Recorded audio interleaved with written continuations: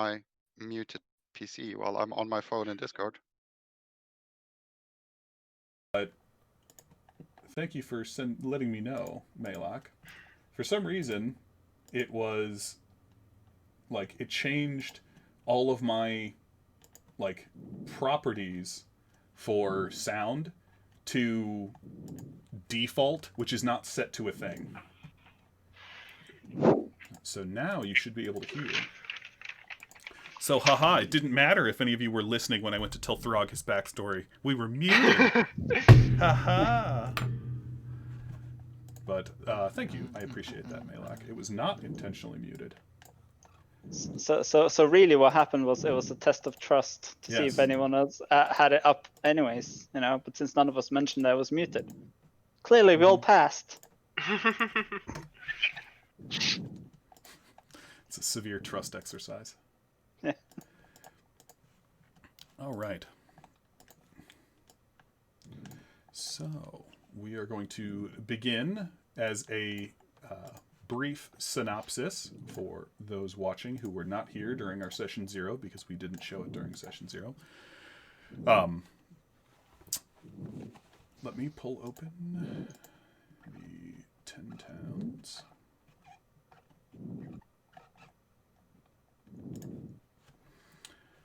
So, Icewind Dale has become trapped in a perpetual winter. Ferocious blizzards make the mountain pass through the spine of the world exceedingly treacherous, and this land has not felt the warmth of the sun in over 2 years. In fact, the sun no longer appears above the mountains, not even in what should be the height of summer. In this frozen tundra, darkness and bitter cold reign as king and queen. Most Dale residents blame Auril the Frostmaiden, the god of winter's wrath. The shimmering aurora that weaves across the sky each night is said to be her doing, a potent spell that keeps the sun at bay. Dale folk live in a scattering of settlements known as 10 Towns. The drop-off in caravans coming from the south and travel between settlements in this never-ending winter has left everyone feeling isolated. Although each town has resolved to appease the Frostmaiden with sacrifices of one kind or another, no respite from winter's fury seems forthcoming. For adventurers such as yourselves, 10 Towns is a place to test one's mettle and in the spirit of heroes who have come before, leave one's mark on this frigid, blighted land. To introduce each of our 6 adventurers and how they came to 10 Towns, I'll go through. Eon is a Bryn Shander resident. He was a member of the militia and a lieutenant. He grew up here, and with the changes in the winter and the unrelenting nature, decided it was finally time to step up and do something about it instead of just sitting around only guarding the walls of Bryn Shander. Helja Strongheart is a dwarf who arrived in Bryn Shander a few months ago after a terrible shipwreck on the Sea of Moving Ice, and came to start a new life, trying to put something together for herself. Silver, a tabaxi, arrived into Bryn Shander from the tundra. Didn't talk too much about his past, but has been living around in Bryn Shander, trying to make his way in the world. A few days ago, Throg, a full-blooded orc, arrived walking into Bryn Shander. With his lack of cold weather gear and equipment, they did not see him as a scout, but they weren't entirely... cool, everything just shrunk. They weren't entirely convinced that he had the peace and wellness of everyone in mind. So Eon was asked to keep an eye on him and make sure he adapted to his new life in Bryn Shander. Niker and Raymaril both arrived up the 10 Trail as one of the few caravans that managed to get its way through the spine of the world. And with this little eclectic group together, everyone realizing something was wrong, they heard a rumor that came out of... of course, I clicked off that page. That came out of East Haven. That East Haven had caught an evil wizard who had killed some adventurers, and the town's militia was planning on burning the wizard at the stake. The captain of the guard is also looking for adventurers to help with another task that may or may not be related. With this in mind, Eon, with his newly put together group of budding adventurers, set off along the East Way towards East Haven from Bryn Shander. They set off on the morning of, what was it, Nightal, the 20th? And they traveled for 7.5 hours to arrive at East Haven. Did anyone want to take care of anything before we start up with you arriving in East Haven? No, not really. Okay. Remember that we do all have Niker was gonna do. All Niker has been doing the entire travel is just bugging everyone about their backstories and stories they know or experience. Remember that we do have the shared notes. You can get it from the Discord for out of character discussion. I did add another tab, which is the calendar, and I have the day marked for the one that we're on, so we'll keep tabs as we're going through there. Session 1 is where this one, so you can start recording notes in that session.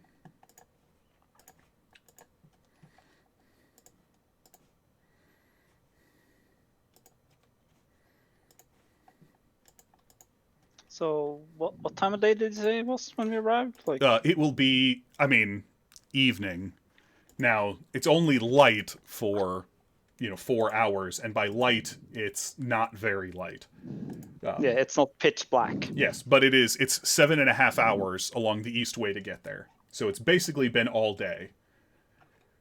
It was easy enough to find your way along the travel because the road is still clearer than everywhere else, and the East Way is actually paved, so it is fairly easy to find your way from Bryn Shander to East Haven. Since it's probably one of the most important and most traveled roads in the Dale. Yes, but it's also just not traveled a lot right now, but yeah, the travel that is done, this would be one of the ones that does get traveled. Kiki. All right. Anybody else need to take care of anything before we arrive in East Haven?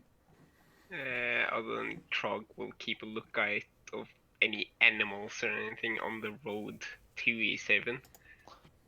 See if anything he can kill for food later. You don't see anything other than the blowing wind. And here we go. Ooh. Do you hear that? I love.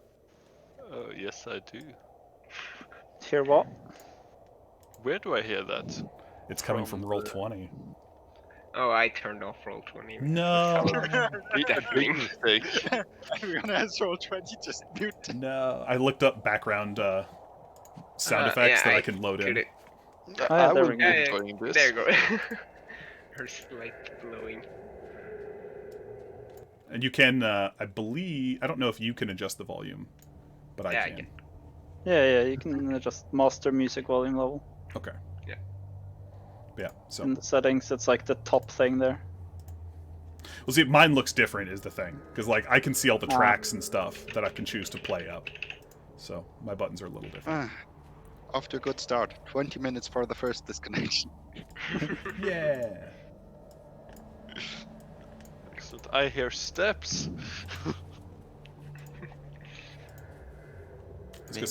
Maybe it's us. I was gonna say it should just be playing sounds like wind and some weird background sound effects.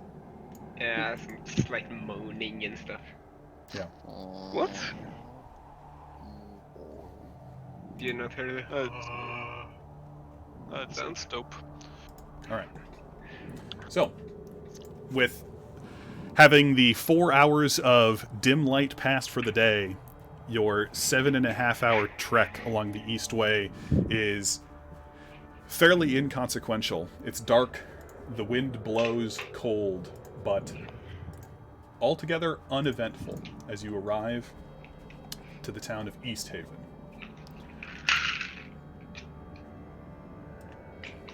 Well, I suppose we should be happy that none of the things that Eon was talking about on the way here arrived. None of the Showed up. None of the terrible nightmares that you have been told to expect in the wilds show up. So, Ian, have you ever seen any of those horrors you've teased us with? Well, no, it's mostly secondhand stories. I mean, if I'd seen the white worm, I'd be dead most likely. Same with Did? I mean, the smaller monsters I could live through, but you know, we should praise ourselves lucky that we saw none of them. I guess. I've heard they Oh, taste horrible too, Throg.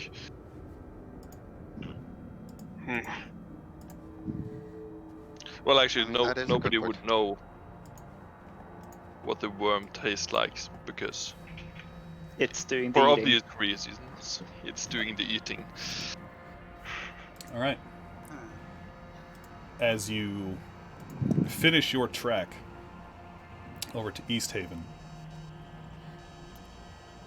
you can see ahead some of the lights of the village poking out through various windows. But farther along, towards the center of town, you can see that there is a much brighter light. And as you work your way into the village and pass, you're still following the east way, that's what this road is right here. So I'll do freehand. So you arrive in this way, that the east way is coming in. And you follow the main road in, and right as you get to about there, you can see what the bright light is from. Did they start without us? They start without us. Jesus. You come around the corner. A crowd has gathered in front of the town hall to watch the public execution of Dazan, a human wizard who, despite efforts to disguise himself, was recognized and arrested for the crimes he has inflicted upon Dalefolk. He's been bound to the stake and gagged. Members of the militia used torches to light the straw tucked around his feet. Fanned by the wind, the fire catches quickly. Dazan does not struggle or scream as he is quickly engulfed in flames. Bundled up spectators move closer to the human bonfire, eager to feel its warmth. You see the residents of East Haven almost excited. One, relieved that this evil wizard is going to plague them no longer, but two, eager to absorb whatever heat they can in their cold lives. Around everyone else, you can see a woman bedecked in a tailored coat and trimmed with fur turns and sees you approaching from up the road. And she begins to make her way around the outside of the crowd towards you.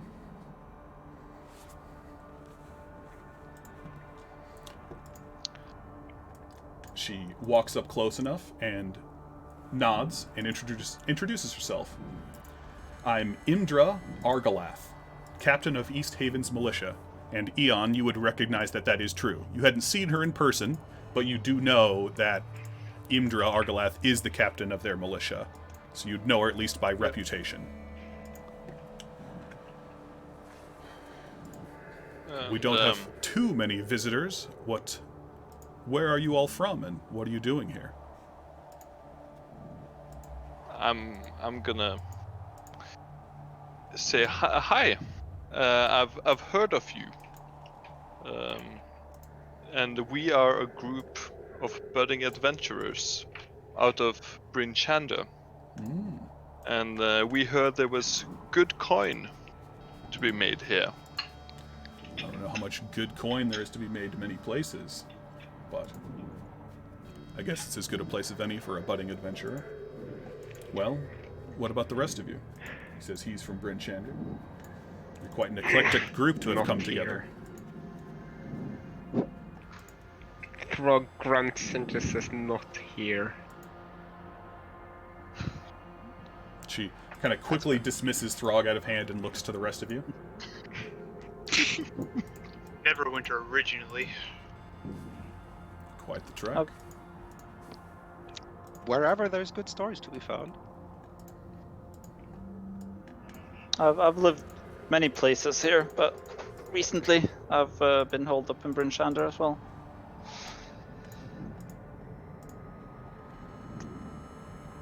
I've come as from the seas.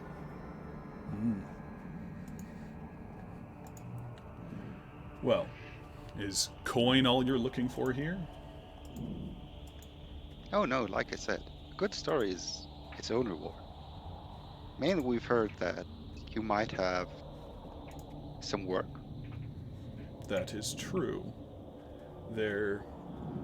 If you are looking to assist, we do have an investigation that we haven't been able to look into too much. There are 4 fishers who went missing on Lac Dinishir a 10-day ago. The coastline is hard to sail along because of all the ice flows, but the savvy anglers prefer it. There are fewer competing fishers from the other lake towns there. I need someone to scout the coastline and search for the missing fishers. Does this sound like something you'd be interested in? I mean, sounds doable. Definitely sounds easy enough. I find not Could you much tell is us easy more? on the tundra. That's You said they went You get- missing a 10-day ago. Yes. Has anyone gone out looking for them before us? No one has gone out specifically looking for these fishermen. But their boat hasn't showed up either.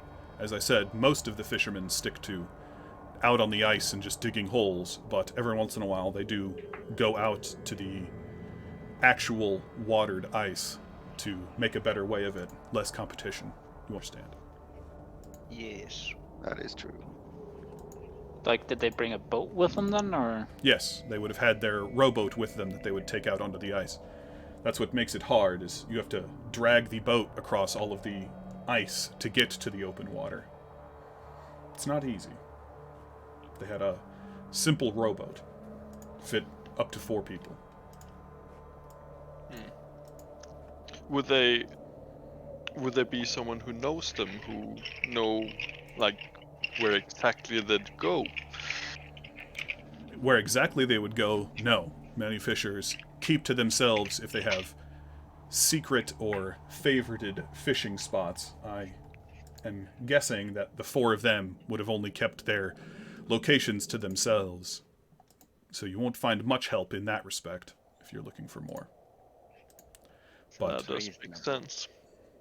if you traveled across the ice to the open water and followed along the coastline, that would be the best if you would find any kind of indication of where they were. Could we, by chance, like inspect their houses? Maybe. I Do doubt they- their families would just openly let you walk into their homes. Is there specific things you are looking for? I can Oh, see if I can't. you know, if they would have heard that sometimes before people go missing, you can people close to them have a sense of like something's up, like if they owe people money or things like that, could often lead to someone disappearing. Maybe one of their family members also knows a bit more, or maybe even just has a hint of where they might have gone, if they did have some secret spot they were trying to get to. Of course, we won't force ourselves on the families, but it might be helpful. Well, I can ask them if they're willing to talk. I'm not going to hand out names and homes, but I can meet with them if you think that would help. Well, it's worth a shot, I'd say. But Well, if you come today back, has been a long journey. yes, if you for come us. back tomorrow at the town hall, I'll see if I can't find out anything before then. And she points to sounds the excellent. large building in front of you, where he is being burned in front of as the obvious town hall. So, about this unlucky fellow, I what wouldn't call exactly him. did he do? I would not call him unlucky. This was deserved punishment. He murdered adventurers who had aided Icewind Dale in the past. He hired them to help him with something, and when they found or helped, he murdered them instead of paying them. So he got what he was due. He murdered all of them? Yes. Then how did people find out that's what he did? The adventurers did not return to town after they went with him on this quest. And when he came back, he had no explanation, and people reported them missing, and he tried to hide and run away. He had some of their belongings with him. This How does did you seem guys just- even manage to catch him if it was that powerful? You get enough people, and you catch a man when he's tired and ragged. You'd be surprised what you can take away from a wizard when you catch him without his spellbook. Fair enough.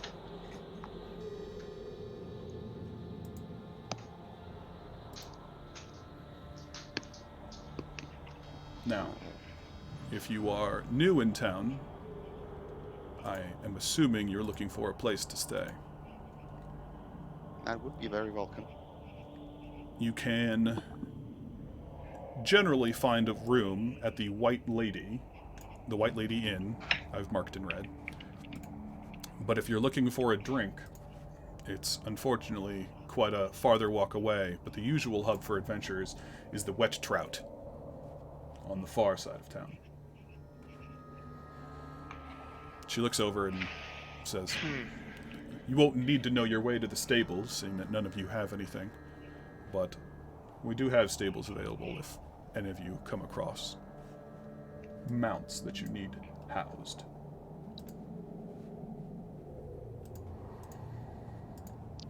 Well, if there's nothing else, I will see all of you tomorrow. She kind of nods her head and walks back off through the crowd. I sure would have liked to question that wizard. So here Well, you could give it a try. here's your quest from Captain Arlog.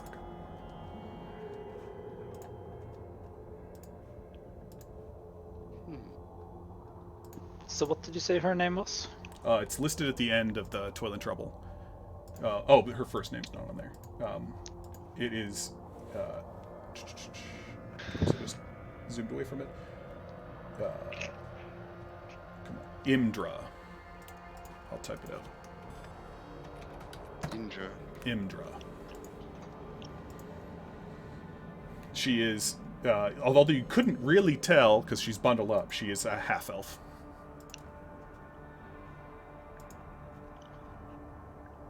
I'm assuming she's not a brawler. Hard to tell with how bundled up she was.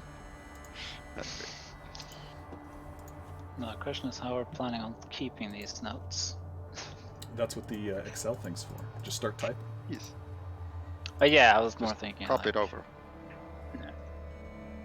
Just put it in a cell. So what say you? Should we go straight to rest? Or shall we maybe drop into the trout? Food. Some food would be good. Might as well try and get something out of some of the locals.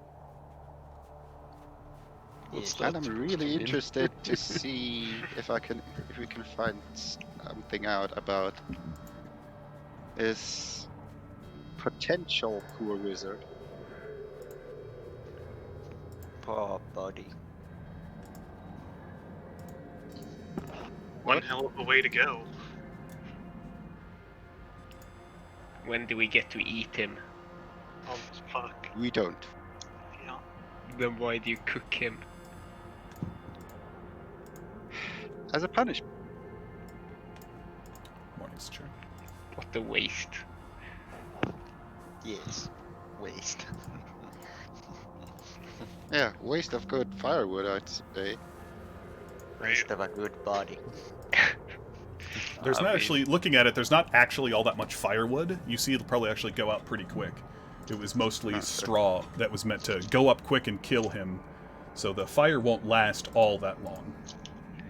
So he's technically perfectly cooked? I mean, you'd have to roll, like, a, medicine check, maybe? A decent medium rare? He would be very charred on the outside and maybe halfway raw on the inside. Yeah.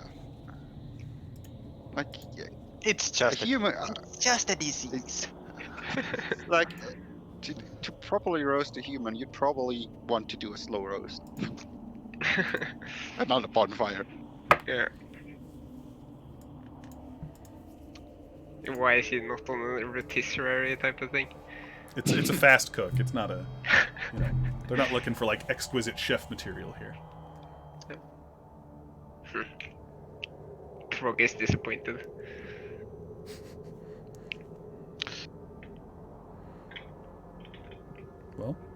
Well, so I figure we head over let's to the head to the tavern, yeah?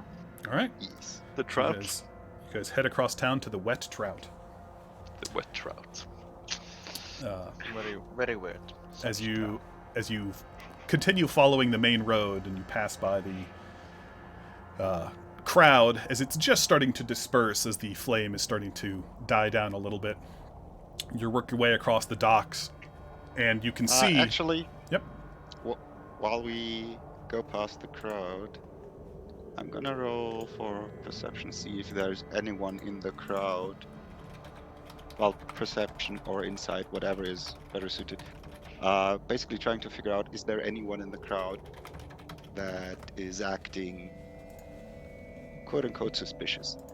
I maybe knew the wizard or knew something about what happened. Yeah, roll insight for that Okay. one.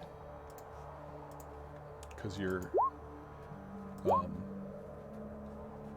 You- for intent. Ah, 2 times, okay. yeah, you're fine. You don't see anyone acting any way that you feel indicates that any more suspicious than anyone else walking in the crowd. Okay. Yeah. So, no, it doesn't appear that there's anyone that either knew him or is just acting weirdly around the body. Most people are just, we're here for the spectacle and to know that he was not going to be a concern for them anymore. And the warmth, Well then. some free warmth. Well then, As off you to... Yep. As you continue along the road up to about here, you can see out, because there's only the few buildings left on the docks, you can see the docks jet out into the used to be open water and is now completely frozen over.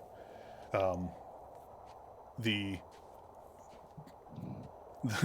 boats that are there, some of them, the larger ones, over here, which Eon, you would know that East Haven used to have a ferry that was used to take people across the lake to Caer Dineval and things like that, because walking around took longer. The larger boats that were used in the ferry are completely encased in the ice, where the rest of the boats, which would have been fishermen's boats, have been sat upon the ice.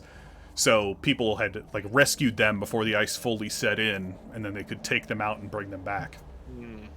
But the ferry boats, it looks like they didn't even bother trying when it froze over. They just left them in the ice.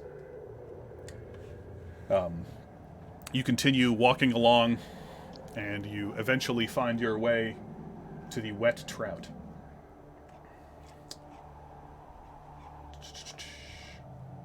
Going down to it. Which is the one I marked up in blue. You can see it kind of is on the other end of town as you get there. There's not too many buildings past it. The Wet Trout, located near the docks, is the largest and loudest building in East Haven. Used to be known for its ribald atmosphere and rumor mongering. A great chimney sat squarely in the building's center, is puffing out smoke from the top, clearly lit and warm inside. As you push through the front door, you see that the tavern is somewhat full, and it's currently filling up a little more. People are, working off the excitement of the day. They don't get to burn too many people at the stake. And you hear some people talking about that. As you come in, you see a white dragonborn nod to you and gesture that there are open tables around if you want to go there. I suppose we should be happy about the fact that this is a rare occurrence here. Yeah, we just burn people every couple days, just for the fun. Yeah, fuck. Just for the lulz. You gotta do what you gotta do. Welcome to town. Gotta keep the peasants entertained, I guess. Well, or Oriel pleased. We still don't know how these people deal with their potential appeasing strategies. Yes, you do not know what the sacrifice plans are here. You haven't asked them.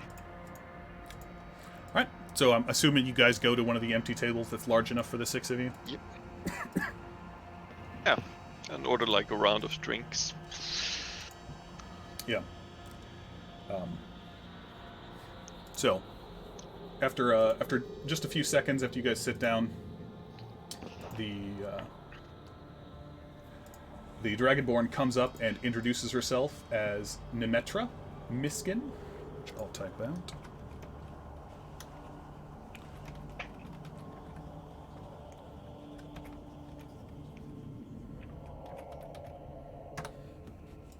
She is the owner of the Wet Trout, and she takes your order. I'm assuming just standard ale or drinks for everybody. They do mention that they are running a little bit low on mead from Good Mead, but it is still available.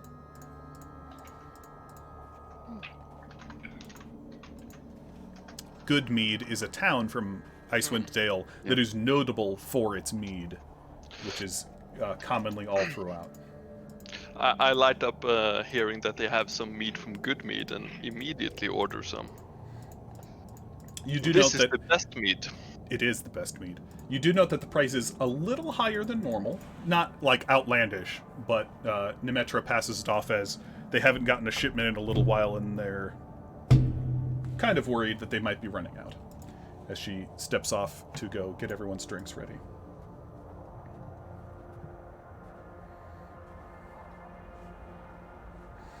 And you can see a guy eyes you from across the bar, and picking it out pretty obviously, he stands out as a tiefling who has been drinking a little bit, and he stands up from his table and comes walking over, swaggers over, and he kind of leans on the edge of your guys' table, and he goes, "Well, you guys are new here. What are you doing? What brings you all around here? You gotta have stories. What's your stories?" To begin. How about introducing yourself first? Oh, well, I mean, I guess that's fine. I'm Scython. I'm from here. I used to run the ferry, but that hasn't happened in a while. So, I've just been drinking. Why. Every day? You wonder why? Wow.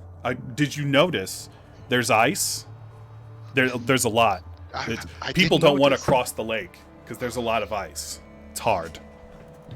I kind of nod my friend in the silence. I think he's making fun of you. What?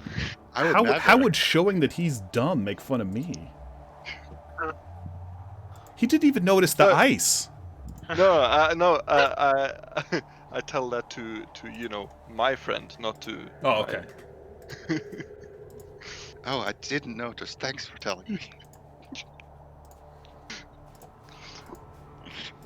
And Anyway, Would you like to roll insight? I don't think I need to. Well, because what you'd insight is he's not making fun of you. He's just drunk and was genuinely concerned of how did you not notice all of this ice? Oh my god. I know. I wasn't pinging anything, I was just turning the box, so it was more centered. Yeah. Well,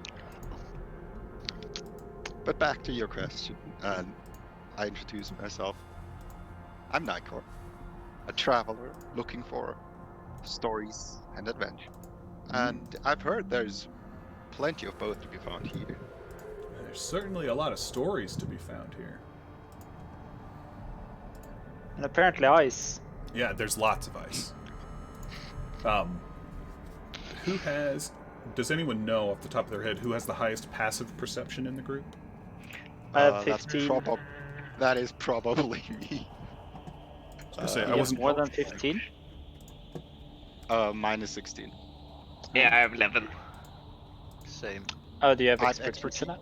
I have expertise, yeah. Okay. And Goddamn rogues. Inquisitive rogues especially. So, you notice, since you have the highest passive perception, no one else has noticed yet, but over off in one of the corners, not at a open table, but at a small table, you notice that there is a somewhat elderly dwarf with a nasty scar that runs across her nose that's smoking a pipe and has been very closely just watching your whole group. I wave over. This is while you're having your discussion, you kind of out of the corner of your eye notice that she's just watching you guys. Okay. So Scython continues on. Well, that's both a story and not a story. So maybe I'll coax a real story out of you by sharing one of mine. So Sure, go ahead. Go ahead and roll a d10 for me.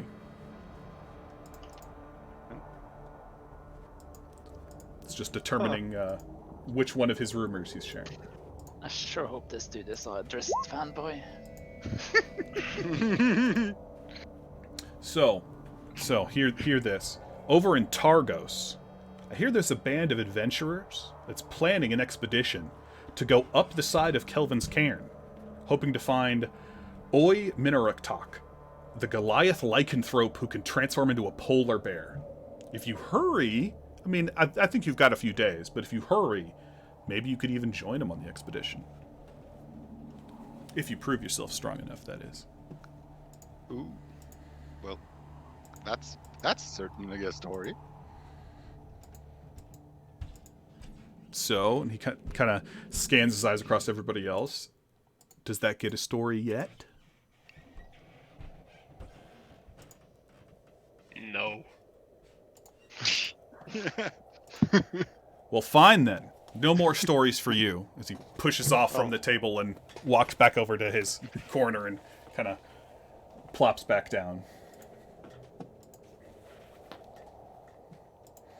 Well, he was certainly a fun.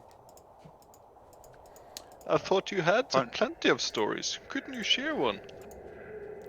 Tiny man talk too much. I would have considered sharing a story, but he went off before I had a chance to. So I guess he wasn't that eager after all.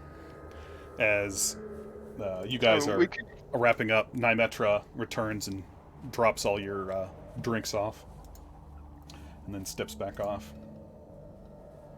Before she steps off, I order one drink for the poor ferryman. On me. For Scython.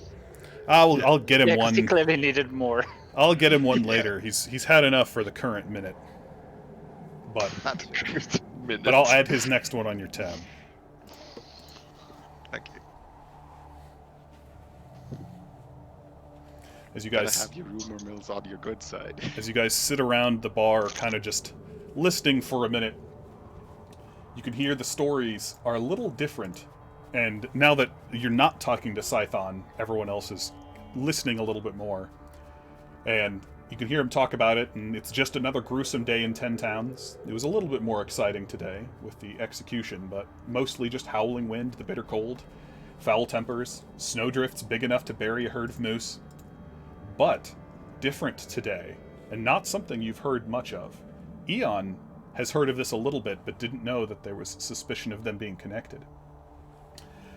The local tavern is abuzz with news about a series of recent killings. Before the murders, the only question on everyone's mind was, will Summer ever return to Icewind Dale? Now the question is, will I be the killer's next victim? Nothing breeds fear and paranoia like a murder with no face. 3 cold-blooded murders have been committed in the past month. A human shipbuilder from Targos.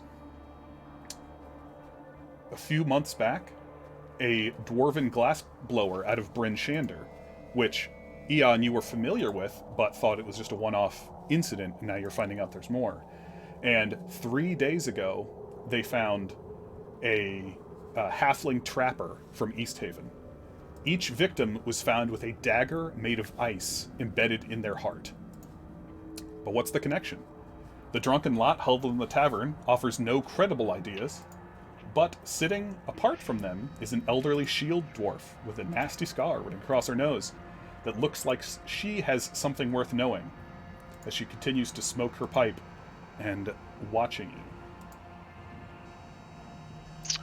So I've heard of these, like one of these killing, but I didn't know there were multiple. I tell to the party. Well, how about should we? How about you start with telling us what you know? Because this is the first time I've heard of it.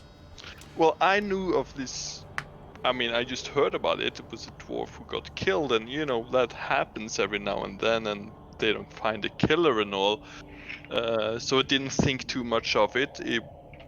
It wasn't from Bryn Shander, right? The dwarf glass blower was from Bryn Shander 2 months ago. It was from, but yeah, like, so it happened in Bryn Shander, or did it happen here? It did not happen here. It happened in in and around Bryn Shander. The one from East Haven did happen here. But originally, because the first killing was the one from Bryn Shander, which is why you didn't know that they were connected. And at Bryn Shander, they thought that he had been stabbed with just a icicle that someone had broken off and didn't want to leave a murder weapon. But now, after all 3 killings, it has been clearly a dagger made of ice that has been stabbed into their heart. It sounds like ritualistic. It's not really my thing. Hell yeah, do you ever heard anything about that? It's like, is this like some weird cult thing? Well, yeah,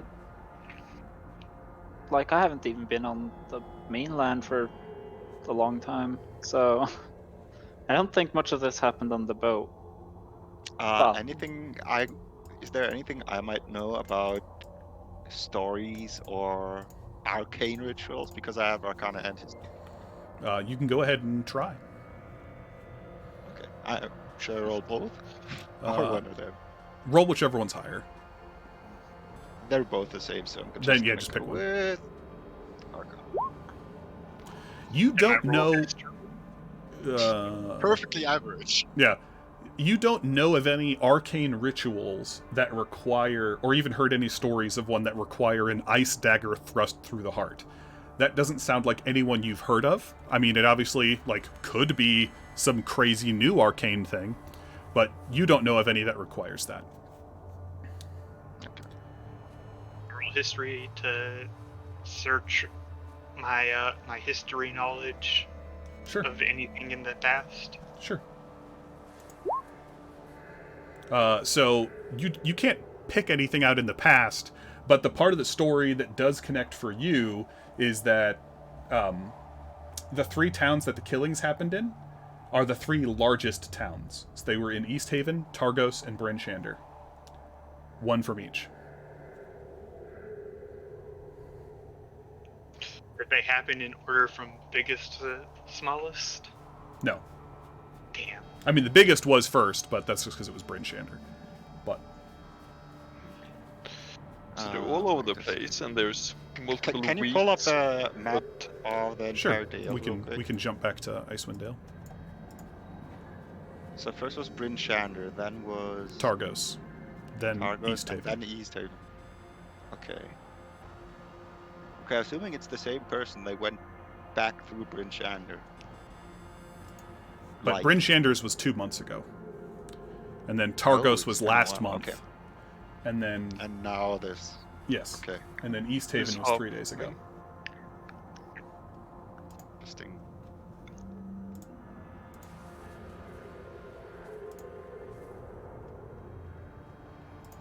So as you guys are discussing and watching, you see the shield dwarf walk up, step up off her table and walk over and drag her chair over and slide up next to you. Well, since you're all talking about it anyway. Hello there. My name's Hlyn Trollbane. Trog That's just a promising points name. at their face and says, impressive. That's what happens when you live a life as a bounty hunter. Now, I've taken it upon myself to look into these murders because no one else is even trying, not even the Council of Speakers. Too many other problems to deal with one murder a month. What's the big deal? Now, I can't say it's just because I'm looking for things to do, but now, I heard you mention that you figured it out, that the 3 are from the 3 largest settlements. Yes. Now, I know who I suspect, because it matches up a little too well. I suspect Sefek Kaltro. And I'll explain him in a second, I'm just typing it out. Sefek Kaltro works for a small traveling merchant company called Torgs, owned and operated by a shady dwarf named Torga Icevein. In other words, Sefek gets around. He's charming, makes friends easily. He's Torga's bodyguard, so I'm guessing he's good with a blade. The victims come from the only 3 towns that are sacrificing people to the Frostmaiden on the nights of the new moon. This is what passes for civilized behavior in Icewind Dale these days. So, maybe the victims found a way to keep their names out of the drawings, and Sefek found out they were cheating, so he killed them. Maybe, just maybe, Sefek is doing the Frostmaiden's work. I followed Can we Torgs... go back a second? Sure. You said the 3 towns are doing what now? Human sacrifices to Auril, trying to appease her, lift to the winter. 3 of them. Great. They hold lotteries. Not unheard of. Eon, you weren't gonna tell us about this shit? Well, I mean, This didn't seem like pertinent information. well, I mean, I figured you'd never get drawn, right? Because you're from out of town. We don't. You're not a draw resident, the so people you out of actually don't town. get entered in the lotteries. So I figured it was kind of irrelevant, but yeah, I mean, like, Oh, I'd say human sacrifice as a part of daily life is always good mentioning. Monthly life. You know, just monthly life. Now, only regular the 3 enough largest. to be part of everyday life as a whole. Each town does what they can in terms of sacrifice. Those that can't afford people offer food. Those that can't afford food offer up heat and warmth. Everyone's eager for it to be over. Now, I followed Torgs for a 10-day as it moved from town to town. He's got quite the little devious enterprise, but that's not what I'm concerned about. What struck me is how comfortable Sefek Kaltro looked in the winter. He's got no coat, no scarf, no gloves. It was like the cold couldn't even touch him. Perhaps he's been kissed by the Frostmaiden. Now, I'll pay you 100 gold pieces to apprehend Sefek, ascertain his guilt, and then deal with him without involving the authorities. When the job is done, return to me, and you can collect your money. 1 second. oh, That went from suspected murder to hiring us for murder real quick. Ascertain So his I'm gonna- guilt. I She mean, wants you to ascertain his guilt we have first. we have to prove that he's the guilty one before we kill him anyway, right? So we would just be doing Yes. justice. No. I mean, in rolling the case inside. that we find he's Never not. mind. In the case we find he's what not she says guilty. is exactly what I think she means. So here is this one. Okay, so we now have possible things to do. You have 2 currently active quests. Oh. Currently active quests too. Did you, Helen, have an idea of, you might have already said so, but where they're at now? I don't know where he went last. They didn't say when they headed out from East Haven 2 days ago. 2 days ago. I couldn't tell you whether he was headed towards Caer Denival or Goodmead or back to Bryn Shander. So you didn't see which road they took. No. We'll Do you have definitely any keep an idea eye who out. do they have any associates in town? I mean, they shop around with people. They're a traveling merchant, so they pull up and sell their wares. Someone who bought something, maybe they heard them overheard them say something about where their next plan was, but I didn't when I was listening, but you could ask around. Couldn't tell you exactly who to ask, though. You'd probably just have to go fishing. So you said you're a bounty hunter. Retired, Is there a but yes. bounty? Retired. So you're doing this out of the good of your heart? Mostly a bit of boredom and a bit of moral decency. I don't like murderers walking around. I mean, that's fair. And I definitely understand the boredom part.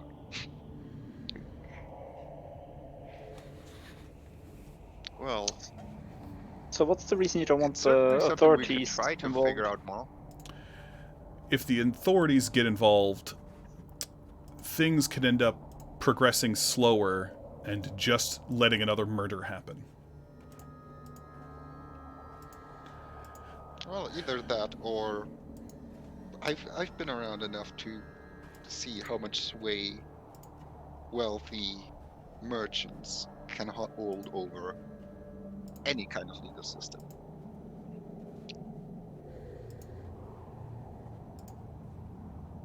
So, if he is murdering them in a very peculiar way at that, might be worth looking into. Like I said. And if he Well, has I something to find do the with the individual- Frostmaiden,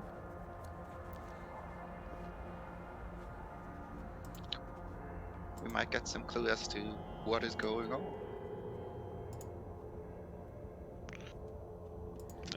Tell us, have you heard of any other weird murders in the past 2 years since this all began? Not weird murders like this. I can say that for sure. I mean, there's always Yeah. people going missing here or there, but rarely is it found in the middle of the street, stabbed with a dagger made of ice directly through the heart.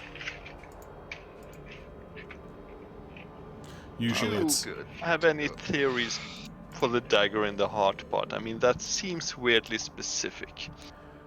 Like I I mean- said, he could be one blessed by the Frostmaiden, gifting him a blade of ice, perhaps? Or he could have a deal of some kind with someone or thing that requires him to do the killings. Seems still to me likely the Frostmaiden. Who else would let a man walk around without feeling the cold of winter's chill and summon the blades of ice? Adds up too much for me. Sir, I mean, yeah, adds up almost a bit too much. So, We'll figure it out. yeah, from a player and like character's perspective, Aurel the Frostmaiden is specifically the god of like the Yeah. cold death of winter. So like Yeah. it is 100% her MO. Like, yes, it could be Yeah. someone pretending to be it, but it also Yeah. is exactly the kind of thing that she would Yeah, I like know. support. I know. Yeah. I know. That's why I'm like, it's worth considering that it might be someone trying to pin it on her, while just going around killing people that might have wronged them in business. Were you? Wait. Was your insight roll for something? It was specifically for the to figure out if there is another motive behind her asking us to deal with this. Like, how much was behind that request specifically? Yeah. But it was a 6, so yeah, what she says is what I think she means. Yep. Doesn't look like she's trying to veil too much. And it seems like she's trusting you guys because you're outside of the system, as it were. Yeah. Will killing this man stop this ice? Couldn't say, Yeah. but it can't hurt. Can't hurt indeed. Well, it could if he's innocent, but I like I mean, said, that's ascertain the if whole he's guilty point, right? first. We Yeah. don't kill him if he's innocent. exactly. So let's step away from killing for a second and try to figure out what's going on first. Because it's Well, I mean, dead people are usually less talkative than living ones. Exactly. Usually. Without magic, yes. Even with magic, they're usually not all that talkative. Depends on how nice you ask. Yeah, true.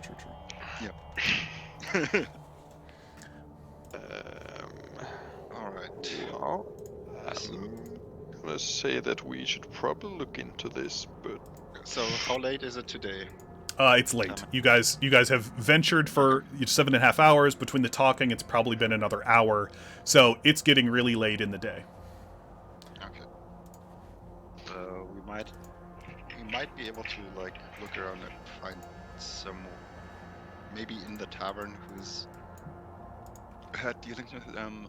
Wait, the 3 victims, were they all crafters of some kind? yes, There was I the mean, glass blower. There was the shipbuilder. But like And- that's also, I mean, yes, it looks like they were. But Then again, I guess that is the majority of people. yes, living basically, in if the you're Dale. not a fisherman, you're like a crafter, craftsman or probably. something. So like, yes, that could be a connection, but that's not like a aha. That's just Yeah. like something to add into consideration. That's fair. That's fair. What was the guy's name who she warned us about, or said was Her- she She thought believes was the it's culprit? Sefik Cultro. It's if you have Roll20 open, if you open Cold-Hearted Killer, it says at the beginning. Oh, right, it's right there. Yep. Uh-huh. It's almost like I wrote that up so that I could read it and then send it to you. Yeah, almost like that. It's also in the notes. Weird thing that. Wait, Sefik is also a dwarf? No, Sefik is not a dwarf. She didn't. Torgs. That's the Yeah, guy yeah. that runs it, Torga Icevein. Yeah. Sefik is a human. Okay. She didn't specify, but if you ask, yeah, Sefik is a human who works as the bodyguard.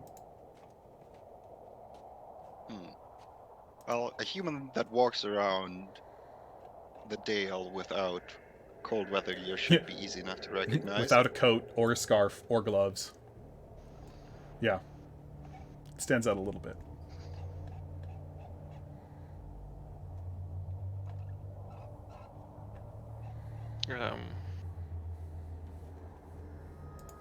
Well, I think eventually, are we like heading off to somewhere? Maybe going to bed and then. So, if you want to try to make an attempt at finding Torgs, it takes an hour, because it's like you kind of, canvass the people at the bar and you spend an hour, and it's a charisma-based investigation check after every hour that you spend, Okay. because you're talking to people. That sounds like a brilliant idea. So anyone got charisma and investigation? Because I only have investigation. My charisma's not that great. I have neither. I only have the charisma. What do you mean? Charisma and investigation? It is a charisma-based investigation check instead of a intellect-based. Well, Ian is definitely interested in this individual and would like to know more. So, if he could, so he this would, is specifically to try to spend- find where Torgs is. That's what you're looking for. Yeah, like where it went off to, if anyone knows. So are we? Yeah, like Which case are we prioritizing though? Because you probably can't do both at once, at least. well, we can try to figure out where Torgs went, and then tomorrow we meet up with Imdra anyway. and then we can decide then. You also you don't have to look into Torgs today either, but it's like that's what you can do is by spending an hour and the investigation check. That's how you ask around. Yeah. So the reason I asked for charisma and investigation is because I have a -1 in charisma, but a +2 in, well, a +4 in investigation normally, but only with because of my proficiency bonus. So my investigation would be +1. Yeah, well, I mean, regardless of that, I find that Ian is interested in this and would like to spend that time on it. To I'm find just out asking who to find would out be to the find best. to find out where the Torg is. Yeah. So could I just roll an that's just a charisma then? Yeah, if you don't have it, trained, it's just a charisma check. Like, I'm interested in finding this guy because he's been killing a lot of the guys. Possibly killing a lot Okay, of guys. so if you guys aren't splitting up, like if you're all going to stay at the bar, technically you could all make the check. Because you would all spend an hour talking to various people. But if you're splitting up right, if you're splitting up, if some people don't want to spend an hour talking at the bar and want to go try to get the inn room settled out, they can go over to the inn while everybody else makes the check. Okay, how do I roll this? Do I just roll charisma? I mean, so I'll go over to sort out the inn. If you don't have it proficient, then you do. I have investigation. And you could just roll charisma and add +2. Yeah, if you have it trained, roll charisma and then tell me that you're adding 2. Yeah, it is Like probably that's what I would have done. Okay. Are the other 2 of you? Are you just going to sit at the bar and not talk to people? Because that's fine too. Oh, I'll just get the rooms sorted in the meantime, I suppose. Okay, so you're going to head I'll off. get some food and just eat. Okay, so Throg is just going to eat while Helja goes by herself to get the inn room settled out. Gets assassinated in a while. Gets assassinated on the way. Okay, so you, as the rest of you spend the time kind of digging around and talking to people and trying to find things out. Fortunately, one of you. Mine is a 9. One of you did Or roll 6. high enough, and Silver, after talking to people, actually met the DC 17 check. Oh. And you find Perfect. someone who he's familiar with Torga's travel plans. He kind of let it slip, but he's not willing just to let that information go for nothing. He doesn't entirely trust you and what you want to do with Torgs. So, give him 5 gold or 5 gold worth of non-perishable goods. We'll call it fair trade for the information. 5 gold, that's like all the gold I have. That's like half the gold I have. I'll chip in 2 gold. I'll chip in 2 gold.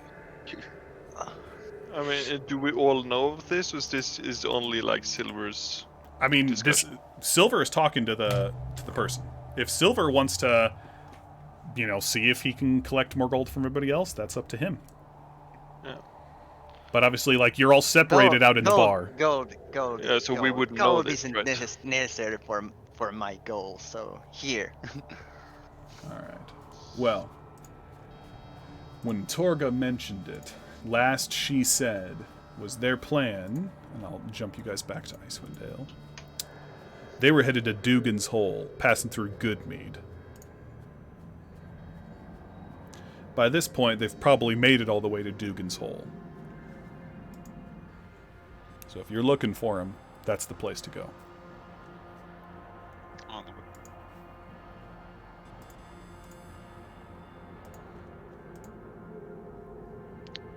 That is kind of the opposite direction.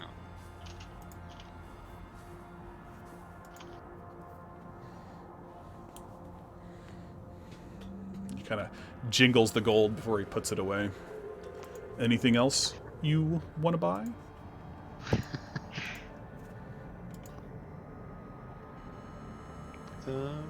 Not really. It's a pleasure doing business. Yes. Kind of works his way back down the bar, disappears into the little bit of a crowd of people.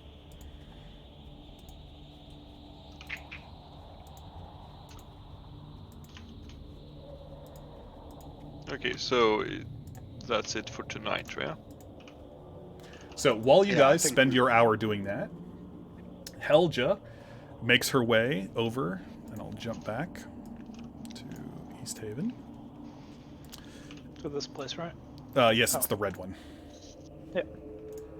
You make your way back to the White Lady Inn.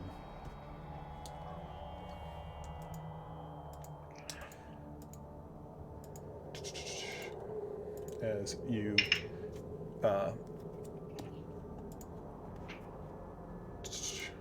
yeah. As you step in, you can see that they do have kind of a dining room area set up where you could obviously eat, but it's not so much a bar. Like, they would have drinks, but it's not really meant for that. Most of the space of the inn is taken up by the rooms in the back.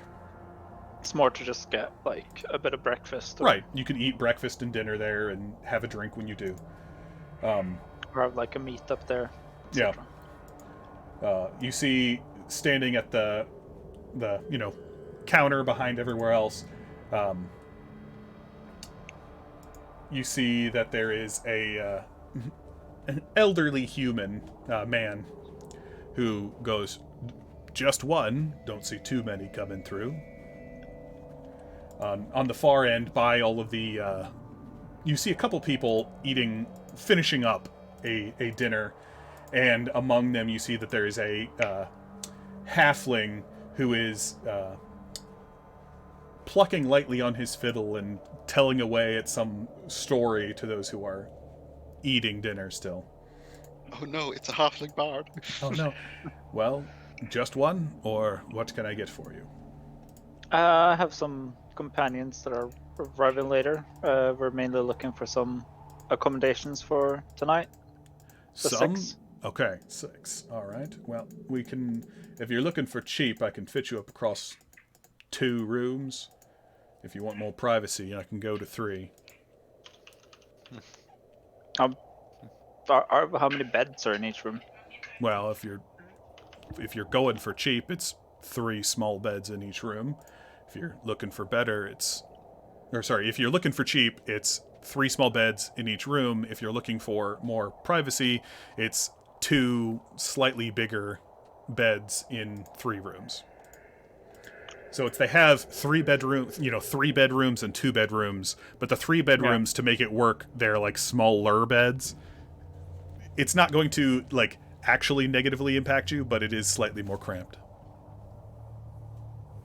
Now the question is, what are people's like intimacy boundaries?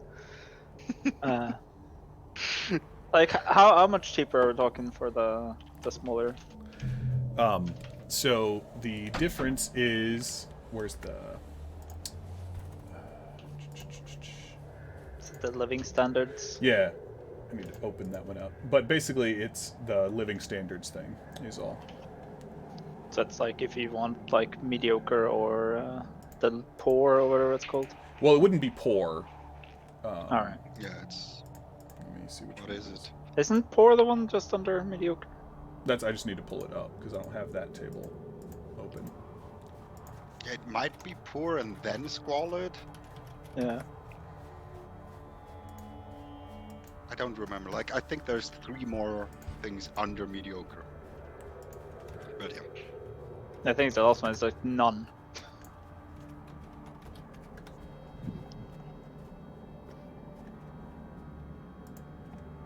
Isn't like moderate something like 1 golden knight? Modest I is think 1, so. yeah.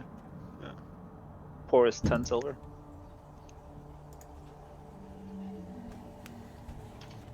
Yeah. So it would be the difference between modest and poor. Well, There's 100 silver to gold, right? 10. Oh, okay. It's 10 to 1. It's 10 to 1 each way, so that's why it's 100 copper to a gold, but it's 10 to Okay. 10, 10 up. Except Electrum, but let's not talk Yeah, about Electrum is like Because it it's never comes up. 5 piece. No one ever uses Electrum. But yeah, so poor is a poor lifestyle means going without the comforts available in a stable community, simple food and lodgings, threadbare clothing, unpredictable conditions. Modest is keeps you out of the slums and ensures you maintain your equipment. You live in an older Potter town, renting a room in a boarding house. well, I put my living standard as poor, so hell yeah, it's fine with poor. it. Let's see. Um, Time to find out who's not okay with poor. Yeah, All right. So you book that'll be a problem for tomorrow, I suppose. you book 2 rooms for 3 each. Yeah.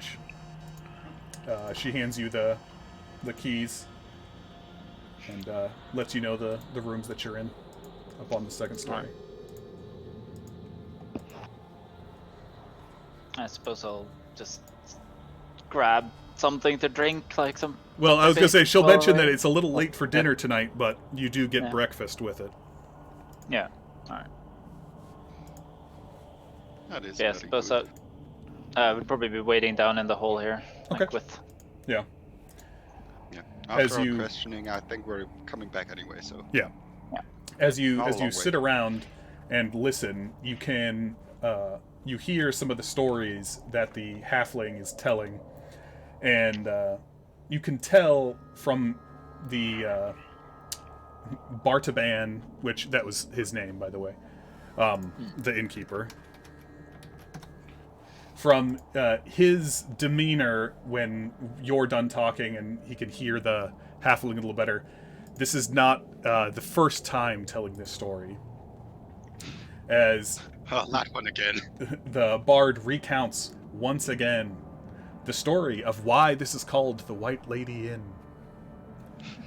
And that's because there's a ghost that is rumored to walk across Lake Danishir, haunting the exact spot where her rich husband unfortunately drowned. Oh no. Yes. He plucks his fiddle again. Her husband was a miser who kept his treasure in a heavy locked chest that never left his side. Perhaps this was the heavy chest, maybe, that capsized the boat and sent the man to his sunken grave. Or perhaps it was just the fright of seeing his dead wife as a ghost that caused him to capsize the boat. Either way, it's certain that his treasure lies at the bottom of the lake, waiting only for intrepid explorers to find it. Or someone really, really suicidal. Take the ladder, man. Especially considering it's all ice now. Yep. As the halfling sees that you're kind of listening from the side, he goes, "Ha! I can see it now. You are an intrepid adventurer. Will you join me? I am going to go into the back room and have a seance tonight. I shall call up the White Lady, and she will tell us of the treasure."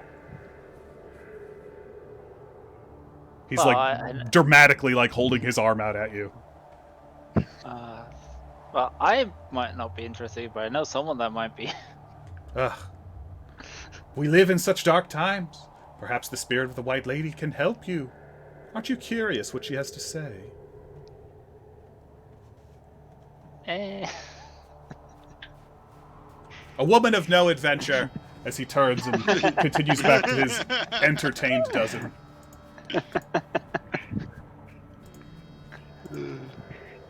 So, as you listen, he's embellishing parts of the story, but then he eventually continues off into some other things. And then finally an hour has passed, and everyone else arrives. With you there. So, you all step into the White Lady Inn, and you see Helja standing off to the side, sipping away on a drink. Well then, they still have rooms. I'm assuming yes, because I'm guessing there's not much traffic. He's already rented the rooms. Helja booked the rooms for 6, so yes, there is. I just asked her. Oh yeah. You know, I got us adequate lodgings. As long as you prioritize price over comfort, I'm fine. As long as we're not sleeping in the fucking streets. I've lived That- half that- my that is life awesome. on a ship. Just from the back. I live on ships! Does the your inn room guys' rock as to standards simulate the ocean so I can fall asleep? Like, to be fair, I'm also used to that. So. I mean, I hope at least the bed is good. I say, kind of like shocked and appalled by the standards of these new acquaintances of me. There's a bed. It's not good enough. 1 bed each, even. Yeah. I suppose it will have to be. What do get you mean? used to it. Bunking No in luxury on the road. bunking in with your friends is just as good as everything else. Depends on the friends, but yes. Alright, so how much was the lodgings? Was it paid up front? It would be, well, you'd have to pay probably in the morning, but it's Alright. 2 silver Oh, for each room? for each room. Alright. For each person. For each person if you want Yeah, for- food. Okay. But we do want food. I mean, yeah. yes. Then yes. Let's, Then yes, it's 2 silver per Let's person. go with getting. Let's go with getting some food. Yeah. Well, Yeah, well, if I'm it's paid fine in with the morning. just like, spending the night and I will let the others know about the halfling's tale, in case that's interesting to some of you. I mean, it certainly sounds interesting. By the time you guys get here, Yeah. the everyone has kind of dispersed. So there's not the dinner crowd is gone. The halfling has moved off, probably to his room. Well, it certainly sounds interesting, but we have a lot to do anyway. Including So- solving a murder, finding some fishermen. Then again, finding those fishermen sounds by far the most boring. yeah, I mean, Ah. I'm gonna say these murders. Not only do they maybe pay up, but I mean, that's a lot more interesting. But the fishermen might still be alive, they just might be lost. Well, I mean, preventing murder is kind of in the same gate, yeah. So go ahead and just make a intelligence check for me, Eon. Because if you're thinking about preventing murder. Oh, intelligent. So even with only getting your 5, you remember back from the assumption and from the details that there has been 1 murder per month, usually a few days after the sacrifice. If that keeps up, because the last murder was 3 days ago, you would have about 30 days to figure out who the murderer is. Because I mean, with a 5, I figured that out. Okay. yes, like I said, like it was one of those, like, from all the available information, it doesn't seem like there's going to be another murder until the next sacrifice. on the other hand, maybe we do have like, 25 days or so. So maybe you're right, Helya. Saving the fishermen might be more prudent. Well, finding them, saving them might be a lost cause. That is quite harsh out there, speaking from And- experience. And they've been out there for a week. Yeah, for 10 days. Yeah. A 10-day. Yeah. Brilliant word. Which is a week. Yes. So, Yeah. Well, yeah, we should definitely. Yeah, I'm convinced.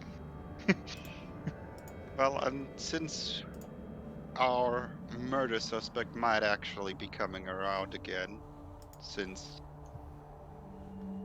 if they're keeping to the roads, which I assume they would if they're traveling with a cart as a trading company, then they basically have to come through this town again on their way back. That depends on what direction they're going. I'll pull you back over to Icewind Dale again. Wasn't there? So the intersection is they're outside of Dugan's East Haven. Yes. Oh, right, yeah. Yeah. No, I see. So I'm guessing you guys found a lead. Well, we supposedly found out where they were planning on going. Dugan's Hole to the southwest. Well, good thing is then we can travel through Goodmead. Because of the good meat. Tempting, but also. Well, I mean, let's do that after we save the fishermen. Oh, they're dead. Yeah, we don't know that. We're looking for bodies. They could be living the high life. You don't know. Hey, maybe they got the blessing there are of Oriel. ways to survive in the snow and cold. Oh yeah, snow is one thing. Then there's the things that live in the snow. A certain someone made sure to beware of all the things that live in the snow. Well, yeah. So you should be scared, but at the same time, you might survive a little while. You never know. You would It's definitely all about live in the luck. snow until you die. If you're in the Dale, yeah. So, are you guys going to head to your rooms and then go to the next morning? Yeah. Well, Yeah. I mean, does it hurt? Following up on that halfling's offer, in case Helga told us about it. It looked like that has probably passed for the night as an offer. Okay. Because Fair. no one took him up on his offer as dinner, broke off. Finished. They all went to Yeah, their okay. various places. So I should go and knock on his door. Well, you don't even know which room is his. Yeah, just try all of them. Just try all of the inn rooms. Oh That no. won't get you kicked out or anything. I'm sure that's fine. Yeah, and I mean- send Throg to do it as well. I mean, Oh no. I don't know. What is Thorg's charisma? It's 10, so it's okay. So But you I'm have more charisma guessing than that I would am. be intimidation. You have more charisma than me. I think you have more charisma than most of our party. No, you got a warlock and a going to be warlock. You got 2 charisma All right. guys. Alright, Yeah. fair. Well, that's what happens the next day.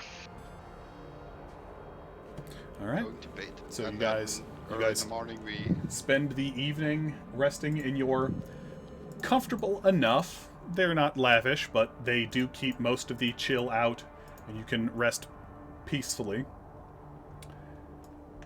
And then, so I've marked it in the notes that you're now on the 21st of Nightall. Ooh. And as you get up, you find that there is warm. It's a version of porridge, but it's warm and hearty enough. It'll warm you up for the whole day, and some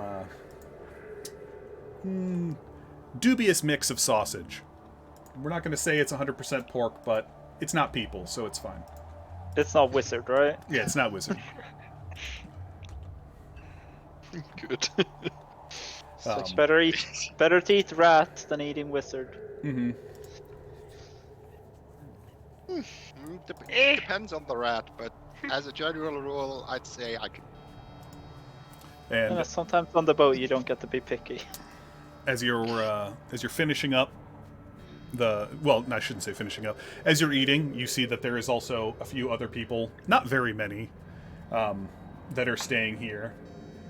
And Helja once again sees that there is the halfling over there who is attempting to entertain people over breakfast.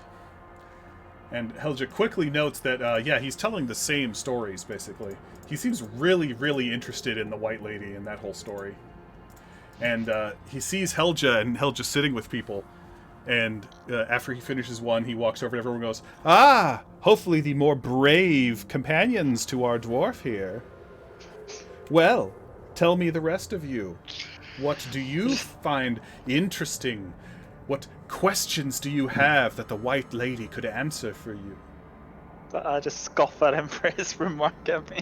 Hey, you could have come and you didn't. Now, the rest of you. I will hold a seance. You could ask her whatever questions that you think she could answer. It does have to be at night, so you'll have to wait all day. But I'll still do it. Hmm? Well, Why is this child talking to us? I speak to you because I speak with the dead. The dead speak through me. A dead woman and her dead husband and their treasure in the lake. Other questions?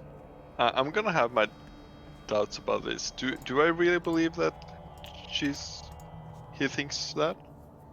Which part? The speaking with the dead, Yeah, like truthful. insight. That I'm gonna think Go ahead that he's. Go ahead and roll insight if you want to see. I rolled 22. Yeah. You completely believe him at face value, Eon. Okay. That he believes this. Whether or not you believe that he can, you don't think he's lying to you about it. Okay. Niker, you dig into it that he knows he has the ability, but he also knows that he needs other people to be there with him. So he knows he can't do it by himself, which is why he's asking people to join him. Well, certainly, meeting a ghost certainly sounds interesting, but tell us, what's in it for us, apart from possibly having questions answered? Have you What? done this before? Well, no. If I had done it before, why would I be asking you to do it now? Everyone else here is just so scared. I want to do it to finally find out where this treasure is. I mean, that it killed them both. The name of this inn. Come on now. You must have questions that need answering. Is that not reward? Or if nothing else, ask about the treasure itself. My question is, how old is this story about the treasure? 20, 30 years. And you're telling us that before the lake froze over, no one tried to get it? Not many people are willing to go out into the lake unknown where it is. The lake is large. I mean, Lake Dinashir is really big. You'd have to know where to look. It's like the second largest lake here, right? I mean, there's only 3 lakes, so yeah. Mare Dweldon is the biggest, then Loch Dinashir, then Redwaters. But yeah, it's a big lake. Yes. It's about I think it's a bit longer than It is longer. Bridgehander and East Haven. I mean, you could just measure it. You've got the measuring tool if you really wanted to know. But yes, it's a very large lake.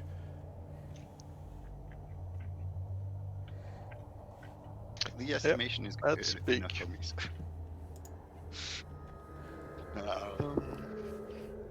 Well, We have a job to So- do, no time to play with children.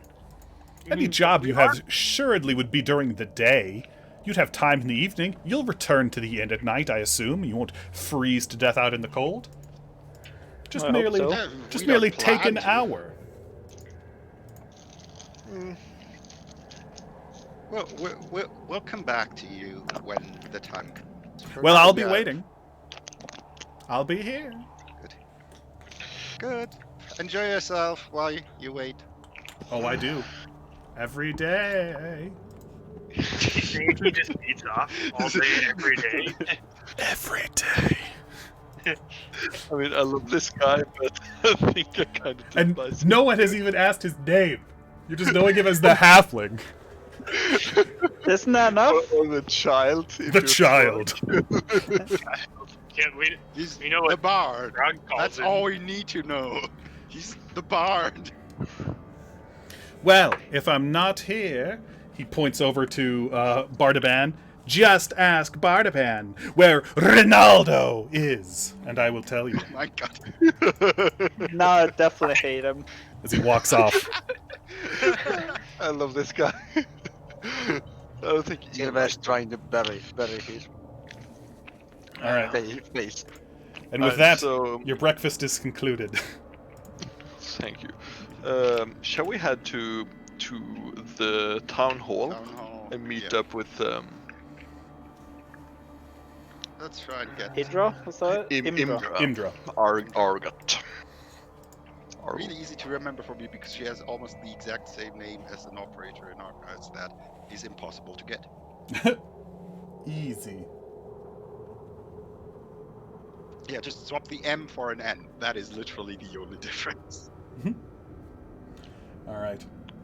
You guys work your way back to the town hall, and the area has been cleaned up. You see that there is still, some leftover construction, but the body has been cleared off. There's none of that stuff. But I thought you were gonna say there's some leftover wizard. No, there's no leftover wizard. And you see the town hall before you, which is a fairly decent-sized 2-story building. And you can see that there are steps up to the front. And you walk up to the front door and open it up. And inside, you see a large open area. This chamber is decorated with oil paintings depicting life in East Haven, including a large painting of the town itself on the north wall. Mounted on the south wall is a 5-foot-long stuffed knucklehead trout. Its wooden plaque bears an engraved copper plate that reads in common, "Big Nuck, caught by East Haven fishers during the summer of 1470." No, not that one. 1429. Which year is it now? It's 1450. Yeah. 21 years So it's ago. a notably large knucklehead trout. I remember the year. Mm-hmm. Only because it's easy to remember. Thank God. And also because this time we don't have to worry about 3 different dates at And the same time. and you can see that there is a door on the southeast side of the room. And hearing someone walk in, you see someone open the door and step out, and it is Captain Imdra, who takes note of you and walks up and goes, "Well, nothing like a early start to a dark day. Well, I spoke some with the families and found out a little bit of what they would be willing to share. None of them wish to speak with outsiders, of course. But what they can tell you is that they seemed to favor," and I'm going to cut you guys back to the map, "farther along east of the lake itself." So they kind of motion out here. Like near the river mouth. Not quite. About halfway down, on the side of the lake, there were very tall cliffs that came up to border on the side of the lake nearly. It was this area that they seemed to indicate was always ripe for fishing. And if you were going to look, that would be the place to do it. How long would it take us to go there? Be it over the lake or along the shoreline? Just trying to plan out the day. Yeah, so it's about 2 hours. So, let's see. Let me go back to... Because it would probably be useful if you had some light while looking for missed people and possible tracks.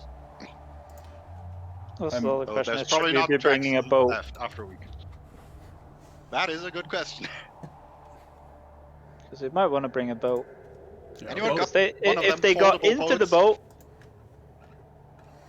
If you are in need of a boat, we can rent one. Well, not rent. We can loan one to you since you are doing this investigation for us, at no cost, assuming you return it in at least as close to good condition as you borrow it. That'd say be that's a fair appreciated. deal. There would be no cost Um, unless you ruin or lose the boat.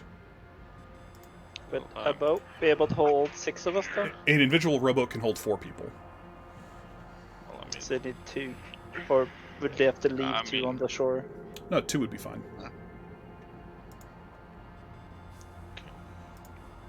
well,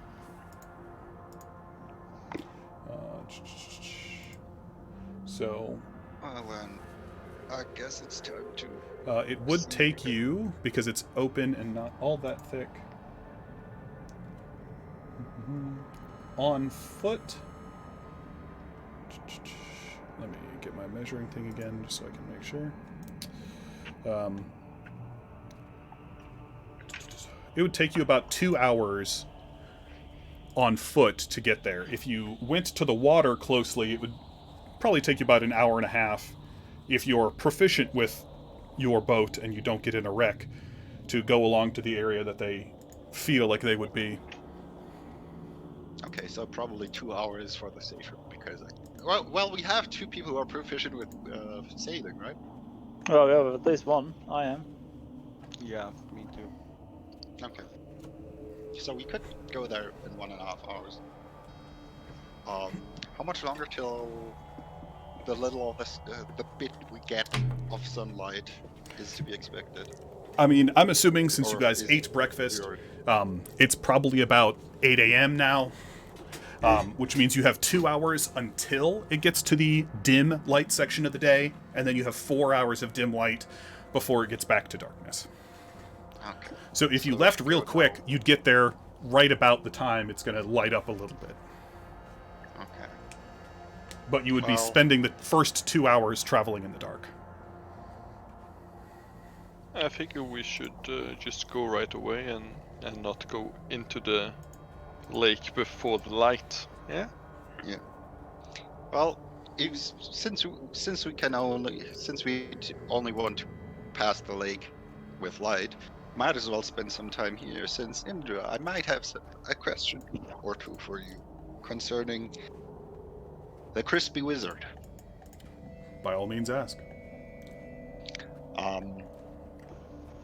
Do you guys have any idea what it was that he asked those adventurers to help him with?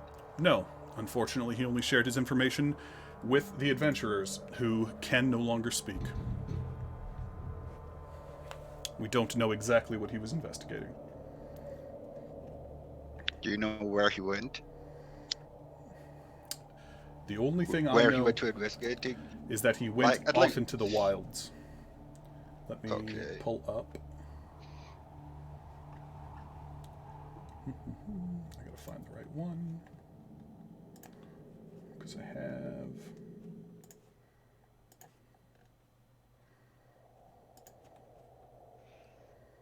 Let me get to the right map, and I can give you a better-ish direction. Oh, and He knows that the place they were going was somewhere out east of the Lac Dinishir. So it is somewhere like way out here somewhere. okay. So it was not close to East Haven, but that's where they were going. Okay. And one more thing, just asking for clarification here. When he came back to town, was he already disguised? Like, was he already trying to hide, or did he start hiding after people became suspicious of him? He was hiding. He was trying to disguise himself as soon as he returned. Okay. People noticed that So he was he carrying belongings that belonged to the adventurers. And he changed his disguise before he attempted to flee town. So he was clearly acting suspicious. Yes. Just trying to figure out if there's more to this than a wizard exploiting some poor folks.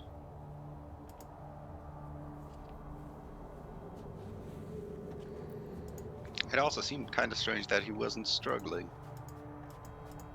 He was gagged and had given up at that point. Like from a, okay. she's not telling you that. Like Okay. you could see that he was like Okay. bound and like gagged, so he couldn't really shout. Like you could tell So he by the wasn't- time you got he was there. more resigned than Right. just I don't give a fuck. Okay. He may earlier have been more resilient, but at that point he was like, "Yeah, I'm dead. I'm not going to give them, the satisfaction of watching me trying to escape now." Yeah, fair. And well, as a wizard without a spellbook, there's not a lot he could. Assuming he was only a wizard.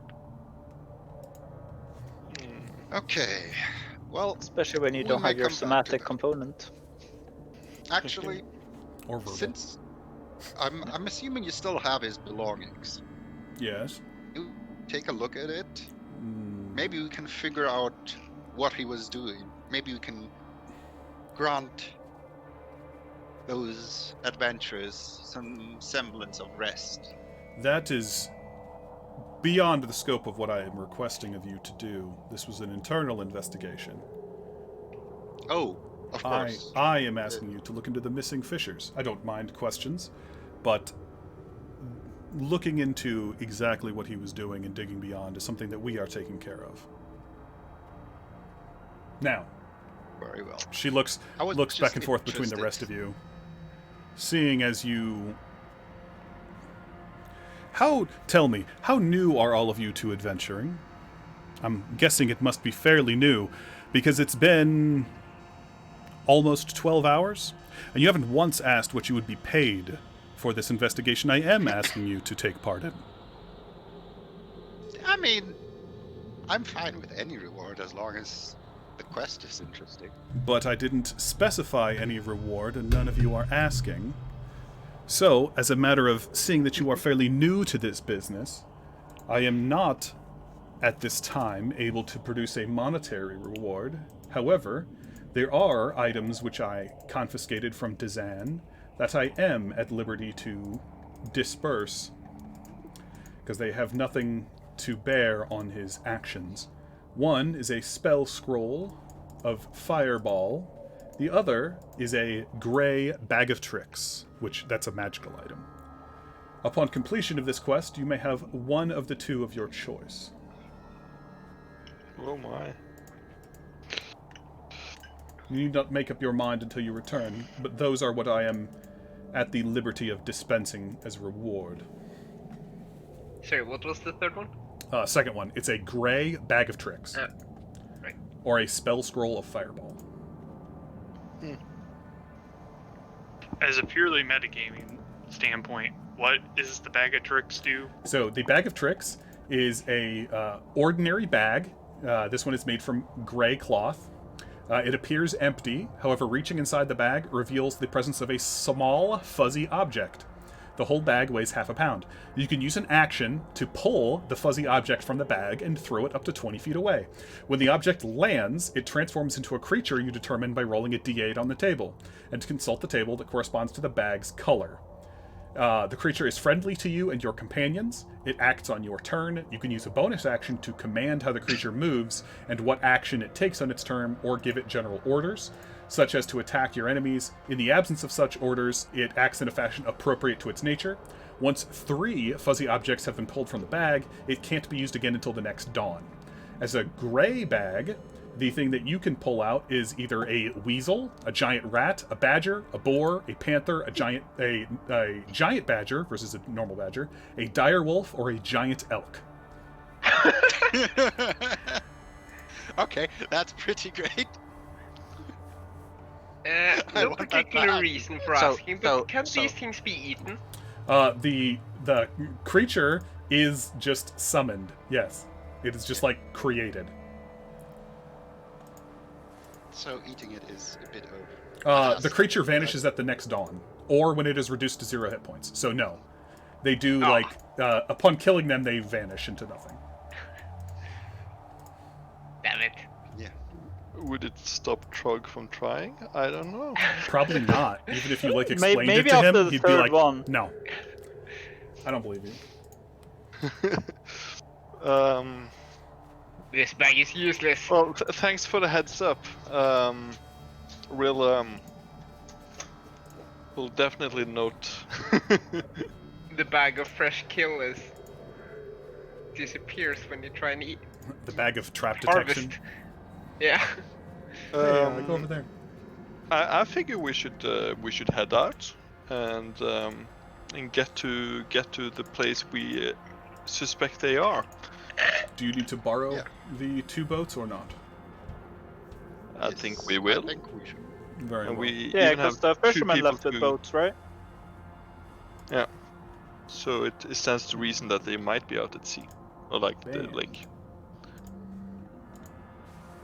Sorry, I banned someone that spammed asking if I wanted to buy followers. Well, you answered the question. Yeah. Okay. I think that's a resounding no. It could be a maybe. It's up for interpretation. We'll leave it at that. Yeah. So, time to get those boats. All right. Imdra tells you which boats to go borrow. You can head off to the longest pier and head off along the east one. So out here, there'll be 2 boats that she is at liberty to rent. No one should question you, but those are the 2 to go take. Like, there's not anybody that like stays out there, but those are the ones that the militia has for use. Right. So we'll head there All then. those boats along and get to finding those fish. Make sure to check Right. if they have oars and stuff in them. Yeah, they do I'll have. leave that to you. They are equipped with the oars that you need. Okay. Anything else you guys want to do or purchase before you head out? How are we on rations and stuff? Rations are fine. Sure, started with like you 10 guys of them, right? who are pretty Yeah. new here, do you have like equipment for being out in the snow? I'm thinking like to We not all slip do. on the Snowshoes? ice and stuff. Do you guys have crampons or Yeah, snowshoes? crampons. I do not. Yeah, I guess it would be a good idea to get those. I mean, we're going out on the ice, so yeah, I figure we could probably buy them at the market. Yes. Everyone here uses those.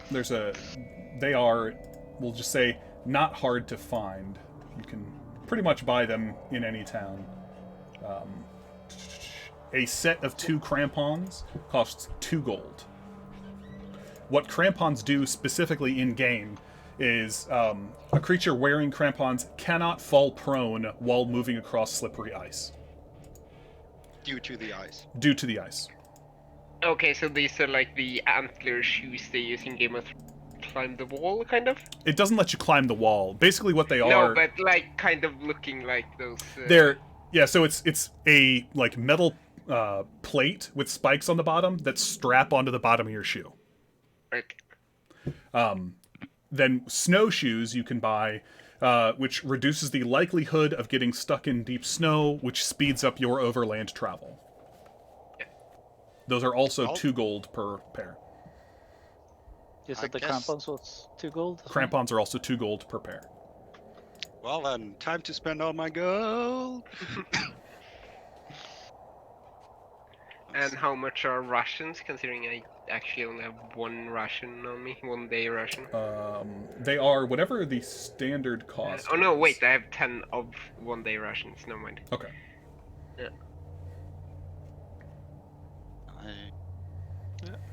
Let's see.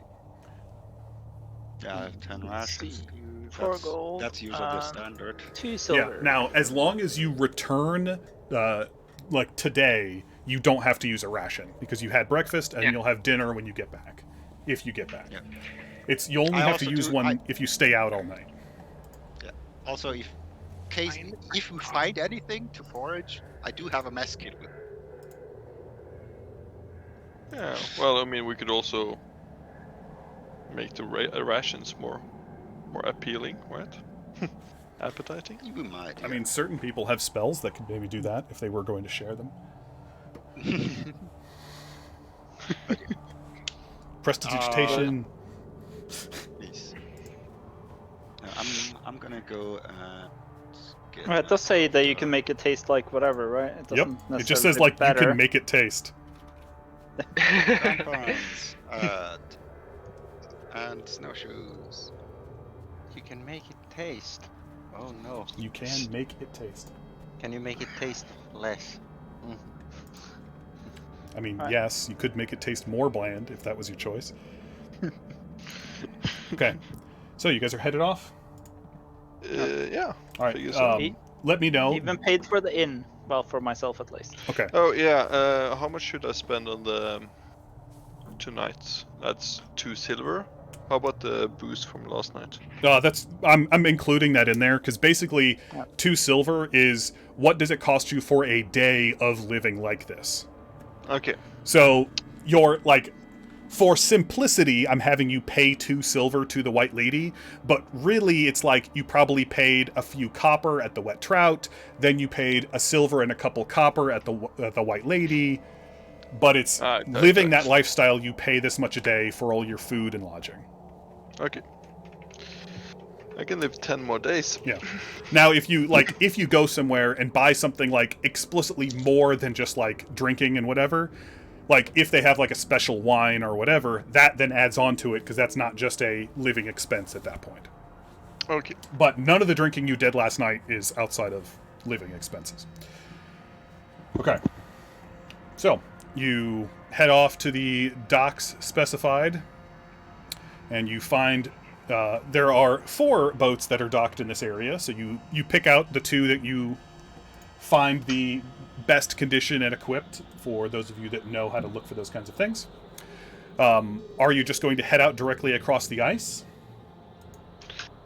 I think we were gonna go the quickest Do way. we have like an idea of the general direction and stuff, I guess? Yeah. So. I figure we stay on the ice until we get to the place. Are there to begin with? Are there like dragging tracks from a boat? No. No. The snow it's been comes 10 too days, so- right. The snow comes too often, like, and it doesn't look like anyone has gone out today. If someone had gone out today, you would be able to follow it, but it doesn't look like anyone came recently. Okay. Are there any fishermen around that we could ask for, like where the ice is like nice to drop a boat in? You can see a few fishermen are out on the ice that have cut holes in the ice. Thinking back on what they said, you could ask them, but it's unlikely they might know because the fishermen that do this are ones that don't want to go to the ice because it's more dangerous. They just cut a hole in the ice and ice fish here right off the docks. So you could still ask, but it's going to be harder to find out. I figure we just walk on the ice until we have walked for 2 hours, and then we. Oh, that's true. It is dark. So if Eon wants to see anything, he's got to have a torch. Oh, I'm definitely gonna put up a torch. I mean, Yeah. someone has to provide for the party to see. You know? Everyone else has disadvantage otherwise. This is for the good of everyone. Mm-hmm. Yes. That's all it is.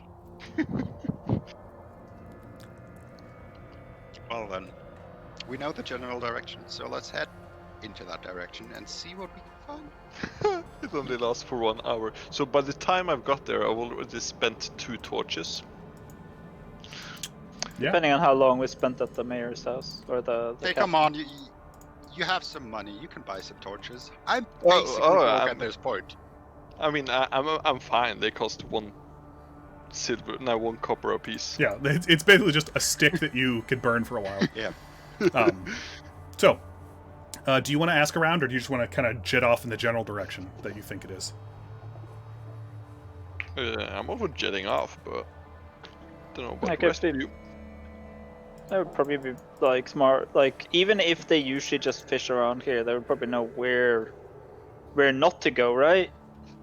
Go ahead, and if you're going to ask him, go ahead and roll Yeah. a persuasion. It's fine. Oh, yay. Yeah, I'm great at those. Hey, you're the one that wanted to ask. Yeah. That pop up in I have not seen it. no how does I got that. Forgot how you shared the dice roll because it did the regular dice, not the. Oh, just tell me the number. That's fine. I got a 13. Okay. Yeah, you kind of walk up to one of the closest one, and he like eyes the lot of you a little bit as you walk up and ask him, what's the best way to get over there? And he goes, "New fishers, huh? Well, don't get yourselves killed. Keep more east than north. If you head too north, you'll hit the water too early." Thanks. And good fishing. He also wishes you good luck. While he doesn't like competition, he doesn't necessarily want more people to die. Yeah. Seems decent. Yeah. All right. Off we go. I'm assuming everyone has put their crampons on, because there's no reason not to, since you're on ice anyway. Okay. Yeah. Yeah, it doesn't like slow you down. The only negative is like if you're wearing them and you start like walking on stone or in somebody's house, they're gonna get upset. Yeah. Wear them Someone's inside gonna get stores. that at some point. Yeah. Know that feeling. They're not very popular if you bring them inside stores during winter. Yeah, we might not want to use them Yeah, I inside have the a pair boat of them. while we're boating. All right. So you guys travel for about half an hour, more east than north, but northeast in general, across the ice. Yeah. And led by the light of the torch, journeying on, you do start to see the signs that you're getting close to where the open water actually is. The ice seems thinner in some patches, that Eon is familiar enough to see the early signs and keeps his way around them. As you guys keep going forward, you start to hear in the distance that gentle crack and clunch of moving ice flows that are running into each other. And after about another 10 minutes of going on, you do find the open water section where the water goes up to the edge of it. The ice goes up to the edge of the water and is thick enough there to walk on and drag the boat. So it doesn't get thin there. It's that's where the ice is still flowing, so it is like continually breaking the edge of that ice. So you have a spot where you can set the boats in. If you would like to set the boats in, or if you want to keep walking along the ice coast. Well, do our two ship-faring friends, how do you feel about setting off by boat from here? Like, is there a lot of ice flowing, or is it? It's a lake, right? So it's not that. It's much not like movement. insanely dangerous. Yeah. It is faster travel. But those of we you don't that have to have haul a boat proficiency in boats need to be the ones that are mostly guiding the boat. So basically, the two of you that are actually guiding and running the boats won't be able to help with any like perception checks or things like that as we're venturing along. All right, yeah, because we'll be looking at like the water. Right, because you'll be working on not running into ice flows and those kinds of things. Not doing a Titanic. Mm-hmm. Wait, no. Oh, okay. Yeah, we're not doing that explicitly. Yeah, we're not painting you like our French girls. Oh, that's the Titanic. I was so looking forward to that. I mean, there are rules for if you fall in the ice water. It's not great, I'll say that. Yeah, I can imagine, especially if you're in heavy armor. My guess is that you fucking die. You don't actually instantly die, fortunately. Well, yes, of course not. That would be too easy. And so you reckon it's safe to? You reckon it's safe to go boating? Probably safer than being on the ice. Well, if you say that, I say we use the boats from here. Okay. So you guys mount up in the boats, I'm assuming that it's Silver and Helja that are going to be the two guiding each boat. And I'm guessing assume so, we're yeah. putting Silver and Throg in the same boat, considering weight Yes. distribution and stuff. The weight, I mean, it holds up to 4 passengers, and you're only putting 3 in each boat. So if you split Right. 3 and 3, you're fine. Because Yeah. it's really it's 4 medium-sized creatures can fit in a boat. Yeah. So we'll want one strong person in each boat to row, and then one boat person to have the lookout, and then one person to be the person that's like directing the boat. So Throg's Oh. a rower. I can Yes. row. I can row. I can direct a boat, but I can keep a lookout. I'm good at that. Well, I'm gonna ask that. I can definitely row a boat, but I would like someone to hold the torch. The You know, lookout can whoever's probably at the do that. lookout. I mean, the lookout holding it, it's like, even if you have dark vision, you still want it. Because dark vision without it, you have disadvantage. Because it's not dim light Yeah. yet. Okay. It should be fairly soon, but not quite yet. Yeah. About another hour until you get to dim light. Okay. Right. So, you guys Off we load up into go. your boats and row yourselves along the small ice floes.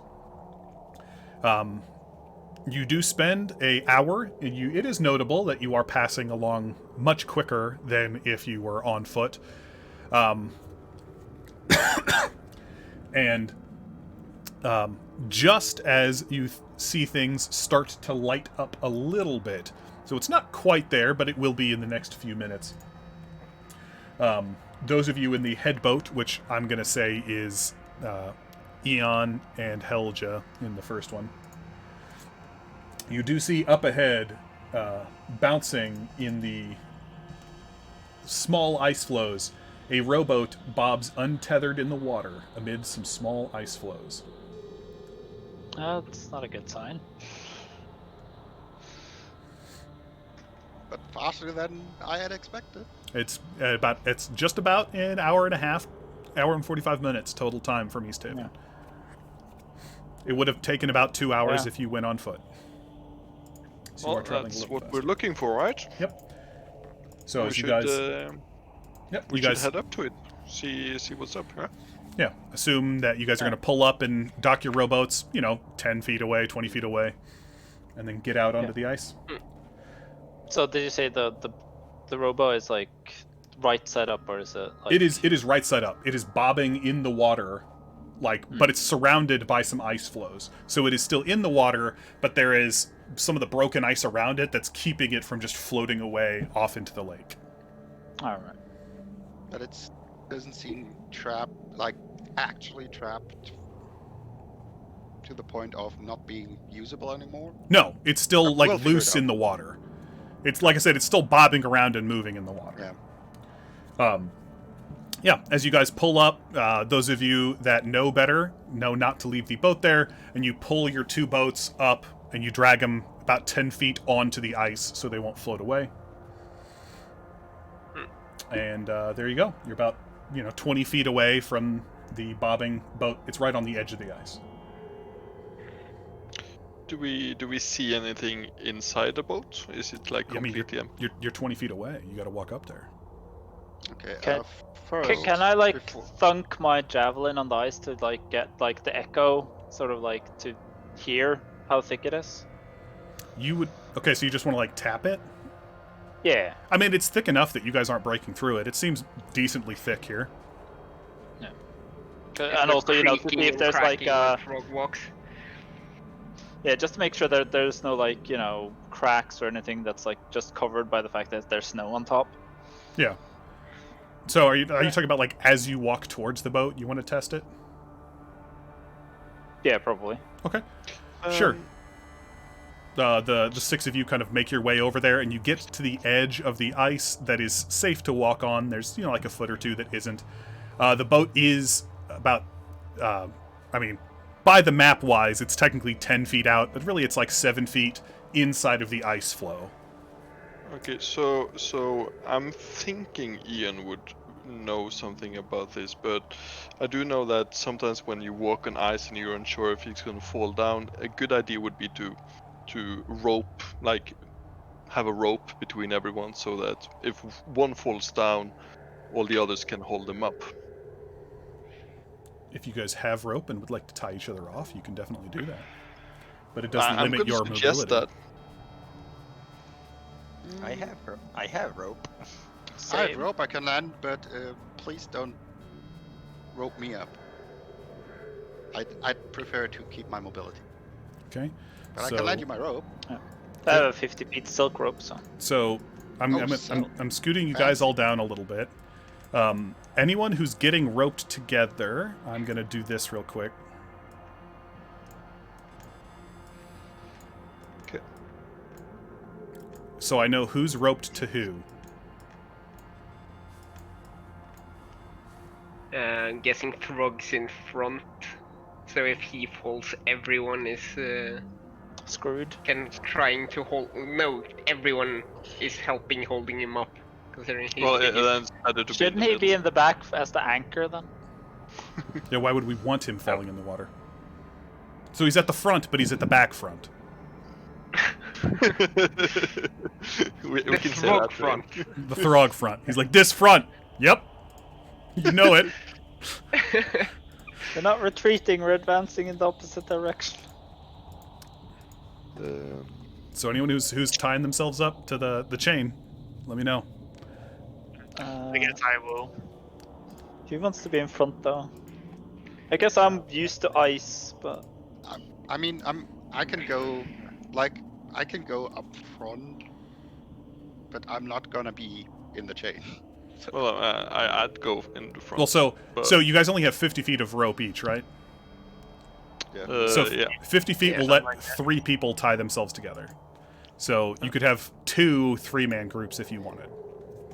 Okay, yeah. Because it's like you're leaving like a 10-foot gap between each person, and then it's taking like just under 10 feet to wrap around you and tie off between each person. So with 50-foot rope, you could make a 3-person chain. I guess I can be at the front of the second group. Well, Not everyone's tying themselves up though. correct. So like that's what I'm saying is like if there's only 3 of you, then it's the 3 of you tie yourselves off.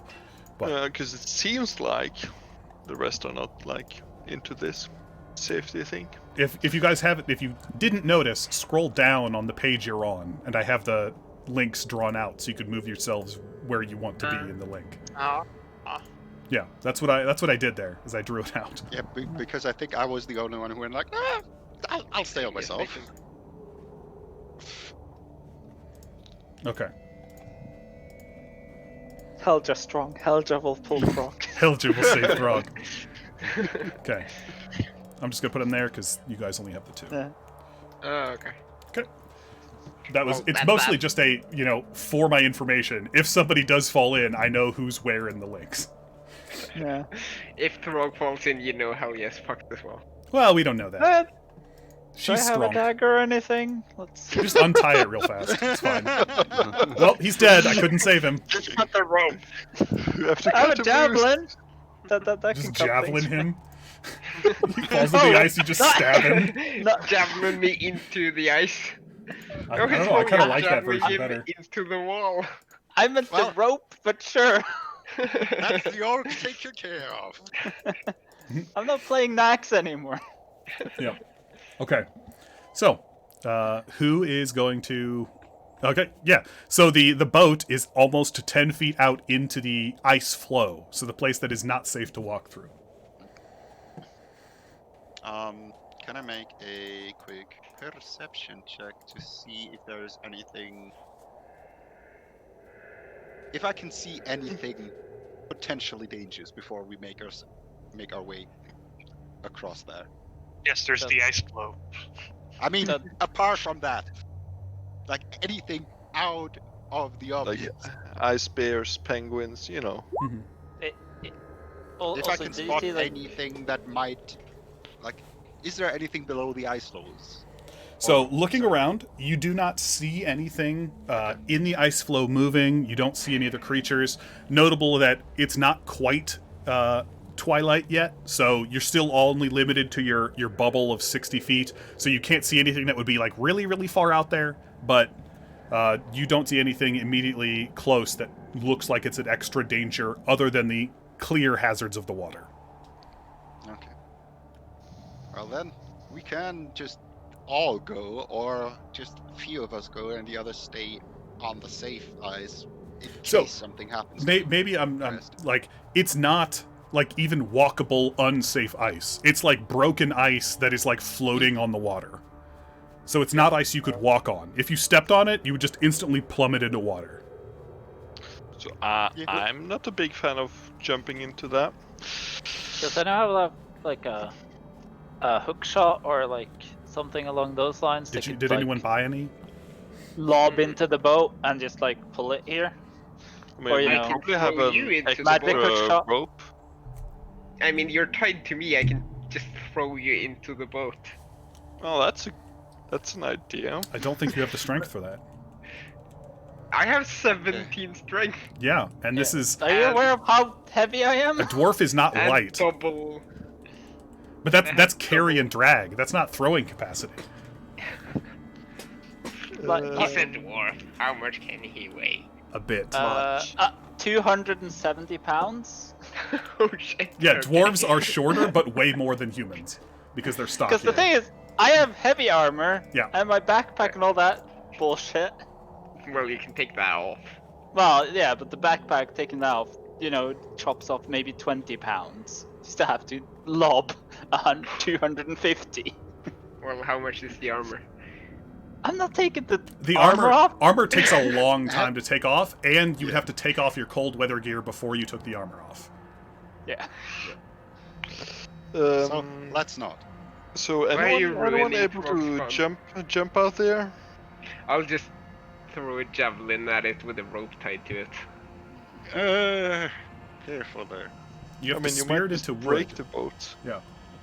Yeah. Because you know, I I'm gonna look at our check- more. I checked on it, and sadly, feline agility only double speed, not Yes. jumping range. Yes, you cannot just openly leap over the distance. It had to be one of the like frog things for that. Mm-hmm. That or monk.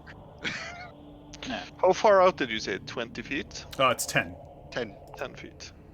So I think like Throg or anyone with decent strength should be able to jump it with a running jump. But it's do you want to? 'Cause Jumping this, into a boat. This Throg, will I'm still... I'm not into that. So this will still Yeah. take an athletics check, because you have to land safely in the boat and not knock it over.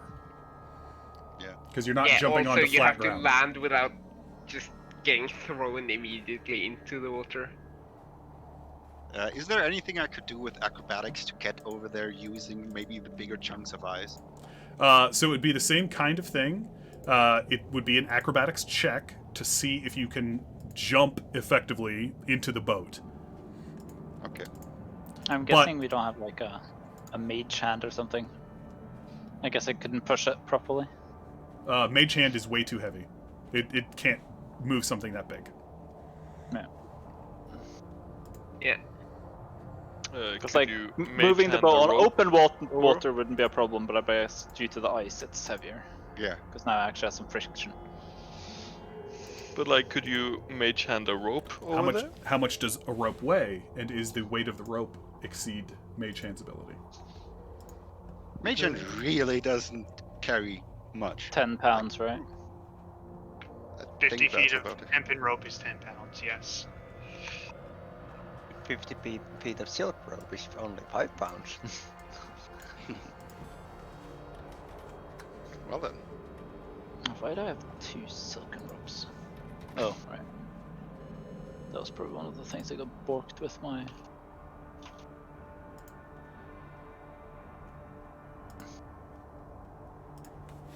So what's So, Mage hand I- can't carry more than 10 pounds, but can carry 10 pounds.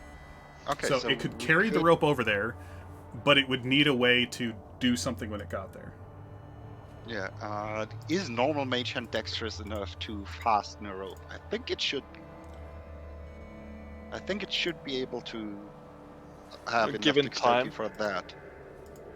Like it said might take a while. You can use the hand to manipulate an object, open an unlocked door or container, or store, retrieve an item, pour the contents of a vial, or move the hand up to 30 feet. I would say no for standard, because it only has one hand. Like, if you had two, like if two of you had Mage Hand, I would allow it. That it's like the two of you together are tying it off.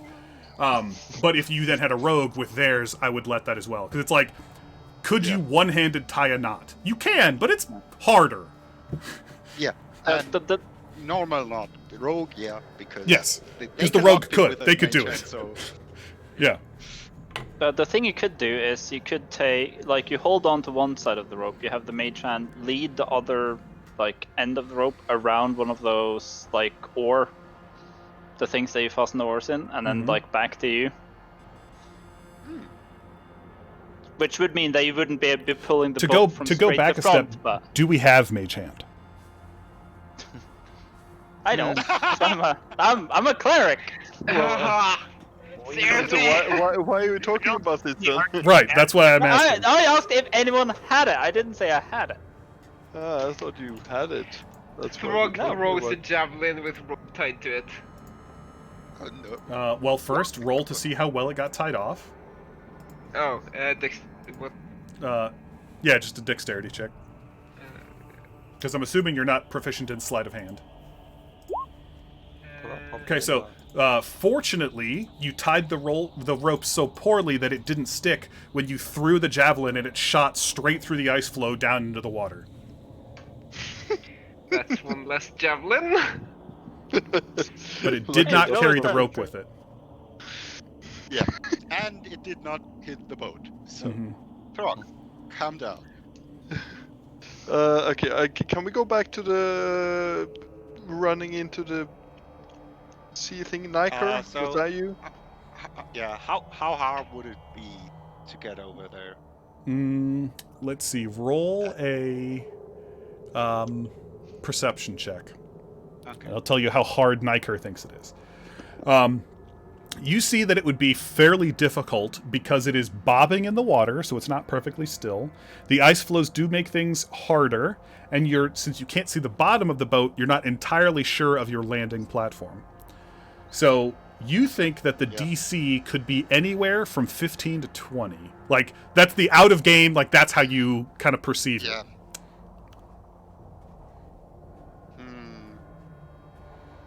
Okay, change of plans. Guys, how about you tie me at the end of one rope and get ready to pull me out in case I fuck up? Okay, so before you do that, basically, I'll tell you this as a thing, because I don't know that it's listed anywhere else. But if your cold weather gear gets wet from being submerged in water, it no longer functions as cold weather gear until it is fully dried. I assume as much. Oh my. No. We're also in the middle of the water, so we can't really make a bonfire. I know. I'm very much aware, but don't. You die. It's still what Niker is suggesting. Like, you can always just take the cold weather gear off. That way it doesn't get wet if you fall in. I mean, I could do that. I mean, that is what actually would make sense. Because the thing is, we would know this, worse right? than wearing no clothes. Yes. I mean, this would be things that, like, become apparent to you. Yeah. Okay. So, the other thing with that is with the cold weather gear, it's that... I mean, if they lived here, they would know that. Well, I'm just saying, in general, you're aware of how cold works. Like, you don't know the ins and outs of it, but you would be aware that if you get your coat wet, it's not going to work as a coat anymore. It's just going to make you colder. So, rules-wise, the way extreme cold works are... at the end of every hour you spend without your cold weather gear, you have to make a Constitution save. So, if Niker takes his coat off, jumps, makes the jump, and you drag him back, and he puts it back on, there's absolutely no ill effect. Okay. If you don't make it, then it's all going to determine how bad things are. Yeah. Well then. Well, this sounds like a great idea. I'm gonna cast guidance on you before you jump. Thanks. I'll take any help. I can get, because So I like risk. you are I guided. don't like fucking up. Okay. That is a 1d4 on top of my roll, right? I suppose if you had Okay. someone do the help action on you by like throwing you or something. Fastball special. That'd be advantage. I'm not sure if that would actually help, though. Throwing would not help. You would have to. Someone could take the help action if they could reasonably explain to me how they're helping. Yeah. I don't see any way of helping this, so. Yeah. All right. Someone just tie me up, like tie something around my waist or something. I take off my cold weather gear. Okay. Yeah. And I guess we'll soon tie as you I'm- to. Yeah, there was at least a third rope somewhere. Halcyon So, Thrug. well, I was gonna say Yeah, that only gives him I'm 10 gonna feet tie of my- jumping, which is pretty close. Okay, So this would be a so- fresh rope that you're holding onto Yeah. the end too. So you have like 30 feet of distance that he can go before it runs out. Okay. Yeah. Yeah. also, Let's do I'm that. tying it myself. Yep. Just in case someone is wondering. Okay. Do I need to make a check? No, not I'll for that. hold on to this. The reason I asked about the javelin is because you're trying to tie a Yeah. rope around just a thin stick, which is much Yeah. harder Yeah. than wrap it around yourself and tie it off.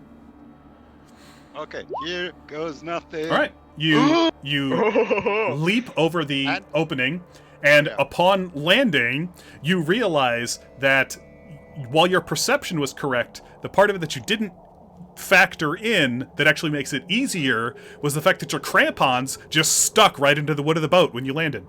So the DC wasn't as bad as you thought it was, but it was a hard jump, as you all see Nyker leap over the open ice and land solidly inside the boat. Oh, that went well. As you land, looking around the boat, you can see that inside the boat there are 4 oars, 4 sets of fishing tackle, and a dozen empty bottles laying around inside the boat.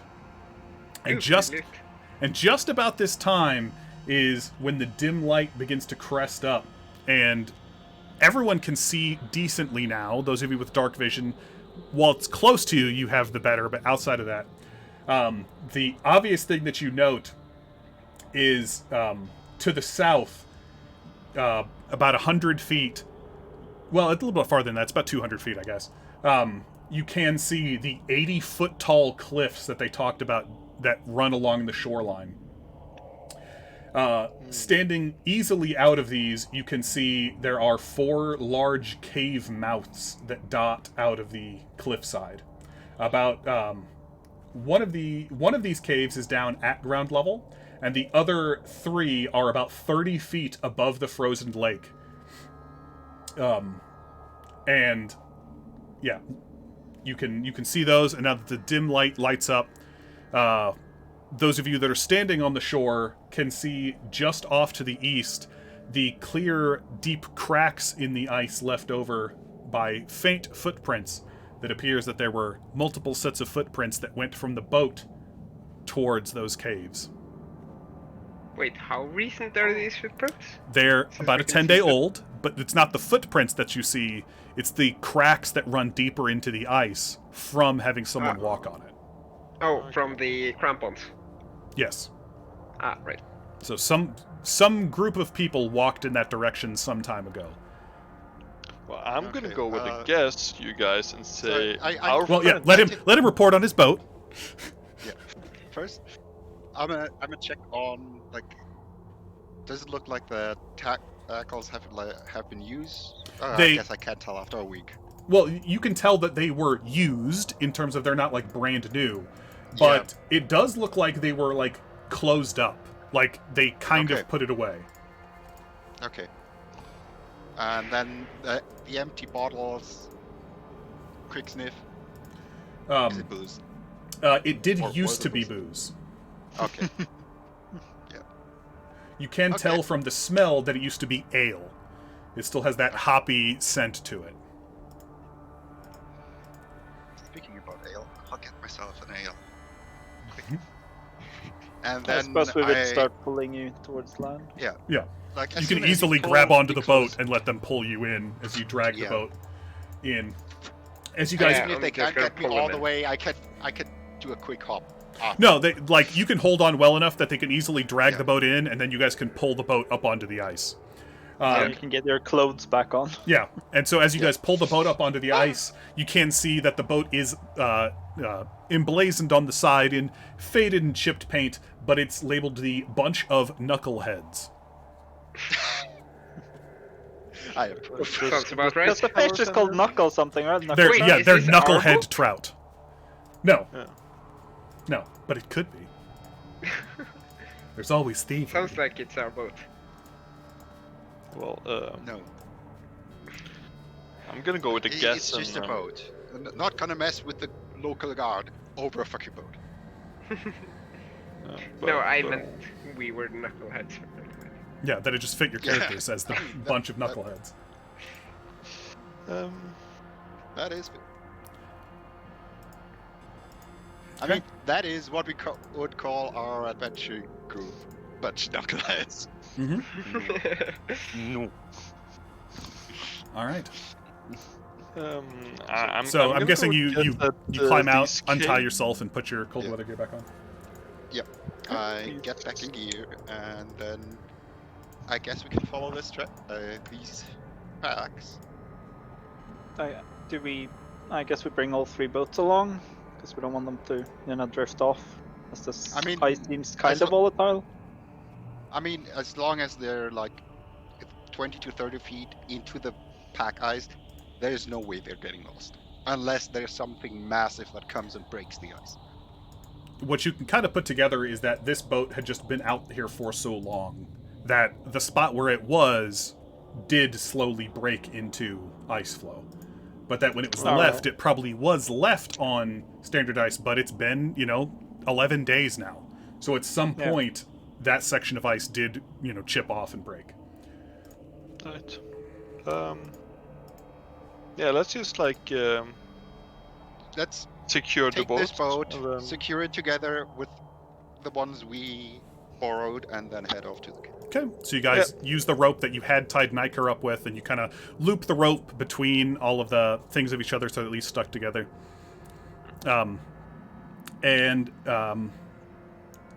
As you guys are just kind of finishing all of that stuff up, you see and hear all of you screaming and keening on the wind. Oh boy. Here we go. Yeah. Fun! 2 very hungry-looking harpies. Oh no. We don't know what happened to our friend Host. I am very glad that when Do you start they- with here, They and are then when screaming diving and at cheating- you, hungry. Sorry.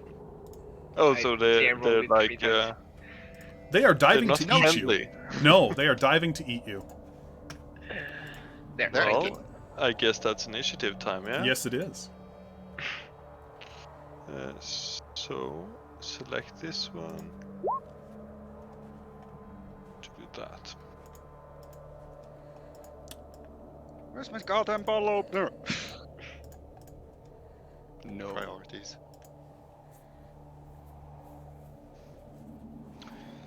Alright, my Beyond 20 also updated for some reason while we were playing. All right, can you Oh, the guys kitties. see Oh, the the harpy kitties on the pretty fast. initiative list? Yes. Yes. Yes. Just making sure. Because it did the roll as like a hidden roll to me, so I just wanted to make sure it did actually show up on the track correctly. So, your positions are loosely based on where they are. The harpies are about 40 feet away from you. They are about 20 feet in the air. And because no one specified otherwise, you are still tied up to each other. Except for Niker. Which means that you have to remain within 10 feet of each of the people that are linked to you. Which is why Well, I at asked. least they can't drag us away. That is true. Except for me. Wait, Does my why did you 18 roll still count? twice? Because it didn't select the token the first time. Oh, but here, 18.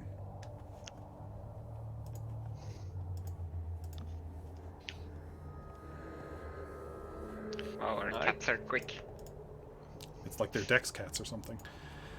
But no way. Like they're cats. Mm-hmm. All right. Silver. But cats are lazy. There's 2. They're lazy when they're bored. When they're excited, they're not lazy at all. They got the zoomies. So there are 2 harpies diving on you guys, looking for a meal, ready to eat anything they need. And they should have a talk with Throg. Mm-hmm. I think they would get along. Well, first I'll send them a quick greeting. Or, well, no, wait, I'm not Silver, first. yeah. No, Silver's first. Silver's up first.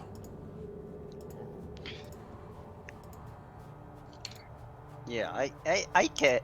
I'm not going to move anywhere between these lovely fellas. The Silver seems almost glad to be tied to them. All right. So what do you want to do on your turn, Silver?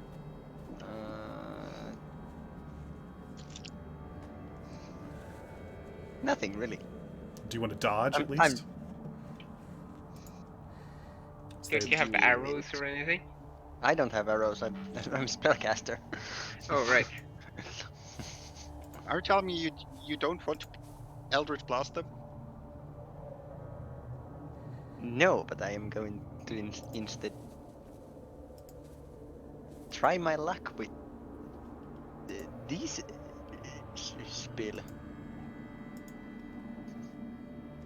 Okay. Call the dead. Wisdom save. Wait, we have a warlock who didn't cast Eldritch Blast when the opportunity They arose? make the save and take no damage. Yes. Rolled an 18. And that's my All right. That's my turn. Niker. Okay. What to do? I was planning to do Tiny bit longer. actions. I take out my short bow. Mm-hmm. That hits. I should. Only the 6. Yep. All right. Helja. And Yeah. then Oh, unless you're gonna like you're about 40 No, feet away I'm- from them. It's very much of the mind for this one because I don't have a map for this fight specifically. no. For now, I'll stay with the rest to Okay. not make an easier target. Yeah. My assumption is you're all kind of just like in a somewhat loose lump together. Yeah. Alright, I guess I'll just target Uh, the are- same one that Are we Niker still just did. at the boats? You are like you're like 5 feet away Oh, from just the away. boats. Okay. So like you guys had just turned to like you turned that way when you saw them and heard them screech at you. Okay. So you had just finished tying them up and were just heading towards the caves. Okay. Yep. Then I'm done. Okay. Just So you were go targeting the get same one? attack. Yeah, got that. Why is it doing the... I thought it had updated. It's now. Is it there? There we go. Just click in the wrong spot. All the bells! All the bells! Yeah. It does not save this time. So Woo. it does take the 8 damage. Okay. Eon. I'm gonna take up a javelin and ready an action to throw it at the first one who moves against us, like closer to like a 30-yard Okay, range. so as soon as it gets within your 30-foot range, you want to throw it? Yeah. Okay. Yeah. Ramrill? And I'm also Mhm. gonna move a bit forward to like. Okay. I am Lock going to off. shoot at them with my crossbow. Ooh, an arcane crossbow. Not yet arcade.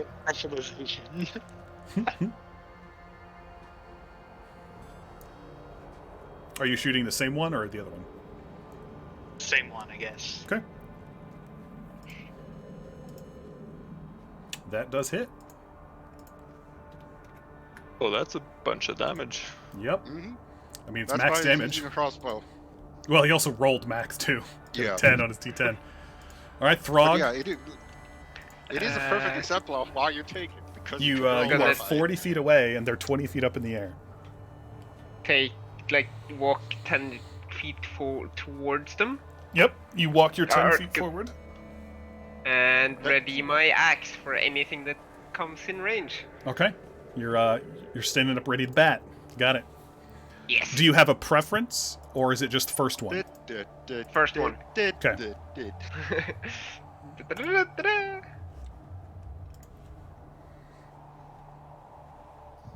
Here, bada bada.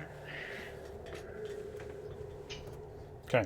So the harpy that has been injured seems to cut off its attack for the moment, and instead begins to sing its luring song. Everyone make a wisdom save. Everyone. Because you're all within 300 feet. Is it forget charm? This is great. Yeah, I think it's a minor charm, as in it just lures you in. But it's still a charm. I need to know because I have advantage against being charmed. It is a charm effect. So if you're ever in question, just roll it with advantage, and then just say, like, if it's a charm effect, I had advantage. Otherwise, I just take the left one. I'm guessing it's not a poison, though. It is not a poison. Okay. It's not a vocal poison. For some reason, it rolled it in here. Okay, just tell me what your number is. 15. Okay, so the DC was 11. So Eon, Silver, and Raymaril are affected. The effect of it is, while charmed by the harpy, a target is incapacitated and ignores the songs of other harpies. If the charmed target is more than 5 feet away from the harpy, the target must move on its turn toward the harpy by the most direct route, trying to get within 5 feet. It does not avoid opportunity attacks, but before moving into damaging terrain such as a lava pit, and whenever it takes damage from a source other than that harpy, the target can repeat the saving throw. You also repeat the saving throw at the end of each of your turns. God, that other rope is clearly cursed.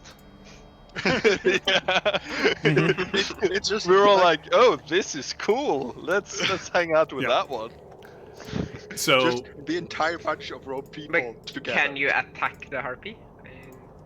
no, they are You're incapacitated. incapacitated. The only thing that they're allowed to do is walk towards it until they get within 5 feet. Okay. Okay, so seeing... Also, incapacitated means Go ahead. they have advantage against you. Yeah. So seeing how that shook out, this one is going to dive around, avoid Throg's reach, and go for Helja. Rude! It makes 2 attacks, one with a claw and one with a club. So, claw It's attack. not supposed to do that. That's mean. Nope, it's not going to That's hit. cheating. And club. No, wow, 2 1s. Wow, amazing. She's so good at this. I also have AC of 19. So. Yeah, but he rolled 2 1s, so Yeah. not really going anywhere. Okay. So that is the Harpy's turn.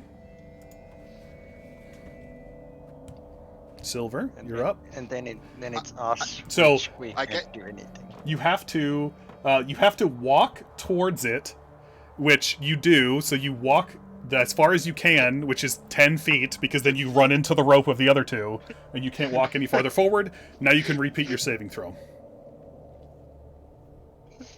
The rope comes in clutch. Mm-hmm. So you are still charmed. All right, Niker. Still cursed. Okay. I guess I'm shooting the same one again. Yep, shooting the one that's singing.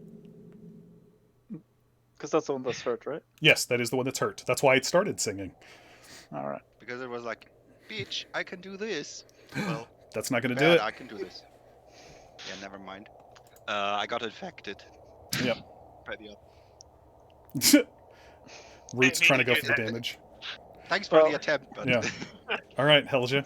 Use because it's all highlighted. The pink. bells go ringing for the hurt one again. Okay.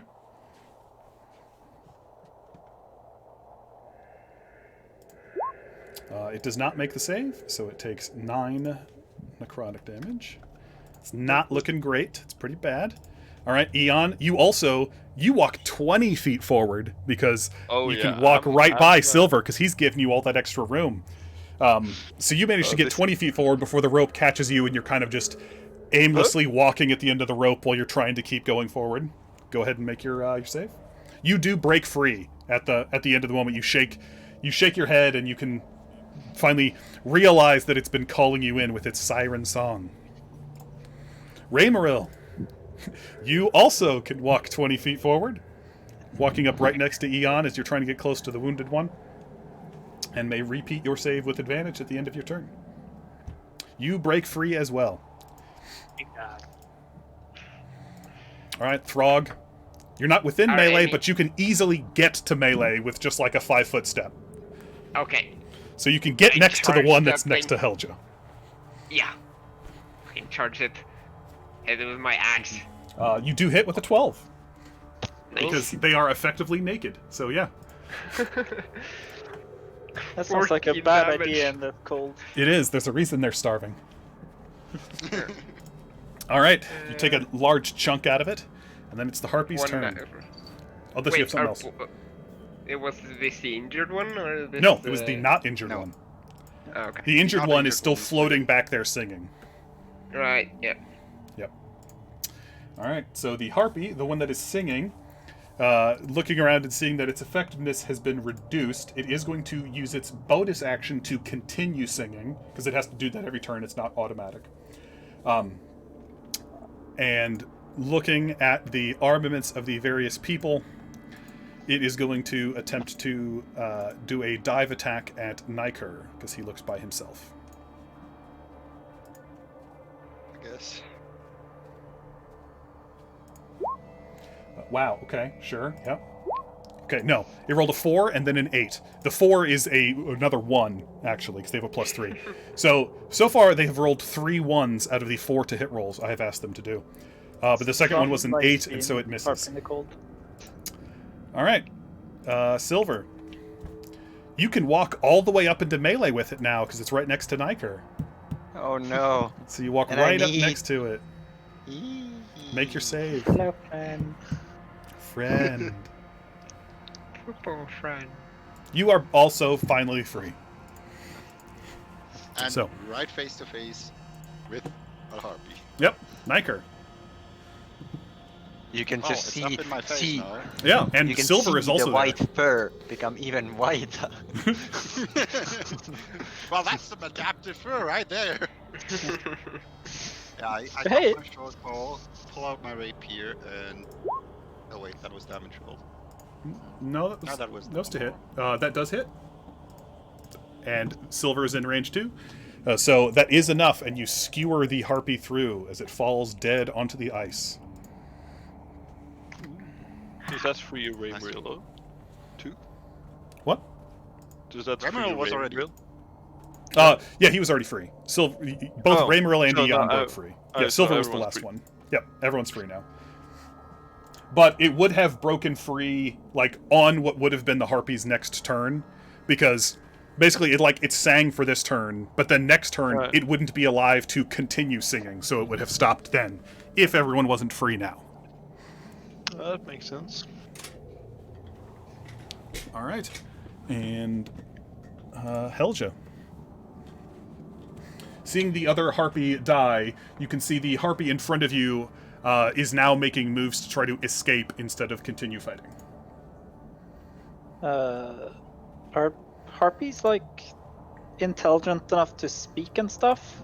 Yes.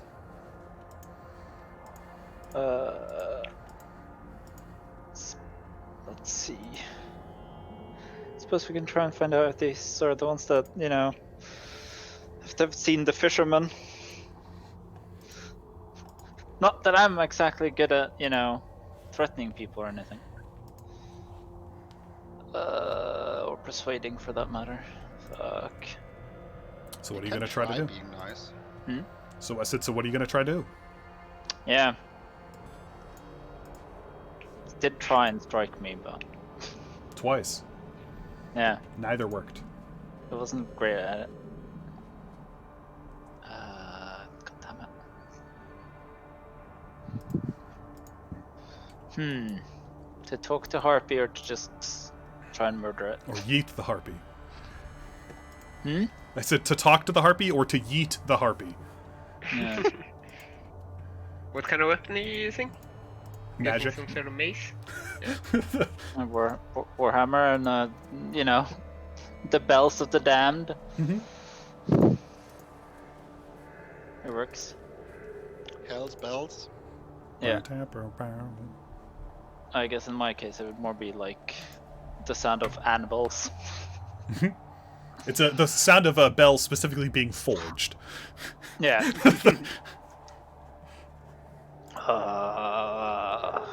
Fuck it. We'll just Bonk 'em. we'll just bell it again. All right. Wisdom save. It does not, so it takes 11 damage. All right, Eon. How much Uh, health can- did these things can I- have? It taken I mean, 25. this thing probably has less than 5 health. Nope. Well, Had like so about 30, can I right? can I walk up to this thing? Yeah, because you walked 20 feet forward, so yes, you could easily get back.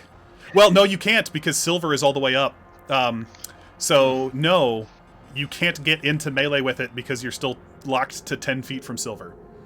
There goes that. I'm gonna yeet my javelin. That works. You are close enough for that. That does hit, and 8 more damage. All right. Raymaril? And yeah. Okay, unless you have something else. No. Okay. Yeah, at this point, because everybody's level 1, I'm not waiting around, because I assume most people don't have, like, bonus action things they're doing.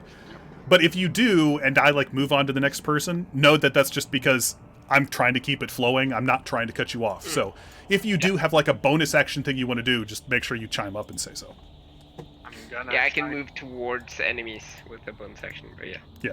That's the only thing I can do. You can try to you pop her? do it That's through that's the orc charging thing. Yes. Yeah. I'm gonna try and crossbow it, Yep. right? That's one of the options, yeah. That misses, actually. All right, Throg. Boosh. That does hit, and that is enough to finish off the harpy. As the second harpy falls dead just before they got to try to escape. It would have totally escaped because it would have just have flown like 80 feet straight up. But Don't we get attack of Fuck this opportunity? shit, unless it disengages on you, Uh, which means you don't get attacks of opportunity. But Yeah. it didn't get the chance, so there you go. Alright. If Aha. it flew 80 feet straight up in the air, I still had a shot. I'm aware. I'm aware that some of you would still get to shoot at it, but that's what it was going to try to do. Can I salvage my javelin? Yes, javelins can be picked up as long as they aren't like lost into the like a pit or something. It's Or ice ammunition. flows. Or Yeah. like bottom of the sea. Yeah, at the bottom of the sea. It's the other ammunition is you get 50% of it back. So Raymaril gets half of his crossbow bolts back if he spends like 5 minutes picking them up. I think it's actually just 1 minute at the end of a fight to make sure you get them all. Assuming you don't like shoot them over a castle wall, then obviously you can't go get them. But Just knock on the gate. Hey, can I Yeah. just come in, get my arrows back real Yeah. quick? I promise I'll go back out. I mean, they might just give them back to you, if you know what I mean. as long as you ask right. Yeah, just insult them right and they'll just shoot them Mm-hmm. back at you. Yeah. Okay. Alright, so I figure we maybe go. We have secured the boats. We take off the ropes and then we head into the Okay. caves. Yeah. So everybody's taking off their ropes. All right. Well, at least we know that we might have some harpies waiting for us now. From the way they flew in, it is not apparent that the harpies were from the caves. The harpies did look like they were more traveling by, just scavenging for anything available. You just happened to be a food source that they saw. And I'm guessing if there was more, there'd already be on us. Close, if there were enough to hear, because the harpy song goes out to 300 feet. So if there were more within that range, they would have showed up, you can assume. Yeah. That's good.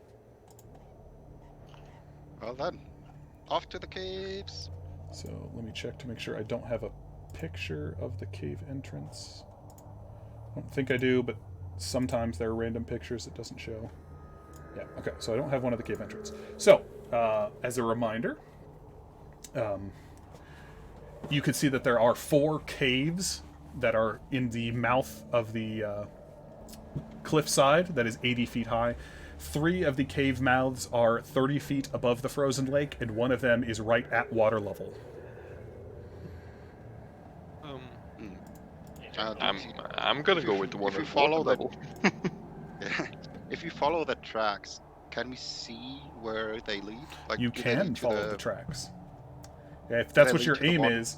I mean, you can't tell yet because, like I said, the wall is like 200 feet away. So you can just, at this point, you can just see that it's heading in that direction. Then I guess we follow the tracks for now. Okay. Yeah, so like I said, you could follow the tracks until it gets closer, and you'll be able to tell which one of the 4 when you get there before you get there.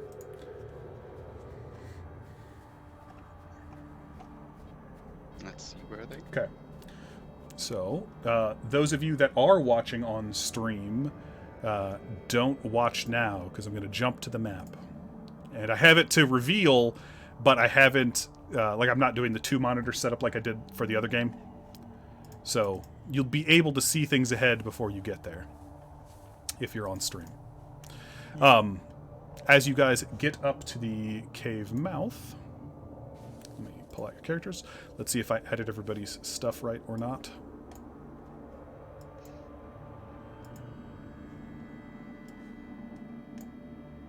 Yeah, it's kind of sad that we didn't figure out if. Gesundheit. Bless you. If you didn't figure out if... The hit point shit works properly. Oh, yeah. I mean, we'll test that again Because- later. I mean, did anyone get hit by anything? No. Nope. The harpy's dead. That's exactly what. Yeah, the harpies did, Yeah, but they I was did. just tracking theirs here, because it's easier. So far, it should be that everyone, except for Eon, can see things. Raymerl, I haven't talked to yet, so... Eon Oh, should... that's why everything is black. Yeah, because you don't have light yet. I haven't automatically set your token to have light. Okay.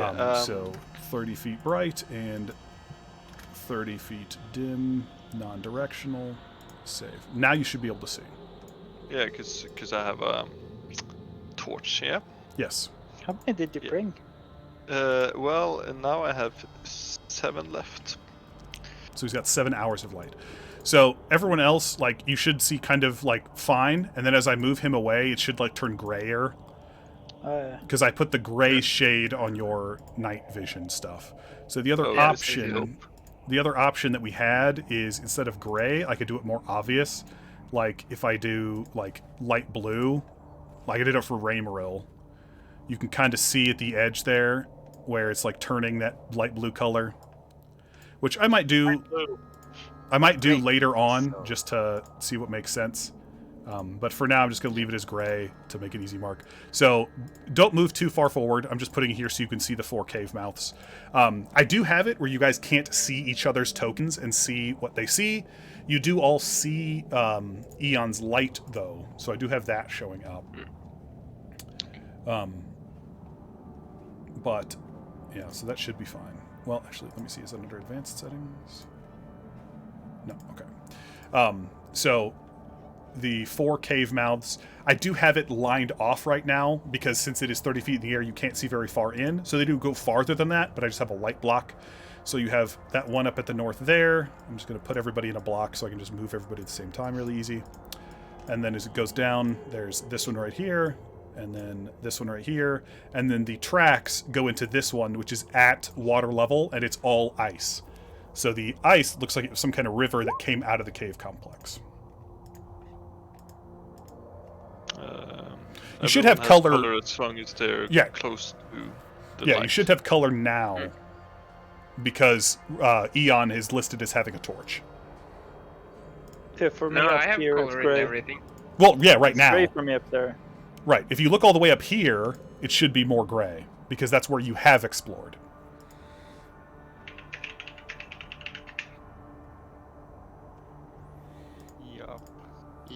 All color for me, even where it shouldn't be. You guys, you could. Well, except for that we can't actually see places. Yeah. So you'll see a different, like, So it's not that it's like dark gray. It's that it's like shaded slightly gray is all. Yeah. So it'll I see still be that. blue. It'll just be blue kind of grayed. Yeah. Oh, And yeah. if I pull Eon up here, it should be that way for you, where it's not as bright colors as it was when he was there. Yeah. So, Especially I'm looking here. the same. well, then I guess you're blind. Oh, okay. Yeah. So, the tracks do lead directly towards the kind of open waterway that heads in. So you can see that there are kind of like icy walls that are 30 feet high that lead up to the other 4 cave mouths. Can we see anything at the cave mouth? Like, Because can they're we 30 perception feet high? check? No. I mean, you can see that they are, I think it's 10 foot tall. No, they're 50 foot tall caves. So they're large cave openings. Okay.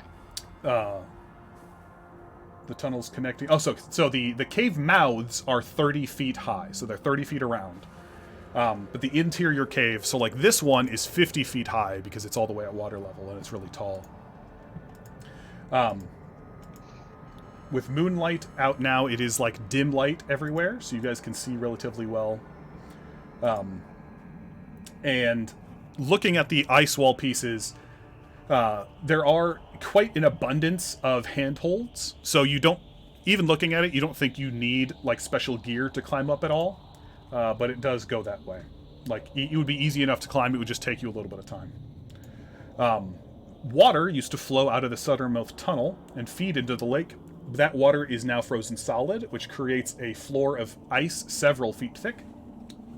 By looking at the tracks, you can see that the fishermen led in through that way.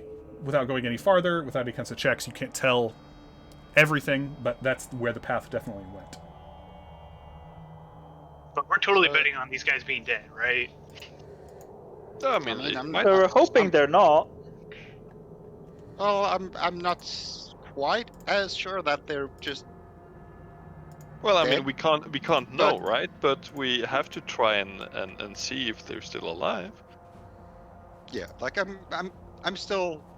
If I had to bet, yes, still very much we will get them back. Okay. But hey, So this isn't where you guys actually are, because you're, probably about 30 feet away from the cave mouth. I just put you there so you can see all 4 of them. Okay, As you can see with the so tracks heading. question is, do we like split and check different openings, or do we all maybe go into not. the same? Never. That's like rule number 2. Well, I Never. mean, Party. as long as someone else split off, I'm fine with some drama. But we don't even have 2 people for each cave mouth. We don't. Well, I'm gonna volunteer to go first in But which one are you going with in? the torch. Well, maybe hold off on that. okay. Yeah, let me go first. Let me go 30 to 40 feet ahead. With disadvantage on all your perception checks. Please. Sure, you don't want a torch. I can lend you one. No, I'm sure I don't want to announce my presence when I'm trying to be sneaky. But back to the question of which one are you going in? Let's go into the one where the fishermen, because that's what we're here to find out what happened. So.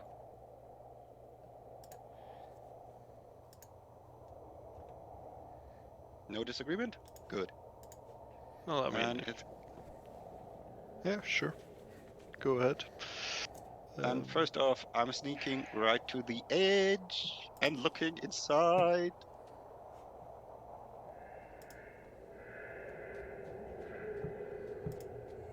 Let's see you moving. That is fair. I mean, I can't tell you what you see until you get to the edge. All right, Guess I go seeing there. as far as you can see, go ahead and make a survival check. Well,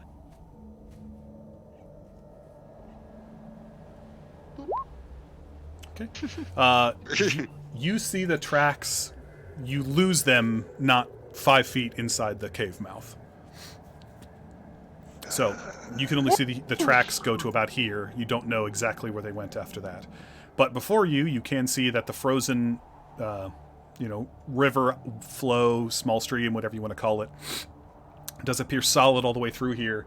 And there is the large 50-foot high cave mouth. And you can hear wind blowing through the various cave complex pieces.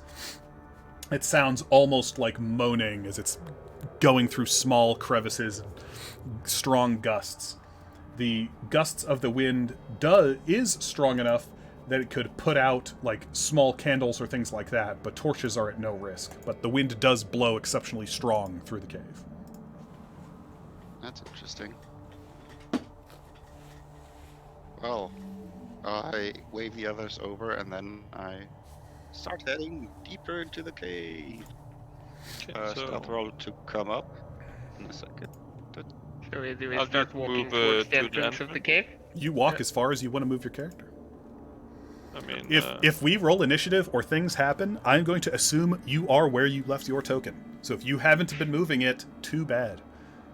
Clank, clank, clank, clank, clank, clank, clank, clank. well, because I'm gonna go with the clanky guys and just like announce my presence and walk in. But I know how far in front of us you want to be, Niker.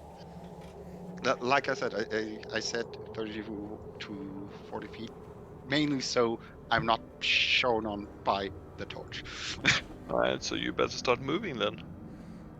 So, as you move into the cave, the dim light that had to become available from the little bit of sun that does manage to peek through is non-existent in these rooms. So you are back to looking in the dark. So you are disadvantaged for all perception checks if you are not in the light. Okay. So you rolled your 13 for your next move. Okay. You keep moving up along, and you can see that the ice flows continue along as they cut through this naturally formed gap. I'll just make 2 stealth rolls and then move 2 times, so I don't have to keep switching things. So this is for the first one. Wow, I'm really Consistent. working that expertise to get something out of this. Mm-hmm.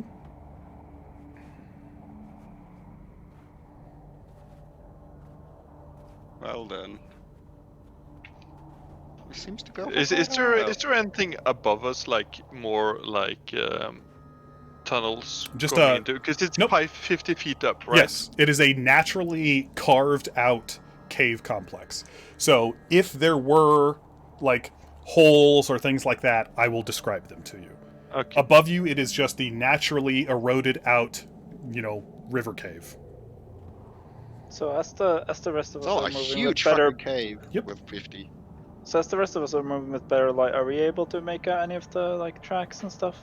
Roll survival. Next move. Come on, roll 20.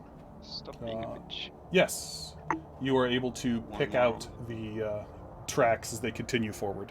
You do manage to find them, even though Niker is also making some tracks as well.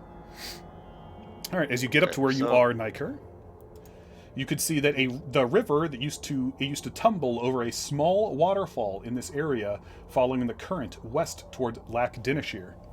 The waterfall now takes the form of a 10-foot tall sheet of ice. It does appear that it can be climbed over, although it won't be easy.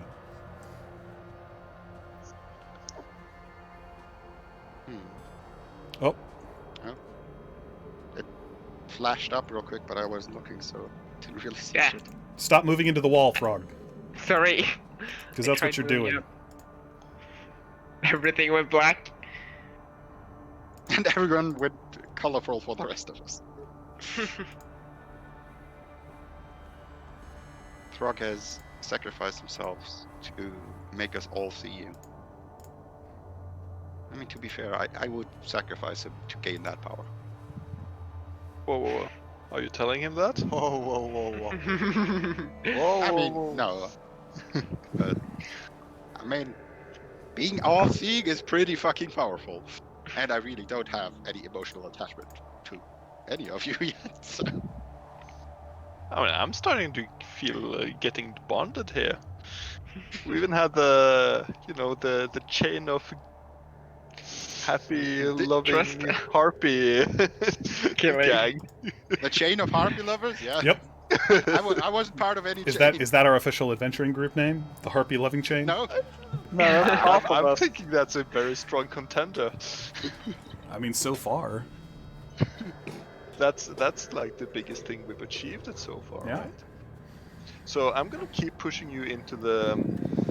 Oh wait, Yeah, I'm gonna Yeah, wait there's at that the waterfall I for described. the rest. oh hey you how do we get up here? So How far up it's was a it? 10-foot tall waterfall that I described. It is completely frozen over. Oh, I can give people a boost if they want to pull me up afterwards. yeah, I'm down to that truck. I mean, I It's can an get up athletics there. check to try to climb. Yeah, so Unless you have a climbing speed, in which case you just Nope. go up. It's an athletic check to climb. Oh, okay. Uh-huh. But if I like hold my hands and just push them up, It is an athletics check to climb. Alright, well I'm gonna try and Just Why the hell climb do I up. have these cat claws if I can't use them to climb a sheet of ice? Because you could climb up on the stone wall instead of climbing on the ice. That it would let you do without the check. Well, then I'm gonna do that. There you go. You could do that without stepping on the ice. And I'm gonna go Because So I'm gonna do the the- athletics check. over there. the athletics Can I- check has to do with not breaking with- the ice and falling through. Uh, Doesn't matter if you can climb up easily if you still break through the ice when you do it. Right. So Eon makes the climb perfectly fine. Ramiral makes the climb perfect. Don't move too much farther ahead, just because like everyone's moving at the same time, and like I want to make sure that like everyone is either choosing to make the check or not before people just run off. So Throg makes the Okay. check. Yep. Helja makes the check. I guess I'll just move there. Try and... Yay for sailor background. All right, and Silver Oh, makes the oh. check. Everybody makes it up without breaking through the ice flow. lowest roll was 16. So as I mean, you it's good that we spent our good rolls. yeah. So as you I mean, this would be a horrible one to not make though. So yes. yeah, so as you guys climb up the 10-foot little waterfall, there's some small cracks, and you all do notice after climbing up it that it is quite thin ice in that section because deep underneath the water is still flowing. But that has kept that relatively thin in that section, so it would be really easy to accidentally break through. But fortunately, none of you did. And as you climb up, let me get to the right thing. Yeah, you can see that the waterway does continue to run upstream, but you can also see, I'm going to move Ramiral up just to make sure you can see it, off to the side that there is a cutoff in the cave that goes that direction. So there is some land that actually goes that way. Can I see tracks here from the guys? Roll survival. No. Okay. For no. Well, I'm. Anyone else want to try? Does Thorok maybe have survivals? I do. I'll check. No. Because I'm assuming you have the Outlander background. Well, in that A case, I'm gonna wanderer, go yeah. to the safe land because that seems smart. That seems safe. So if nothing else, I'm gonna just like move into here if that's okay. You're just gonna walk right I'm past my safe. character. I'm safe. I'm safe. Because of the thin ice. See. Okay, while you guys check there, I'm just gonna sneak up here real quick. Just take a look around the corner if there is anything there. Roll my stealth before I look. God, my stealth rolls. Oh, is So that what you a can bridge? see as you peek up around the corner, and it's kind of hard to describe here, but there is a passageway, like a naturally formed stone bridge that is 30 feet up. So I've made it. I'm going to move your character just so you can see. So I've made it so that if you move up, it blocks your sight on each side. So like treat it as if you're just walking on the ice there because it just walks underneath. But because you can see that it's a like open topped kind of just natural stone bridge that is 30 feet above the water line. Oh, sorry, that one's only 20 feet. It's 20 feet above the water line. Okay. Because you climbed up 10 feet at the waterfall. So that's then 20 feet above you. That seems to go from, you can kind of see that it's like a little cave mouth on one side to a cave mouth on the other. But you can't really see in there or many details. Okay. Well, now we know something we might have found if we went through one of the other caves. Possibly. Likely. Okay, and then I head back to... Right. So do you figure we should follow the unsafe river or check out this? I mean, the This river well seems pretty safe. The waterfall that was unsafe. Yeah. Waterfall. Might Okay. Yeah, just the waterfall was like thin. Everywhere else let's seems explore perfectly this small path first. Yeah, Do I I also see any wrote on tracks showing you in first. this snow? roll survival.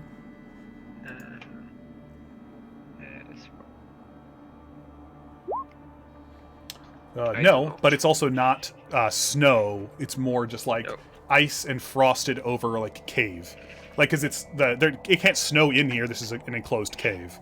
So it's I'm not starting like to understand. Go ahead. Yeah, I was gonna say, so it's not like there's bunches and bunches of snow here, but it's also not like there's like a thick layer of ice. Like the ice that's in here is like the little bit of like condensation that froze.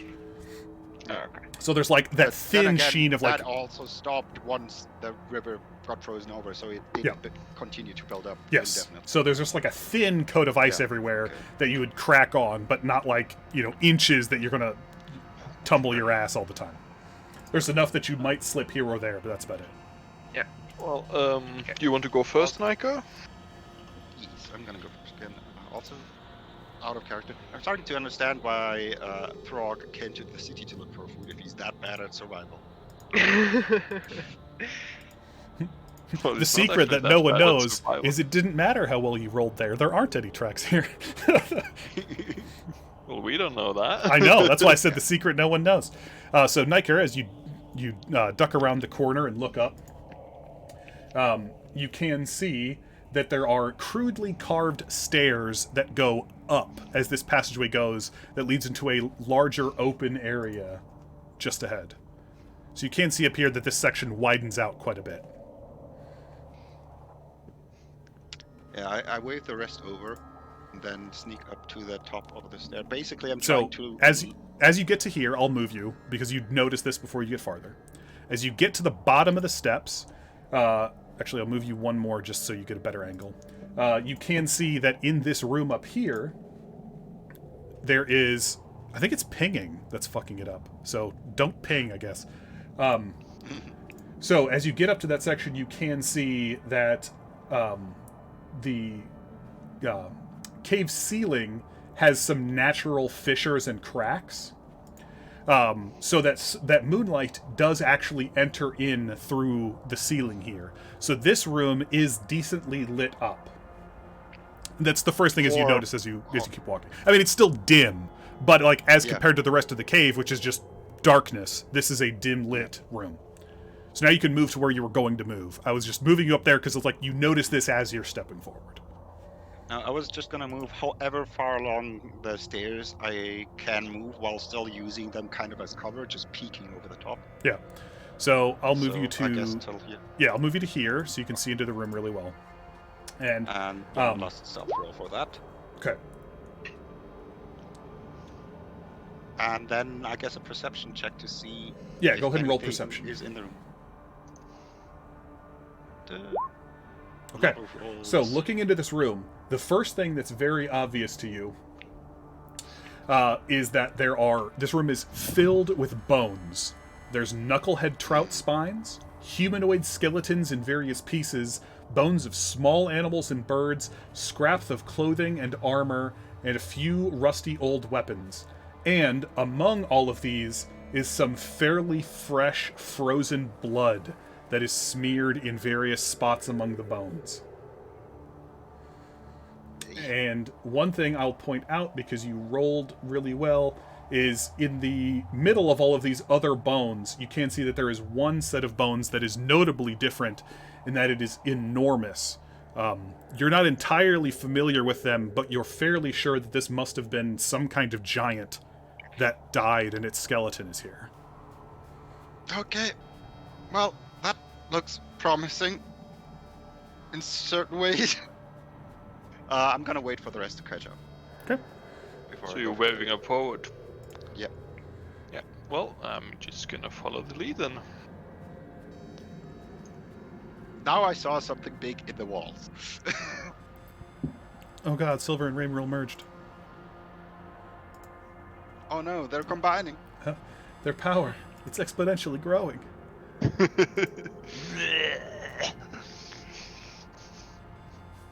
Well, just Now the gonna head question in is, here. 'Cause I Are want to they see. Voltron combining or are they Full Metal Alchemist combining?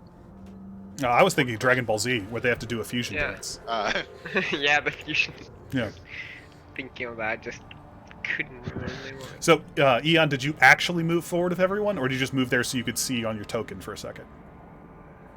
I moved forward. Okay, that's like, I wasn't sure because like Niker seemed to want to be in front, so I was just checking if that was something you were actually doing, Well, or just moving to see. Well, Well, I mainly waved everyone forward to see this. Okay. And also because whatever made this might still be around, and I don't want to encounter it alone. So yeah. Ian, any of your stories line up with this? Ian, Specifically you that- recognize this clearly as a skeleton of a frost giant. Oh yeah, that's a frost giant. You know, like a dead one. So yeah, they're around. They're really scary. Oh wait, so something has killed this. Yes. That's probably maybe even more natural scary. causes. Oh wait. Maybe it just Strong- froze to death. That's something. Frost Yeah, they're giants definitely do, not right? immune to cold damage or anything. Yeah, no.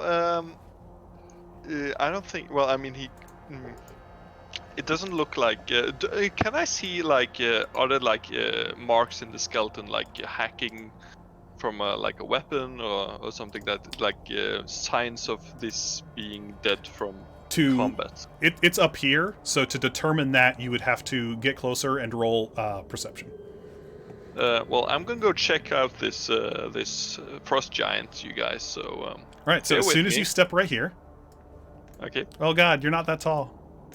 Oh, I'm super. So big. as soon as you step there, you all hear the obvious cracks and crunches as the bones of the frost giant begin to move, and the ice that encases part of its bones begin to split as it goes to stand up out of the ice, eyes glowing great. with undead, malicious hatred. Well, That's not good.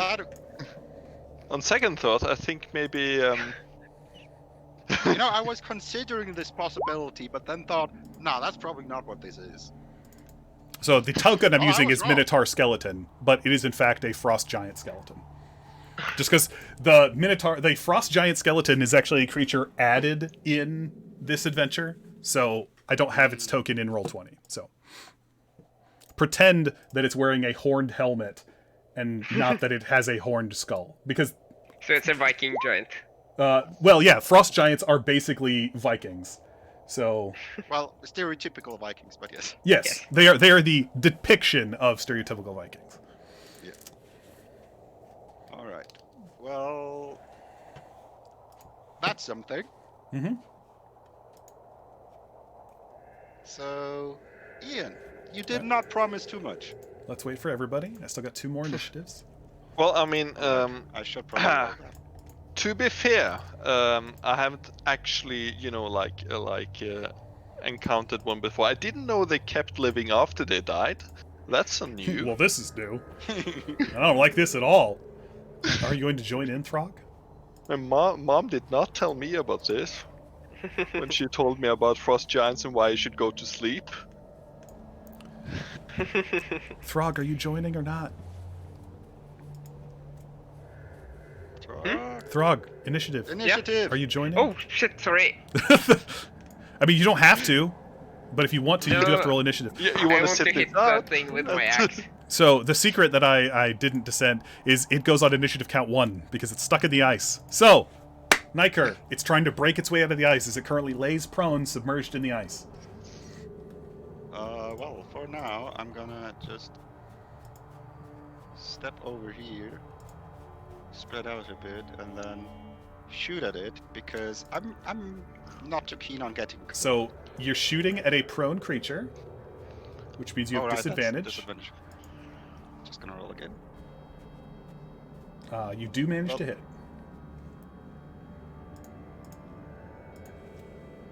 That's not the right number.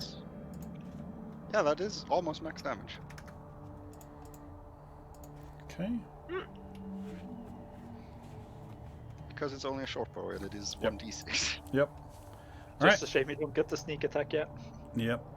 Throg. I am gonna go into a rage. Ooh. How do I enter rage? I think you just say that you're enraged now. Okay, And then I'm you in deduct rage. one of your uses of Throg goes rage. roar and runs up to it. Hits Oh yeah, it with also his great it is axe. prone, so you have advantage. Advantage. Oh, how do you Because add it's prone. advantage on? Is it a toggle? No, it was. I think it's right click No, it was think there was- control. No, or control click. is it shift? One of them. Shift for advantage. Yeah, shift is Control for advantage. Ah, Control is controls disadvantage. disadvantage. Okay. Yeah. Yeah, I'll just roll another one. Yeah, just roll again. So Oh, 23 that does hits. hit. So 8 slashing damage. Okay, yeah, we're counting the Does that damage include? on the one that hit. Plus Is extra rage it damage. dead? Wait, yeah, 'cause Dead how yet? do I add the rage damage? So it's plus 2, There might right? be a toggle There might be a toggle somewhere on your character sheet. Yeah, level 1 is Uh, plus 2. Okay. I took the 2 off, but before it's your next turn, just see if you can figure it out. We'll just keep going. Yeah. Helja. Guess I'll step forward a bit. See this undead monstrosity. I mean, it's not a monstrosity. Ah. It's just undead. Yeah. I mean, it is Wow. huge. It's huge undead, lawful evil. But it's not a monstrosity. Those are different. Fair. Because in D&D, monstrosity is not just It's a creature a term type. to describe something. Yeah. I meant more the general term rather than the Yeah.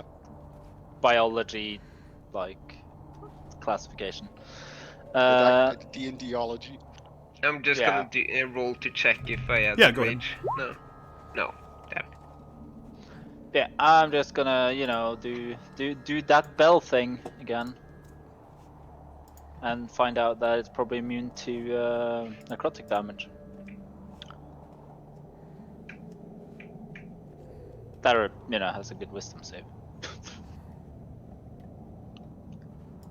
I mean, It undeads did not don't save. usually have. So, dumb undeads usually do not have good wisdom saves. But go ahead and make a knowledge religion.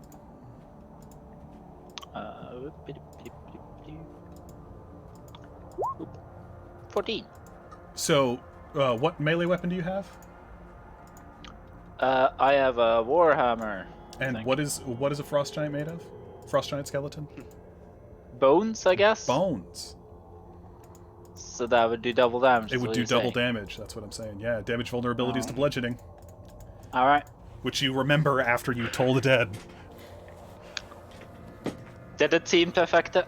It did. It hurt it, but Yeah. You, You're saying you won't be. just look at you like you're. no, it's that's why I said basically I checked if Helja would have thought of that. Initially, yeah, it makes sense that she'd resort to her ranged safe attack. But then it's Yeah. afterwards, it's as a second thought, she's like, I could just beat the shit out of it though. Alright, so I'm gonna move up here Yep, and hit it with my battle axe. sounds good. You have advantage.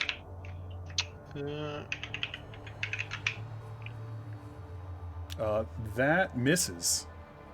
As its scraps of armor still hang onto the skeleton, you deflect it off one of them. Alright. Now that's my turn. Silver. So there's something about a skeleton killing everybody. You're not really sure. It's scary or something. I don't know. You'll have to decide for yourself. Yeah, The screaming hasn't started yet. correct. Only the cracking. This looks fun. And interesting. Yes, it does. Let's see. I'm just gonna see what this Also, does. it's trying to kill us, so... Okay, there we we go. have That's to what it stop it actually from looks doing like. that, It lets me send the picture. That's pretty cool. That looks something from Warcraft. But yeah, that's the frost giant skeleton as it actually looks. I like that it lets me send that. That's cool. That's a nice And- axe. Pretty cool. Yeah, it's I- giant sized though. And Silver will obviously try to do this. This seemed to work when Yep, Alger did it. and it takes 4 damage. No, I made it different. It rolls like on the left it rolls with D8 and on the right it rolls with D12. Yep. Yeah, so it uses the D12, right? Yes, it used the D12, which was less damage, unfortunately. You can't always win with that. Yep. All right. Yeah. Rime. That's the thing with a D12. It's still 1 die. Mm-hmm. Yup. Yeah, just get a prompt whenever I do mine. If it's been hurt or not. I'll shoot at it. All right. Disadvantage. Yep. That does miss. Yeah, I kind of figured. All right. So on its turn, it continues to break out of the ice, and it's starting to shatter the earth and the ground around it to get up out of the ice. Hiker. Well then, I could just... Well, since it seems to not be able to attack just yet, I'm just Not gonna yet. run it. Poke it a bit with my rapier, Mm-hmm. because that's kind of work great. It does. It doesn't have resistance. I might... No, I'm just gonna... Oh, wait. Is it still prone? Yep. It's not out yet. Hey! Can I roll that second? Uh, bunch of rolls? so technically it would be 24 and then 14. Yeah. Yeah. I So know. you hit. Yeah. Let's go. Yeah. Let's do with the normal one. Just So 9 just damage. take 9. And then I step back a few. Okay. You know, just making space for Helja Yeah, totally, to totally. go in there. Throg. Just being considerate. And it's still prone? It is still prone. It's breaking out of the ice. It's. I think you just clicked the wrong button, but it does the same damage. So. Right? Yes, no. that hits. Yeah. And also that I managed to add the rage bonus. Oh, nice. So technically in my inventory I have 2 great axes, it's just Ah. one of them is customized to add rage damage. Yeah. I do not Yeah. actually have 2 great axes. Mhm. It was the workaround I found. Yeah. I Just set the googled it. weight to one of them to 0 so it doesn't eat it up, but that's fine. Oh, right, yeah. Yeah. Helja. Right, let's see. I guess I can walk up between Trog and Eon. Surely this thing won't punch me, right? I won't punch you. I'll say that. It's got an axe. Fair. The axe does 3d12 plus 6, so I'm sure you're fine. Yeah, what could possibly go wrong? Death. That's it. That is literally a That's one it. shot. That's the only thing. So yeah, with my, newly found insight, I am gonna, try and hit it. With advantage. Yeah, and why did not? Like, if that thing hits me, I'm dead. Guaranteed. It's only got a plus 9 to hit. If that thing hits me, I am not Disintegrated. dead guaranteed. I am not dead guaranteed. Roll minimum damage. Oh, I you have live. good constitution? No, Ouch. Yeah. I have an ability that makes Oh. undead do a save against, and then they either forfeit the attack or attack something else. All right, Eon. That's a sad roll. That is a very sad roll all around. So he's still trying to get out of there. Yep. And there is an apparent weapon he Oh yeah. intends to use. His great axe is in his hand in the ice. Okay, then. Well, I guess I'll just hit him then. Are you planning on taking That hits. making him unable to use the great axe? Well, yeah, but Smash his arm. well, I think that would be very hard. So it's better just to smash whatever I could smash. Yeah. Silver. I mean, So, now while you have advantage is the time to do it if you want to do it. Yeah. If you want to attempt. But also, yeah, just straight up smashing does work. Halya, have you like told us the thing about bludgeoning attacks? You know, you're seasoned warriors. You'd figure out yourself, right? I don't know if I would though. Does Like, anyone I'm not- else even really have one? I mean, I can punch him and it'll probably do No. more. Nope. Punch would do 1. Unarmed strike is 1 damage. No, That's so It's Also a strength. strength modifier. Yeah, 1 damage. No, it's 1 plus your strength modifier. No. Is it not? If- Why does it only if stay? you're it is only plus your strength modifier if you're proficient. Why does it say I got +4 then? I don't. As a warrior, you're probably proficient in unarmed combat. So yeah, Yeah. for you. you are as a would- cleric as well. pro- My punch would do 3. Ooh. But I feel like I wouldn't do that. But anyway, it's Silver's turn. It's all Roll it. It does not make the save. who would have guessed. Nice. Ramroll. Gonna shoot at it again. That misses. To be fair, either would have missed that time, so it's fine. Alright. As it gets back to its turn, it finishes breaking up out of the ice and stands up to its full height and hefts its great axe. Just hope it doesn't say Bone Storm. Bone Storm.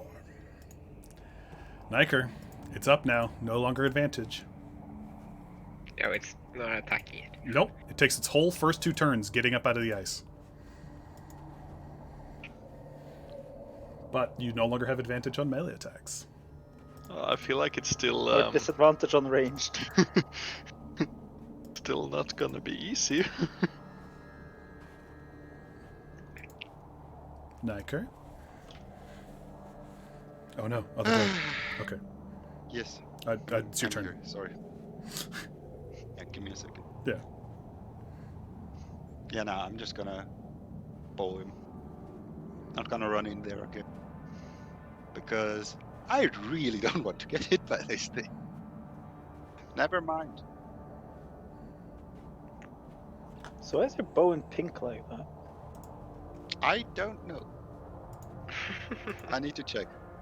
His bow is very flamboyant. I mean, I consulted the I am, player yes. handbook. All characters are proficient with unarmed strikes.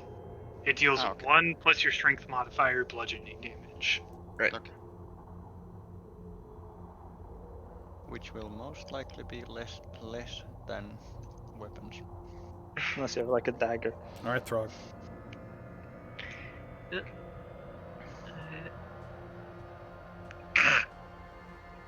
That's not gonna do it. Belgium. Alright.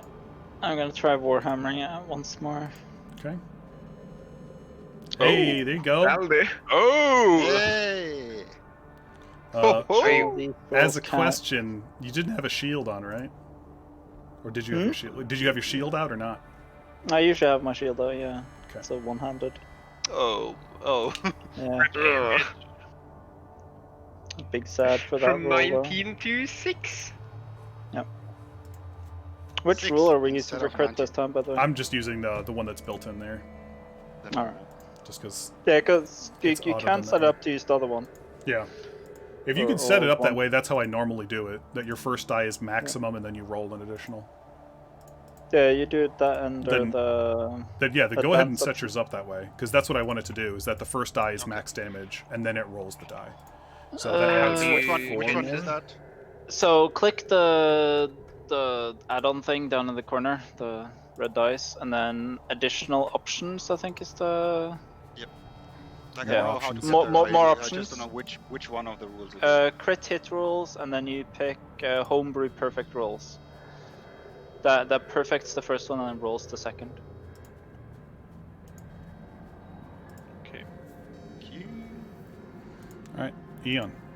I'd already adjusted it, assuming you got the 8. So Yeah, well, so I'm just gonna hit with my axe. that does where not. is it? Do you say? Yeah, so I'm done. Yeah. Under the option crit rolls, like if you need to go to more options, then I scroll down to crit exited rolls. the game. Oh no. That was not what was planned.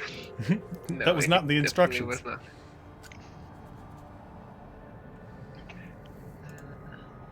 But Silver, you are up whenever you're ready. Well, he's looking that up. It's like, the hotkey for his ulted 4. Oh shit, sorry. Frog, don't run away. Sorry. We will continue with this. Cause it's the D&D Beyond the dice in the bottom corner. Yeah. That opens the Okay. options, and then Okay. like the 6th option there is more options. Yeah. And then at like 3rd from the bottom will be the crit hit rule. And then you swap it from standard PHP to homebrew perfect rolls. There we go. All right, Raymeril, you're up.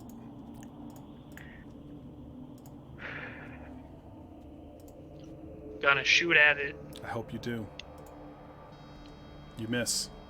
Jesus. All right, who is he gonna fuck up? Let's see. Not it! Dude, you have way more AC than anyone else. I know. Still not it.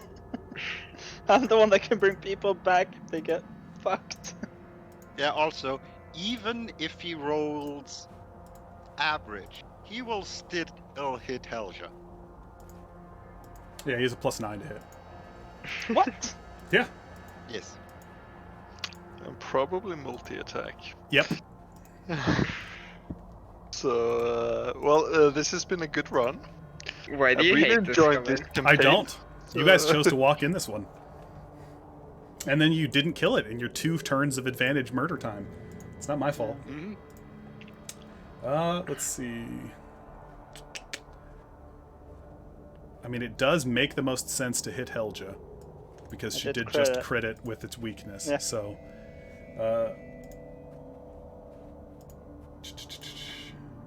No R.I.P. cleric. so it's Yep. going to stare at Helja with its freezing blue eyes. Please make Okay. a Constitution saving throw. A con saving throw, you said? Yep. And this is not a poison, I'm assuming? Nope. Just making sure. Oh. 13. Okay. Oh, that, I don't like the sound of that. I never like the sound of the DM going, oh. Well, I was worried. So you don't take the damage at all. Hey, mates. Ooh. Yeah, so you don't take 39 damage and instantly die. What? Can I unhide it? I can't unhide it. So yeah, its freezing stare is instead of 2 attacks, it makes 1 attack, and it stares at somebody, and they have to make a DC 13 con save or take 10d6 cold damage and become paralyzed until the end of its next turn. So you saved, so you don't die. That's good. And it's Nightcure's turn. Because it either makes 2 greatsword attacks or 1 freezing stare. And Yeah. looking at her armor, it determined it had a better chance with freezing stare. That was an important Uh, decision. I don't know about So- that. Like, 13 is the save. She hit it right on. Yeah, that's my average. And that does 10d6 versus 3d12 plus 6. Yeah. I think the odds were technically better this way to take down one person. Quick question. Yep. How does this thing look? Is Bad. it still like Bad. bad? Okay. Bad. You guys were so close. I'll tell you how close you were when you finish it. Or we're finished. Which Oh no, if you can't kill it in this turn, you all deserve to die. Like, I'm just gonna leave it that way. Okay, let's all dodge.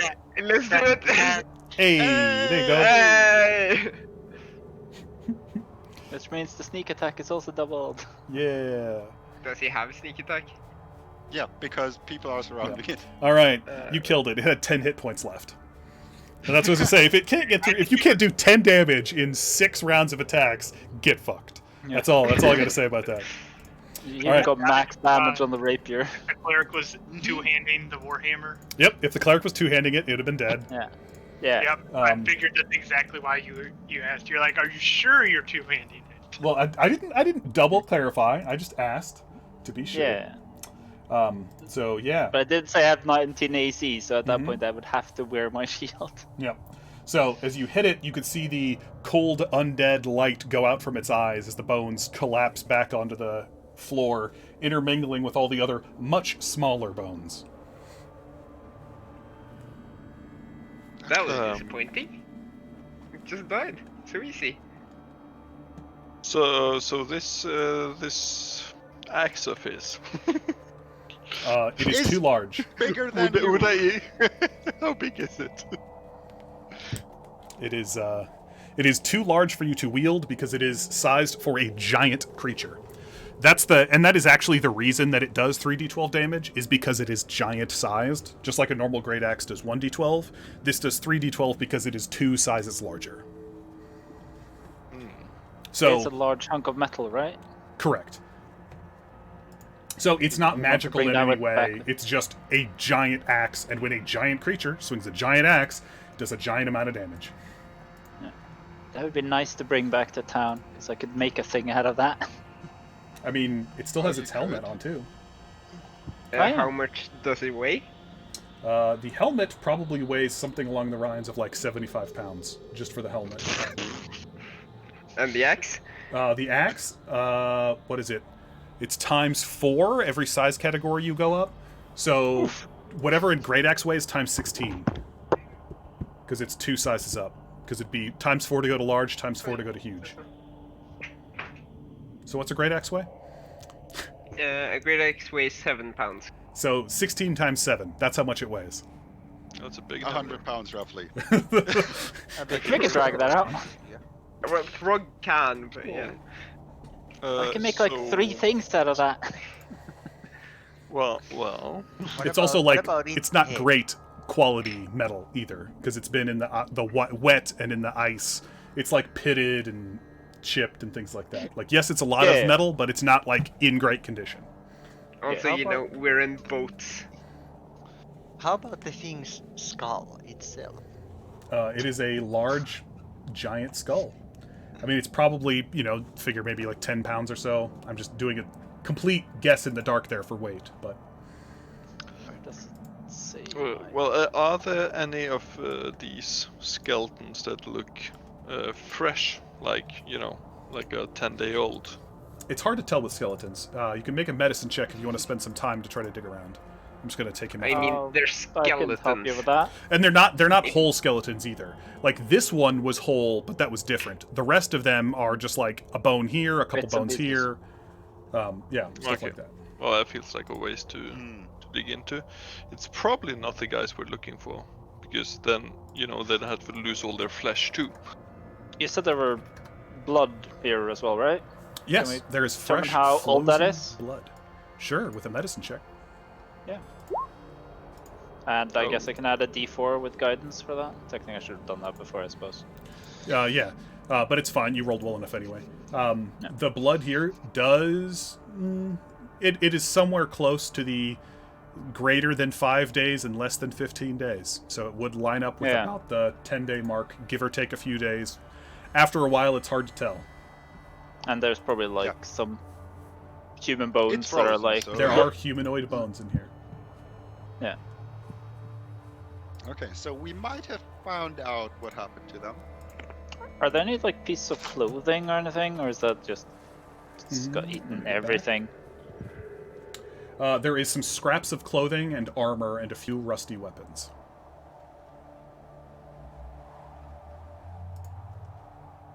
Did we get a description of what they were wearing when they left? Fishermen. So it would have been cold weather gear. Fishermen. That would have been like cold weather gear would have been the best thing that you had to go on.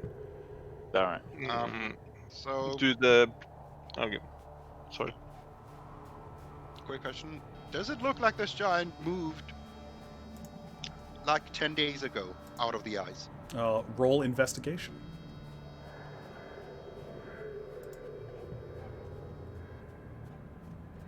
And then tell me what you roll, because I have a thing pulled up, so I won't be able to see it right away. 11. Oh, 11. My rolls. Yeah, I mean, it looks like it... It doesn't look like it's been, like, months since it moved, so yeah, it's believable that it could have been, like, recently stuck back in there again. Guys, like, it's possible that this might have killed the fisherman, but I'm not so sure. Well, I mean, there are I'm 4 not of them, dogs. right? So if I were to guess, he might have killed like 1 or 2, and maybe the rest got away. We should still look I don't know around. how combat proficient you think these fishermen are. I mean, I know how running proficient I think these fishermen are, which are, you Yes. know, proficient enough to run away from a giant frost giant thing. That takes a dozen seconds just to get out of the ice. I mean, our reaction is probably the bad reaction to try and smash it back in. I would say it was a bad reaction. Oh yeah. How about before Why we bad continue we in killed here? it? I wanna check if there is anything interesting among their bones and debris, like something something out of the ordinary. More looking for interesting than actually loot. But Quick if I find question. loot, that's good. Would Throg have known that the ogre did something when it stared at... I mean, it was very obvious that the giant did, like, a magical undeath attack thing when it flared its Okay. eyes out at him. So Throg would have known that it actually did do something. Yes. Okay. And it does appear that the only reason Helga survived was due to her fortitude. That she survived whatever it was trying to do to her. Not that it was ineffective. Because, like, it would have been visually apparent that it was, you know, like, trying to, like, encase her in ice. Yeah, like there was probably icy mist forming around her, and she shook it off. Death stared at me and I stared back. And said, hey, wait, no. Why can't I Helga find- Giant Bane. Okay. Alright, digging through... Let me make sure. Yeah, digging through, you don't find anything excessively noteworthy. Like I said, most of the stuff does appear fairly old here. There doesn't look like there's much wealth here. But also doesn't look like there's, like, things are kept here either. It does look like this is mostly treated as a somewhat graveyard, where discarded bones are thrown, not that things are killed here. Yep, that's what I had guessed. That this is kind of a garbage disposal. A garbage Um, disposal for whom? Exactly. Also, I'm taking probably one of the finger bones of the frost giant as a souvenir. Sure. I'm taking the hit. The whole skull. I mean, I can understand Can it. you but carry it's- that? it's- yeah, it's like Why not? it's a couple of pounds, but it is a hollow skull. It's also very big. Yes. Like it's more cumbersome than heavy. Okay. Also, I just realized, or I found out that the thing I was thinking of is my level 2 channel divinity thing, where I can like make metal into anything else. Yeah. Okay. So, You guys take a couple minutes to kind of look around the bones, and you don't find anything out of place. The moaning of the wind as it whips through is continue on notable. You can tell that part of that moaning does come through the fissures that are stuck in the ceiling of this area. I slight misheard you opening. there at Yeah, first. yeah, I thought yeah. you said the fishers, like the fishermen. No, the fissures the in the fissures, rock, I was Yeah. like, wait, how did we miss the four grown-ass humans dangling stuck in off the ceiling, moaning. You know, the people we were looking for. No, the ones that Going let in all the dim Luke light Skywalker. into this zone. Alright, so we carry on then, yeah? Yeah, I guess we should. Yeah. Niker, you still want to scout ahead? Let me just finish my smoke, and I'll come back. The cat needs a smoke. Yeah, the secret cat smoke Well, breaks. I can see getting a smoke after this. I mean, this was kind of stressful, yeah? Hey, you're not mean- the one that had to, get the freaking death stare from a thing that's like No. 10 times your size. No, it's more a victory because I was the one to kill him. 'Cause how tall was this thing? Giants are 20. I believe they're 20 feet tall. Oh, so it's only 5 times my size. My Yeah, no big deal. bad. Me and my 4 feet. Wait, you're only 4 feet? Yeah, I'm He's a short even dwarf. for a dwarf. You know, I picked the short? minimum size for a dwarf. Tiny dwarf. you needed Yeah, to know, you know? And I still weigh 250, so that's, Yeah, you're still heavier than me. Yeah. Chunky. Significantly heavier. I'm dense. In more ways than one. Yeah, you're probably big chunk. almost 2 times my weight. Almost. To be fair, the Character-wise. heavy armor is like a fair chunk of that. Okay. Oh, with armor. Okay, yeah, that makes sense. Yeah. I only weigh 130 without it. Yeah, that's around where I would put Niker's weight. Like he's 6 feet. I think I put his height at 6 feet 3 or something. Because I've actually are a Yeah, bit that's just Throg's slender and weight taller. without anything. Just 250 pounds of muscle Pretty much. and some bones. No brains. Oh, organs, of course. Like Well, like, specifically the ones used for the a pound. digestion, but nothing else. All Okay. right. I'm gonna go ahead. I'm gonna just sneak. Yep. So you can see up ahead, and I'll take this. I have a wall set up there in case you guys came up from the other way, so I will take that off. So you can see as you come up to this split that the pathway does split off, and to the east you can see that the naturally formed cave does cut, and you can see that there are again crudely carven stone steps that lead another back here 10 feet down into a lower open area over there. And to the north you can see that the passageway opens and drops off. You can't see too many details, but you can see that it pops back open to a much larger open area. Go ahead and roll perception for me. Okay. I was gonna. Yeah, this is before you go any farther or anything. Okay. So yeah, that's what you can see.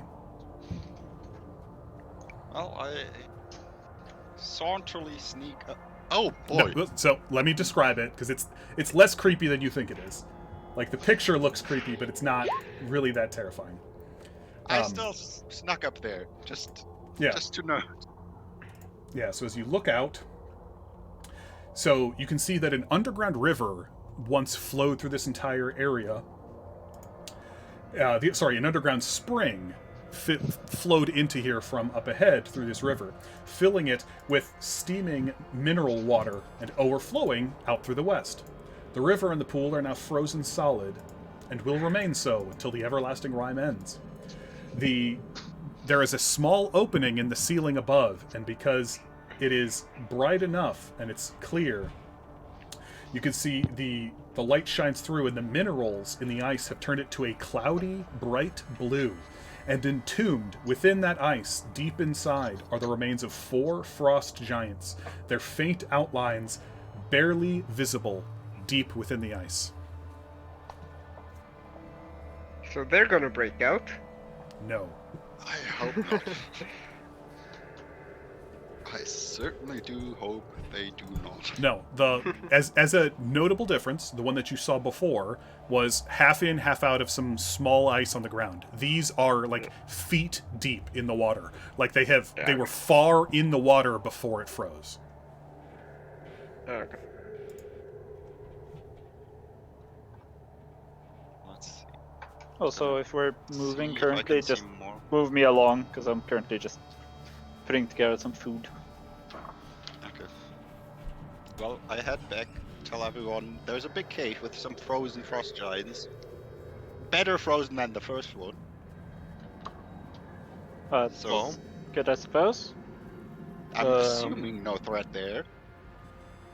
How about the other Um, way? And I just wanted to let you guys know that that's also I'm So assuming that's all that's where safe, the yeah? river leads. Okay. From what I could see, it seems safe, and it seems to be where the river leads. That cutoff, is it climbable? Yes, it's like the other ones where there's enough handhold that you could climb up or down without any major incident. Okay. That doesn't look as risky. Okay. Yeah, like the ones outside the cave, not like the waterwalk. Well, hold on. Are you stealthing right there? Because you just kind of darted around there. Because the first thing I'll say is, as you get to here, before you come around the corner. Oh, because I very specifically did not look where I moved. Like I just moved and then rolled and Well, looked at so what I it's could this would actually happen see. before you get to that Yeah. corner. That's why I mentioned it. Yeah. So as you walk up there, not seeing, but you get close enough to smell this warm, inviting, spicy smell, like someone is cooking, wonderfully warm stew, and the smell is wafting from around the corner. Does it smell like chicken? Or You don't hockey? smell it. You don't know. I'm not describing it to you. Okay. So he has to roll a wisdom save, or No, it's just that's what he smells as he gets there, and does that stop him from peeking around the corner? That's why. It would certainly make me wary, but I would still peek. Okay. It's still like So you walk around the corner. Curiosity killed the cat. So far out ahead, you can see, dimly lit as before, there is small fissures in the ceiling above that let in some of the small ambient light that comes through. You can see an enormous pot, a cauldron that is boiling, and you can tell that that's what the delicious aroma is coming out of. And standing next to the pot, you see a human figure. It's kind of far away and it's dim, so you can't tell all that well. Hunched over from age, that's wrapped up in thick furs, but her head is sticking out, and you can see she's stirring the pot and has just dropped in some new ingredients. And behind her, there is a large stone table that she had taken things out of. It's still too far away to pick out too many details, but you can see she's cooking. okay. That is certainly interesting. Could I roll history or arcana to figure out what this might be? Because out of character, I have an idea, obviously. Well, so roll perception first, Okay. because that is actually the best thing to check. what? You're thinking the old woman in a cooking pot in the middle of Since nowhere is a you got witch? your 20, and you can see Oh, you can see past her on the table the filleted open remains of the 4 fishermen, as she turns around and extracts out some internal organ and tosses it into the pot.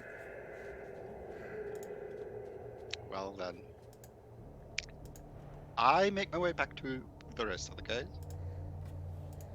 Sneakily. Mm-hmm. Do I need to roll stealth again for Nope. moving back? No, because that was your 20 was for basically doing that and going back. Okay. Okay. Good news. I found the fisherman. Ooh, excellent. Let's go Yeah, get that's great. Bad news. They're currently being cooked. alive. That's No. horrible. We should. Oh, they're It's dead. still horrible though. Yeah, it's still horrible. Me. I mean, feels like maybe we should. They just dispense did some this in justice there. village. Why is it bad now? And maybe if we if we can bring back like some proof of them and like the head of whatever's cooking them, we would be seen as heroes, right? Yes. Just a quick heads up. Wait, Cameron, would I, as Niker, know that this is quite possibly a hag? How much interaction have you had with the Fae? Because that's what hags are. Yeah. I mean, probably. What languages did you end up? I would picking then? say you are more likely to not necessarily know it is a hag, but know that it is. You could like classify it to yourself as some kind of witch who is clearly eating people. Like, you may not know that it's a hag and that it comes with those abilities, but I mean, it's clearly a person that's eating people and is living in a frozen cave. So I'm more likely to. you know it's not a grandma, but you know she's not cool. Like, we'll put it that way. Yeah. Okay. Yeah. Like, it probably wasn't due to Niker not trying to have interaction with the Fae, because they're weird and interesting. But yeah, probably not actually much experience.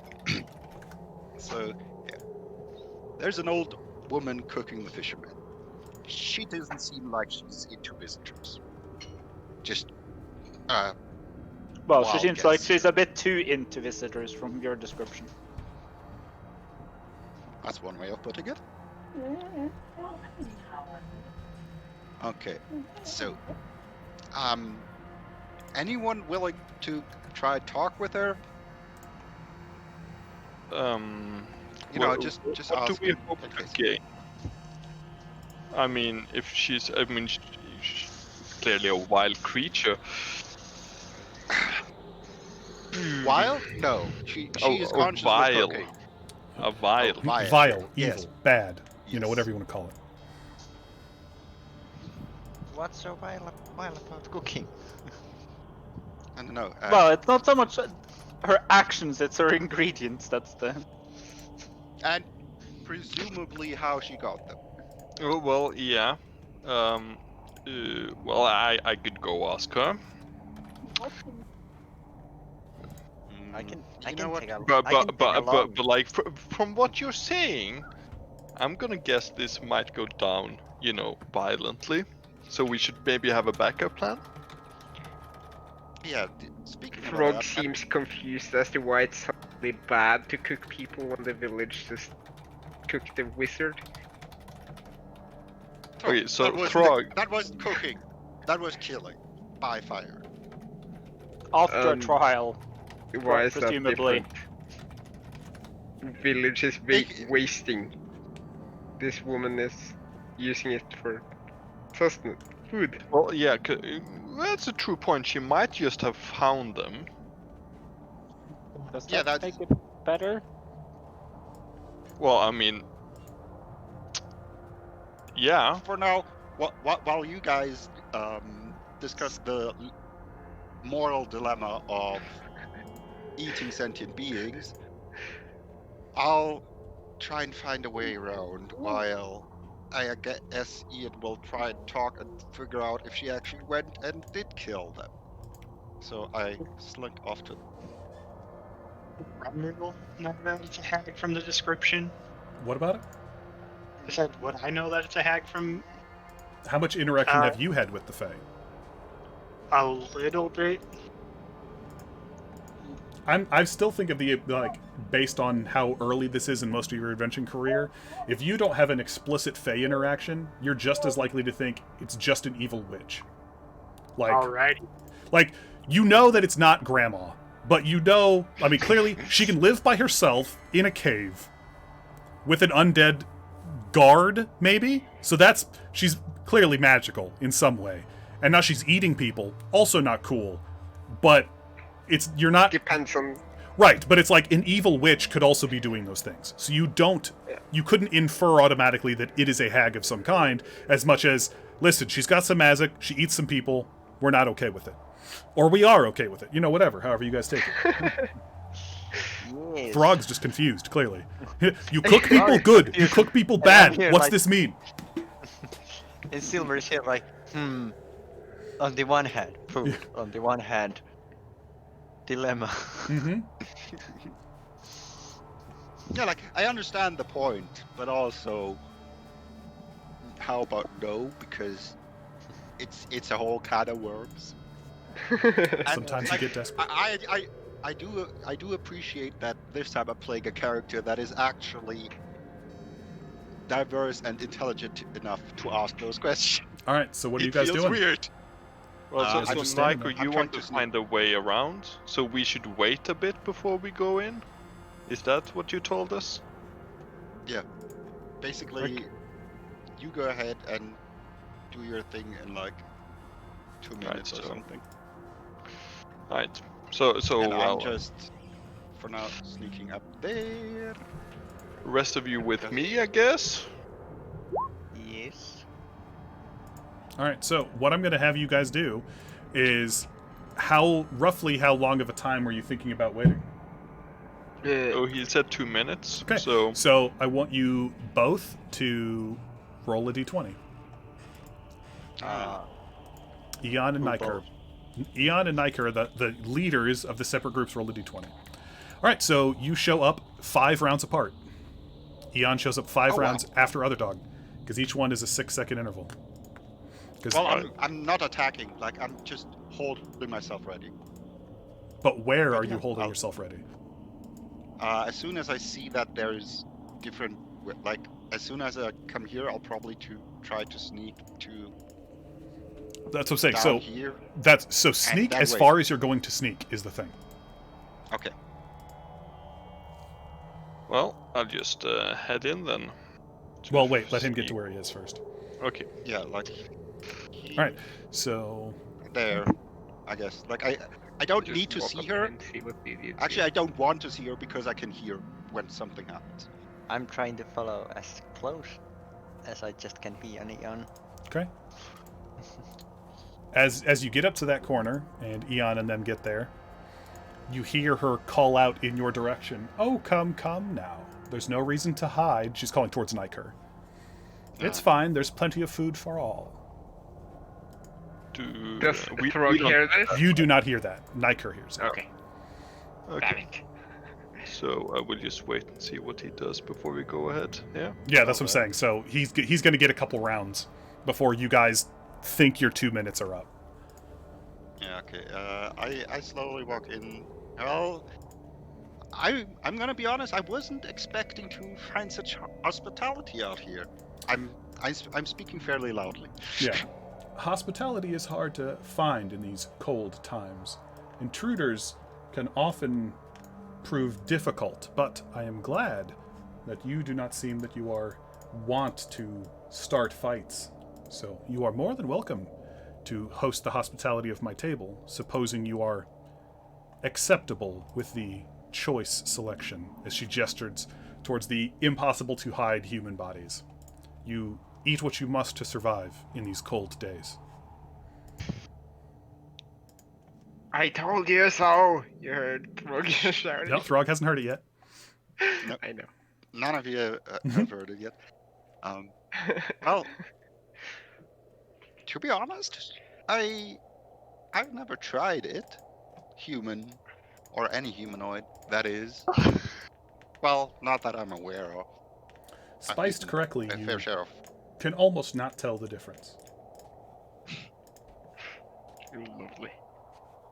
This All right, is now you guys, yeah, that's long enough that you guys can walk in. Right, This was not a great time to have dinner. So I guess I'll be here or something. Yeah, you'd probably get to about here, You just- because then you could see her. Yeah. So everybody catch up to wherever you'd be behind Eon as he's leading in. As you can see that the old woman and Nikor are talking. Oh, brought more friends. Well, did you get separated? Did you come together? Oh well, your home is pretty sprawling, so we thought we might. It is much larger than I need. Understandable. Do I see the corpses? Yes. Oh yeah. So okay, so I'm just gonna like sort of angrily yell out like, "Did you kill these? What are you doing?" I did not kill them, but I do eat what must be eaten to survive. Oh. Inside. Sounds reasonable. Well, I'm gonna say I'm not very cool with whatever you're eating, but Did she not kill them? Hold on, I'll let him finish and then I'll answer. but like then how did they die? How'd you get them? So first to answer Nikor, she was not lying. Okay. They walked into my domain and, unfortunately, fell to a guard who stands in the way. Who I imagine now no longer stops as you all have come through the doorway as well. Oh, that thing. You need stronger guards. The guard was strong enough. I try and like 6 show of it off you. as like oh yeah, that wasn't so big, like to seem tough. I mean, he I'd didn't say that even guard hit was more any than of us. enough for almost anything. Well, yeah, but I don't want to give A up bit that vibe, slow, right? Did I hear her right? Did she say there were 6 of them? No, she said it was strong enough, but there were 6 of you, so it was outnumbered. Oh, right.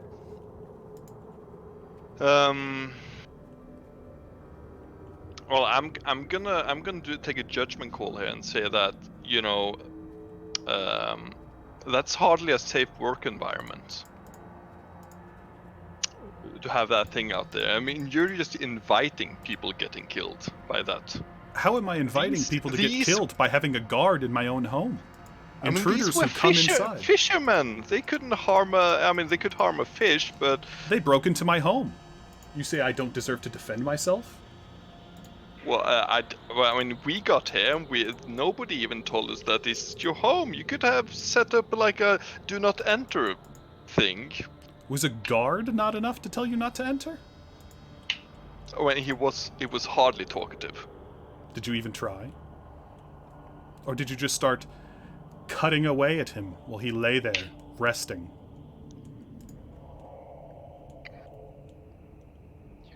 He didn't have a mouth. How? I don't talk. Well, I mean, you have some good points there. So, well, the thing is, we're sent from the village where these guys come from, and understandably, they will definitely want to know what happened to their villages, and it's going to be a bit awkward to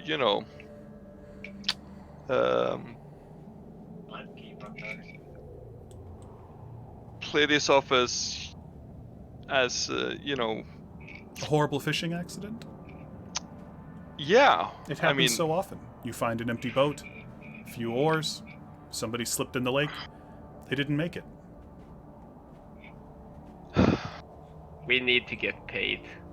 I mean, I think we would need to bring back some proof of them, How could you prove if like they drowned in the lake? instinctness or something, Well, the thing is, I'm not willing to go back there and say they drowned in the lake. Well, unless, you're making it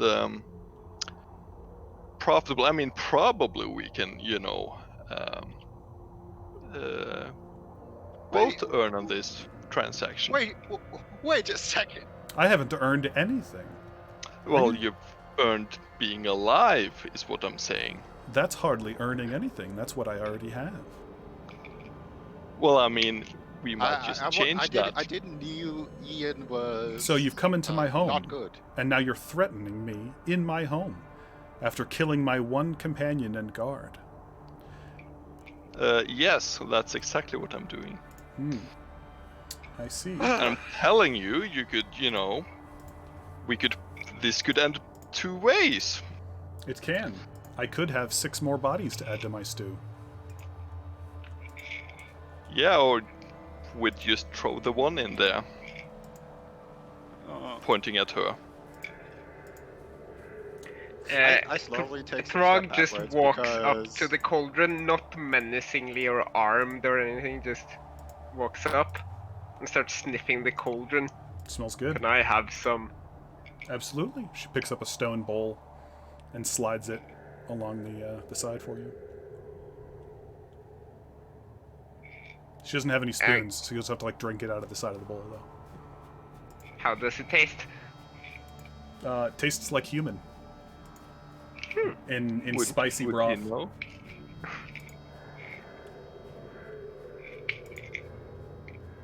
Guys, it's not bad. You should try. It's very filling. Throg, we spoke about this. It's not cool to eat people. Throg, is that your name? If you stay with me, I could feed you forever. You'd never need to hunt again. You see, she leans in and whispers to Throg, "This cauldron, it's magical. It provides food. I add the meat so it tastes... No, it heats Throg wants to go home. No, it makes the food. It heats it up. We could take this cauldron wherever you'd like to go." No, Throg wants to go home. We don't have to stay. I'm saying that this cauldron can feed you wherever we go. You'd never have to hunt again.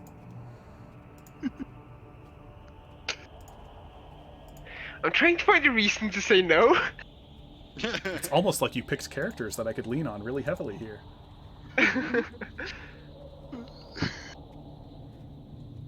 Guys, we can. I get mean, food we for can't free. use You see her whisper back and forth with Throg for a minute before she, kind of stands back up. It's like, I don't think anyone's ever spoken this much with Throg before. Well, do all the rest of you share this fine gentleman, as she points toward Eon's, threatening demeanor towards an old woman just trying to survive in her cave, shaking me down for all of my worldly possessions, threatening to kill me and toss me into my soup? Well, no, because I really don't think you have anything much worth shaking down anyone for once. And secondly, why the fuck would I care how you survive? I'm more worried about what might happen to us if the village finds out that we let you just do what you wanted. Because, as I'm sure you know, not everyone will be as accepting of your ways. No, but I've heard the villages have resorted to quite their own sinister tactics to survive. That is true. They still probably wouldn't care. I don't hunt them out. I don't seek I'm- to kill them. If someone wanders into my house and dies, I'm not going to let the meat go to waste.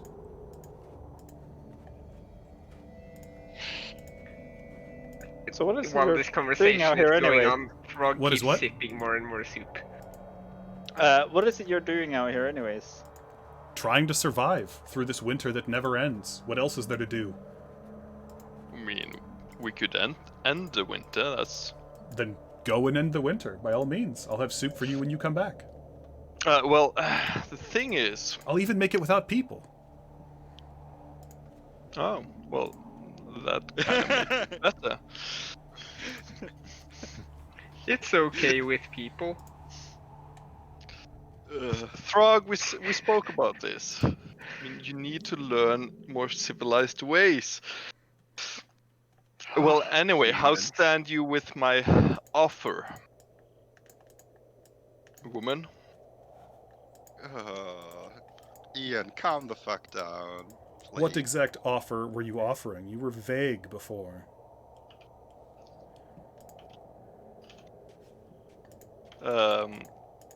Well, What are you aiming to take from my home? I want to hear a generous offer for us to go back to the Okay, village and how tell about- lies about how you didn't kill these Yeah, men. you're I very didn't- robot. I didn't kill them. Or is I that told me? you that. Fuck. Okay, so how about this? Do you have any idea what is happening in this land? No. I know a goddess has cursed the land, and that is all that I know. I seek merely to survive until her curse is over. Do you know that for certain? As certain as anyone knows, on the night of the new moon, you can see as she mounts the sky and recasts her aurora.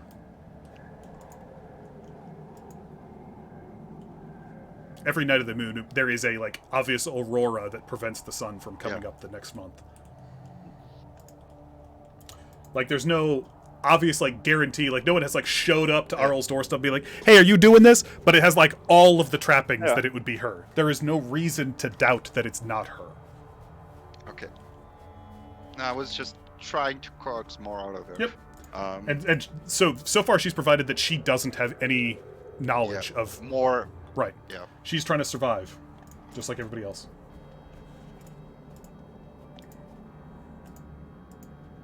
And while I don't agree with her way of doing things, I really don't care. And I would. Do you need their heads? No, there's no good meat in the head. I don't have interest in eating brains. Okay, She spits can I as if, just walk up to the table and start chopping off their heads? If you walk up, she goes, No, I've got it. As she has cleavers arranged on the table. If that's what you want, so- I will clean them myself for you. Now we can show they were dead? Yes, and we have to explain where we got the fucking heads. They were dead. We found them. Well, I mean, Bodies heavy to carry, so we brought heads. Oh, My God. then they'll ask where the rest was. No, this will only end in more people coming in here trying to find them. Okay, just talking to you just feels rude. My name is Nacker. May I have yours? My name is Maud. Okay, Mom.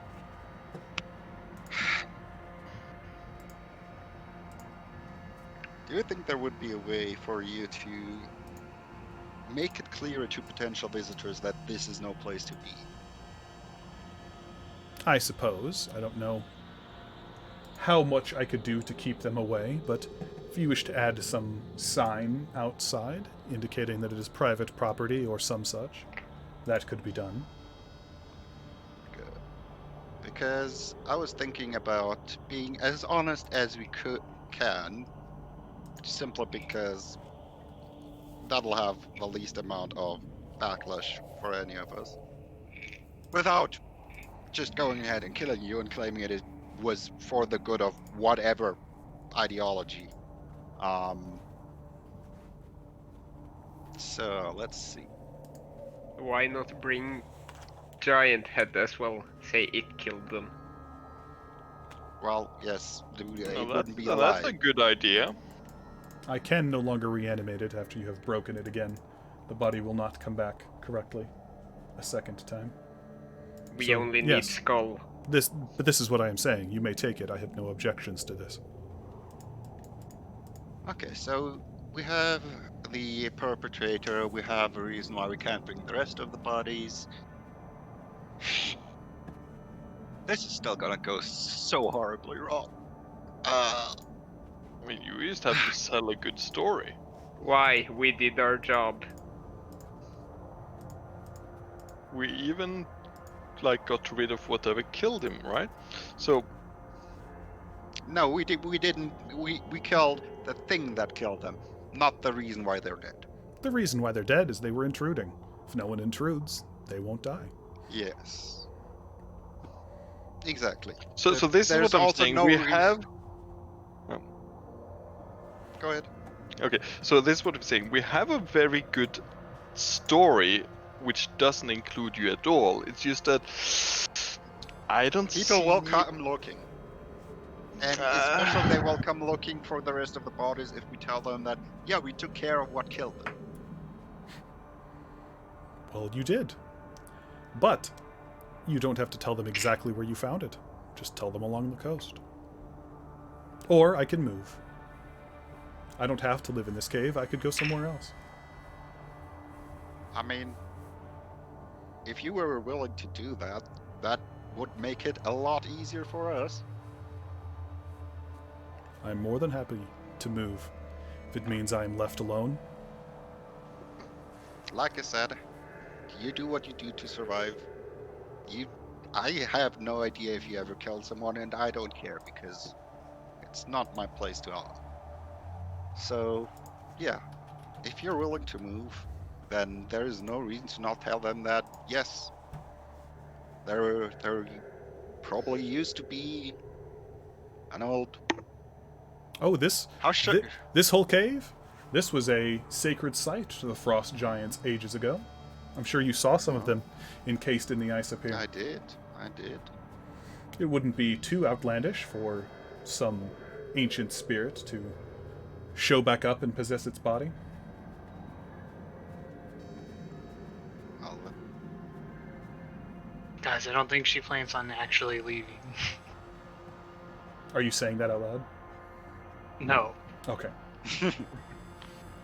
yeah. Do we care? Pure metagame. Oh, no, I do care. I do care for pure self-preservation, because, like I said, if they figure out, yeah, they got killed by the undead guardian of... Let's just call her a hag, because that's almost certainly what she is, even if we don't know it. They got killed by the undead guardian of a hag, and we chopped off their heads and left the hag alone. It's not gonna go well over with them. Well, they gotta do like contested insight checks with the villagers. Well, I mean, yeah, but how but good the are you at thing is, deception? I'm not that great. I'm good at discovering deception, but I'm not good at doing it myself. I'm okay at Like, deception, but we're not like, deceiving. I We're definitely just saying should this killed murder these. We Well, killed this thing. well, so what we're really getting at, it's really in our best interest to kill you, Maud. I don't see that No, that's the no. case. As I've been told from what you've said already, you're getting paid for finding these fishermen. I'm more than happy to provide you evidence of the fishermen having met their ends. I'm even willing to feed you. I'm even willing to move. I see no part of what you've mentioned so far necessitates my death. Throg sips more soup. Did they have any like lockets or wedding rings or something like that to identify them by?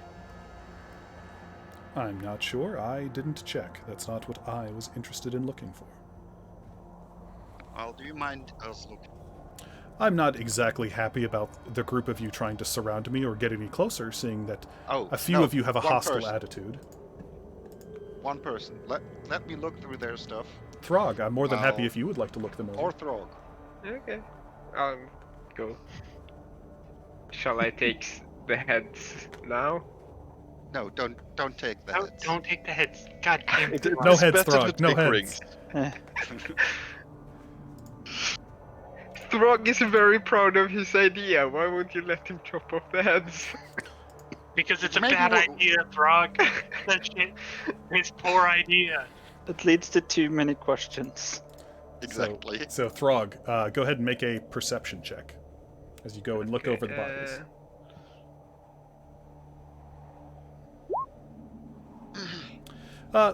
Digging around in them a little bit, you do find not any valuable jewelry or anything, but you do find two... Passports? No, not passports. Let me pull up the right section.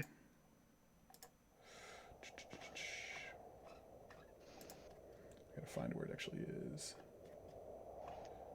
Where'd it go?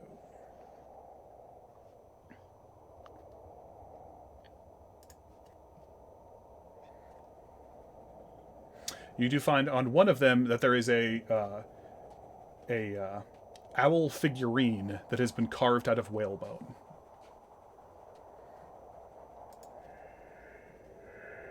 Okay. Frog picks it up and shows it.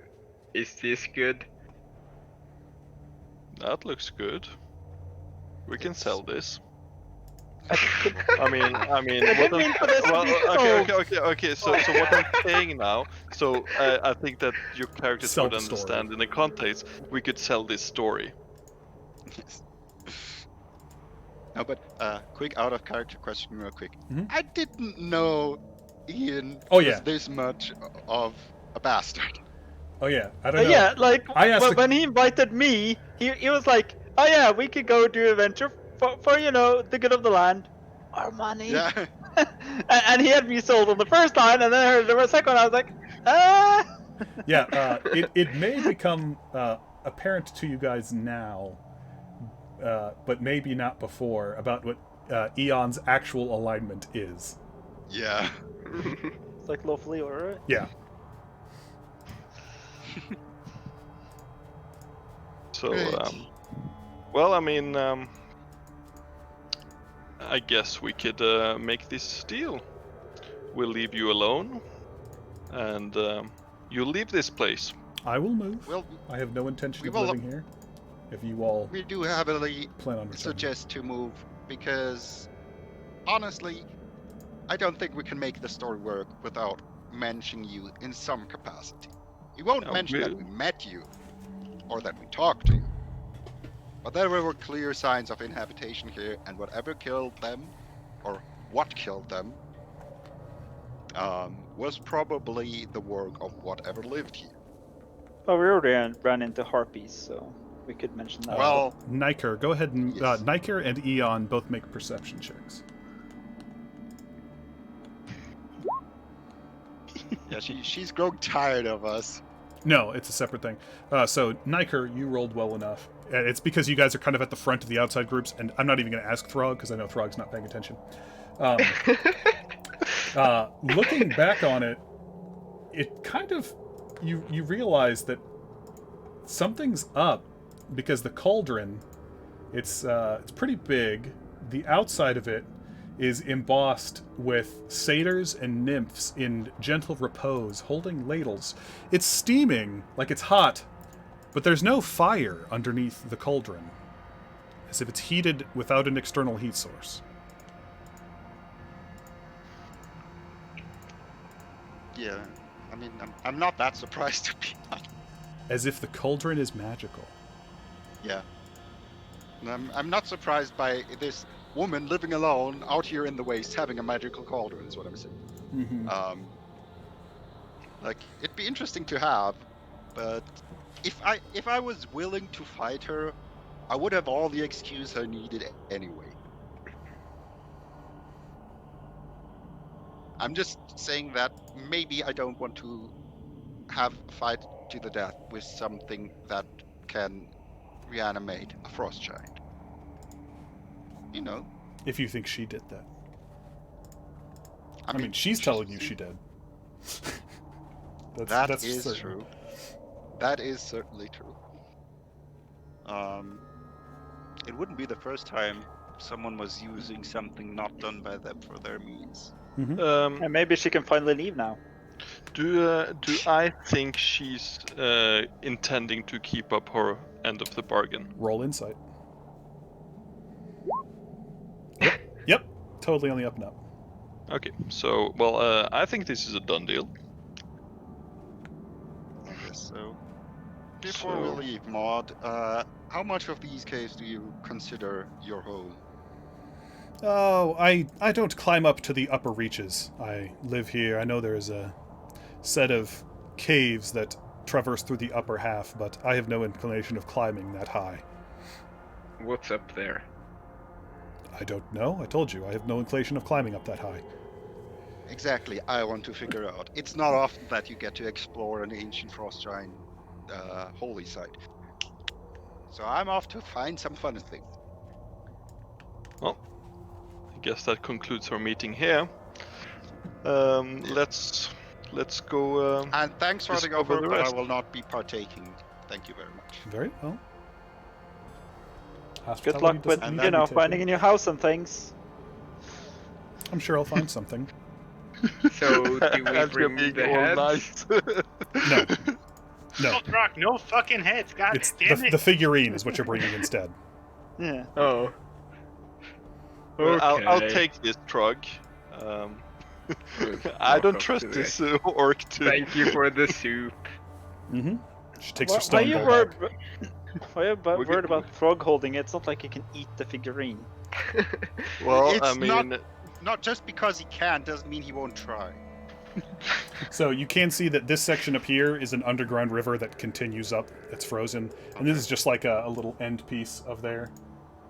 Of that, I guess we'll cave. go around the other side and meet up with Niker.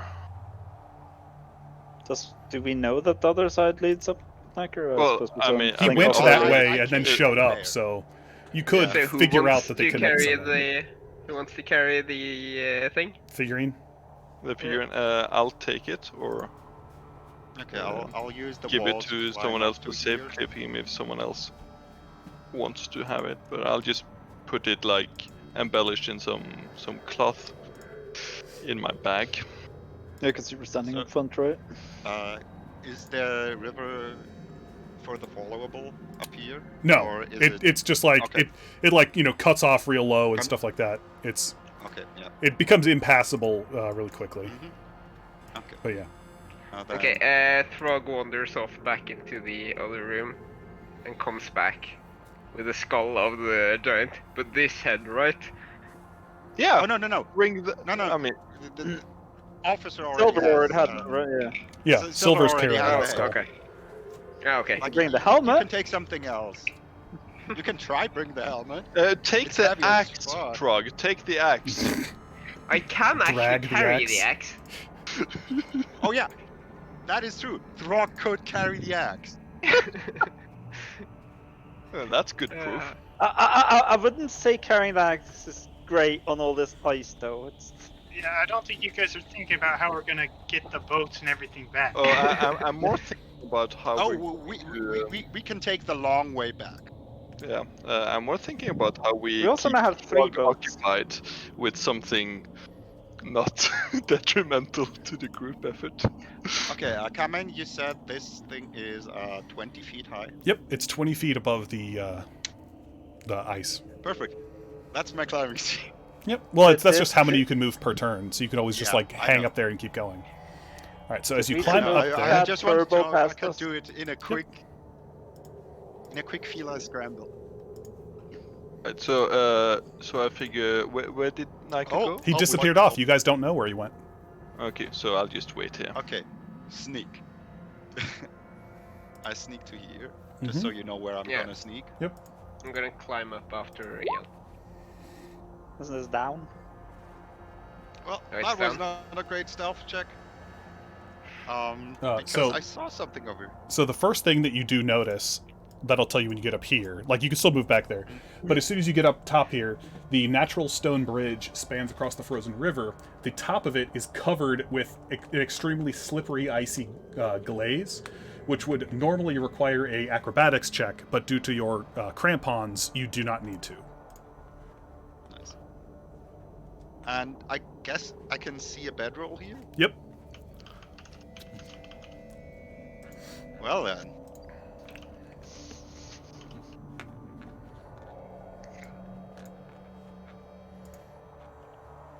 You know what kills the cat, right? Both of us, yes. That's a mark over right there. Okay. As you step in, Brother, What come is in. it? yeah. That ledge the rest of us are at, is that hard to climb or anything? No, it just takes time. There's no check involved. It just slows you down. There's plenty of like handholds and things like that. I'm guessing Raymural isn't just like hanging out by himself. He and Silver. Or silver. I mean, they're even pretty separate for being themselves too. So Can I like look at these giant sure, they're skeletons like and things? 15 feet down into the ice. They're pretty deep in there. Yeah. They appear very, very old, like they've been there a long time.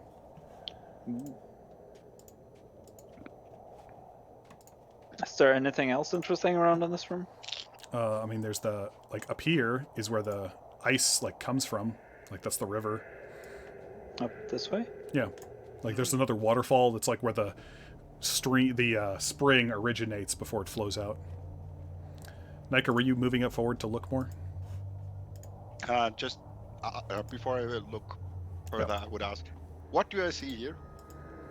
I mean, you see what's pretty visible there before you peek around the corner, which is it looks like a campsite of some kind. Without getting closer, you can't tell how old it is, all that kind of stuff.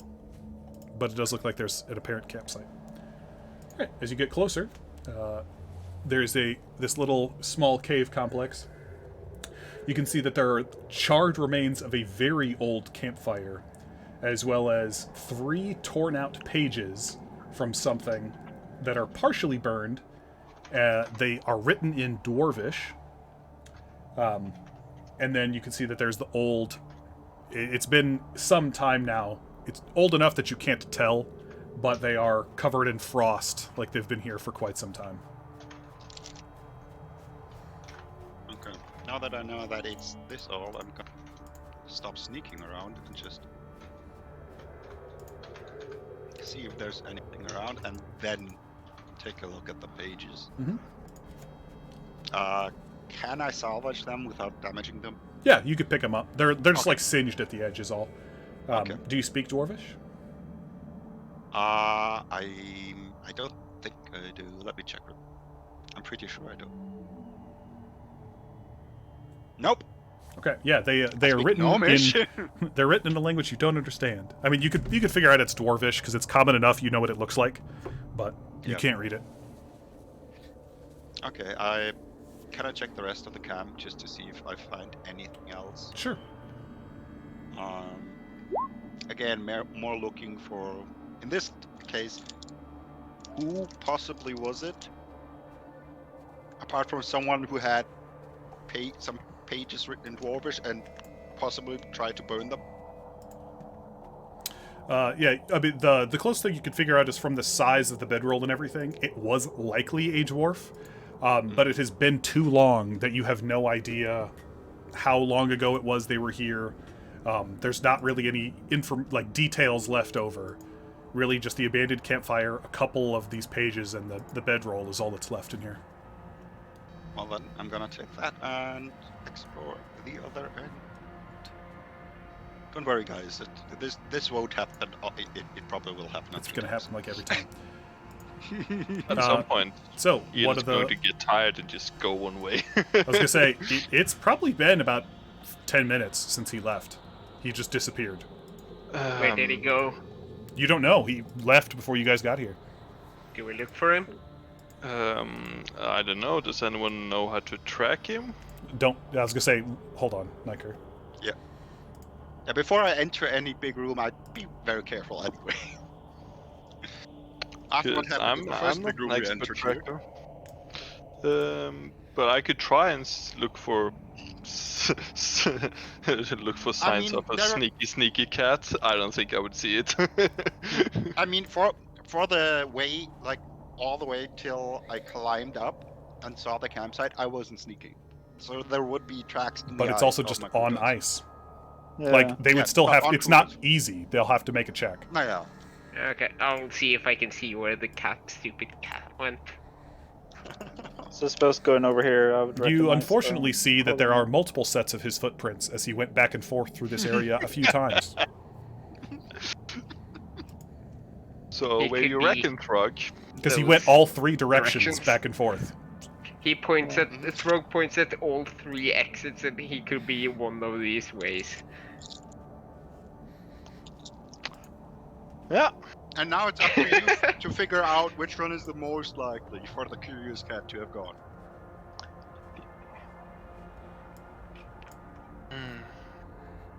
Well, This one starts walking off this way. Can I have I no idea where do you're walking, so... Can I do Yeah, a you're probably survival to right. see if there's any of the ways that has like just one way of tracks? Sure. Although they both actually have both ways. No, Because he's walked back one way and has forth. only one. No, well, because you went up to this corner and came back before you took off. well, he did say Wow. he'd come back, right? A 4. Right, guys? Frog? Did he say- Frog? did he- Frog? Oh. I want to lose you too. Then come. He went this way. Well, Let's let's go. go. Where the Let's rock is go. going. Yeah, let's follow Throg. Oh, Why that's a great would you? idea, I'm sure. Big guy knows the way. Seems certain enough. All right, Niker. Then, As then you- again, he also seems certain about this As dumb you get head to idea. here, as you're walking around the corner, up ahead, you hear the moaning has increased in volume substantially. And as you come around to this corner, you hear that the loudest of the moaning sounds is actually as the wind cuts in and out of this chamber. It makes almost like a low moaning whistle sound as it moves around between these 3 ice-covered pillars of mineral deposits. As it whips through this like little buttonhole area right here is where the moaning comes from that sounds almost like a woman. So the rest of us should probably stop while coming from some other area. Well, if Throg wants to didn't look for more want to. tracks instead of just Yeah. walking, he could do that. Frog is just walking off. I Until- guess we walk until we get to where we recognize ourselves, and then we kind of stop probably, depending on how long that takes. That was we came the opposite direction. I don't think Frog was. I mean, we will Yes, recognize All right, the so Niker, waterfall, as you get right? up there, this cave has ancient stick figure drawings carved into the northern wall. There is no cat here. You can make a history Oh. check Yes. to interpret the drawings. So, isn't this area where like Silver and I are at now? Isn't that where the 19. waterfall was explained earlier? That was here. We were. No, like I mean when we came in, and Silver was talking, or the other cat was talking about it. So No, that was over here.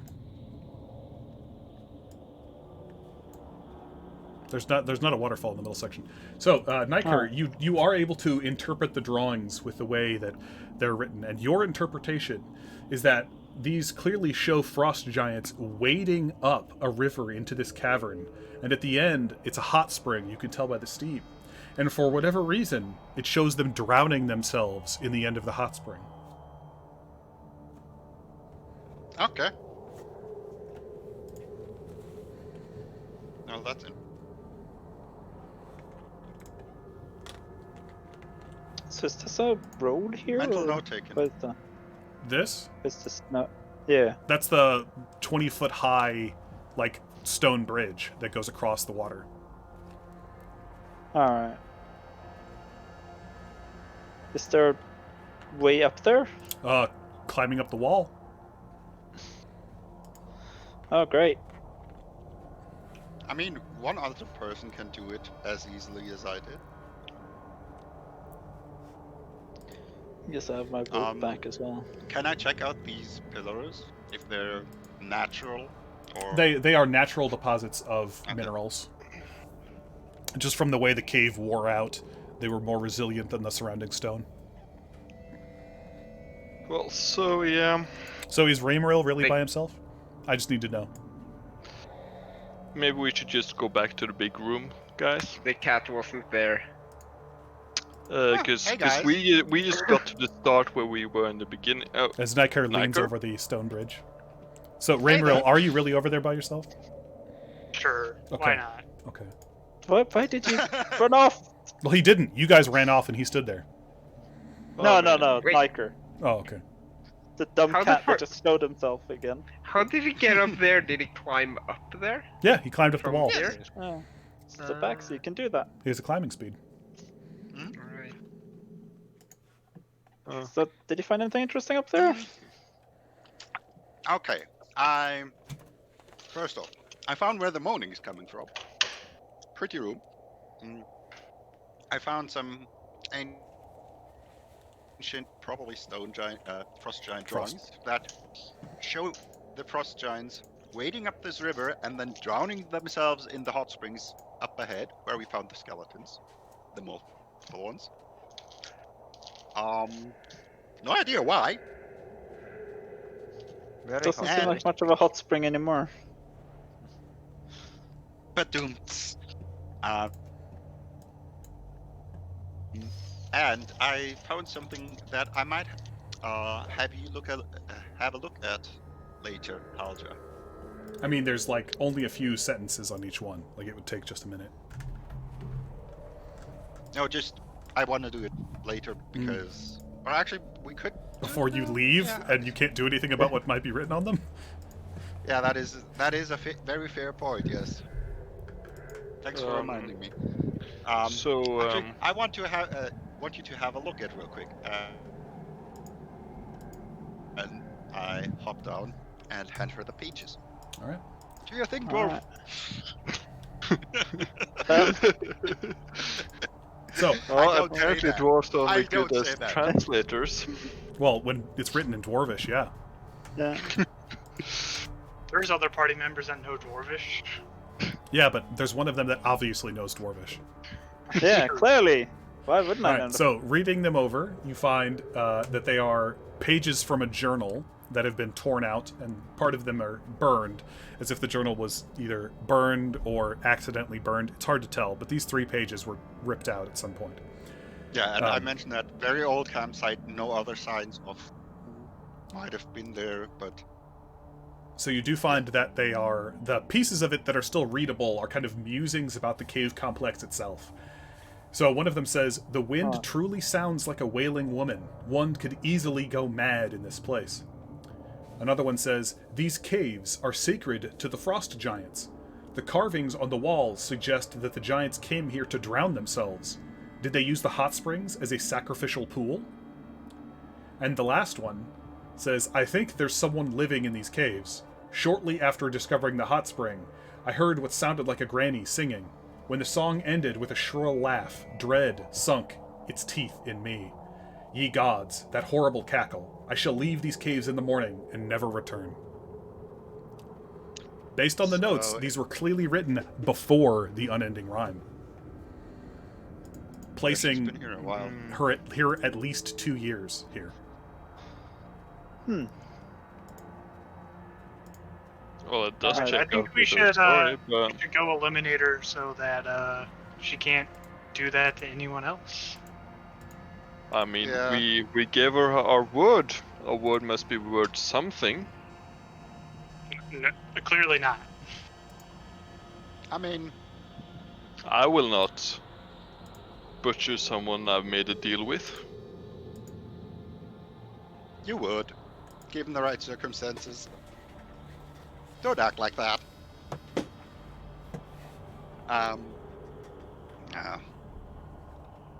Look, I know where you're coming from, but also,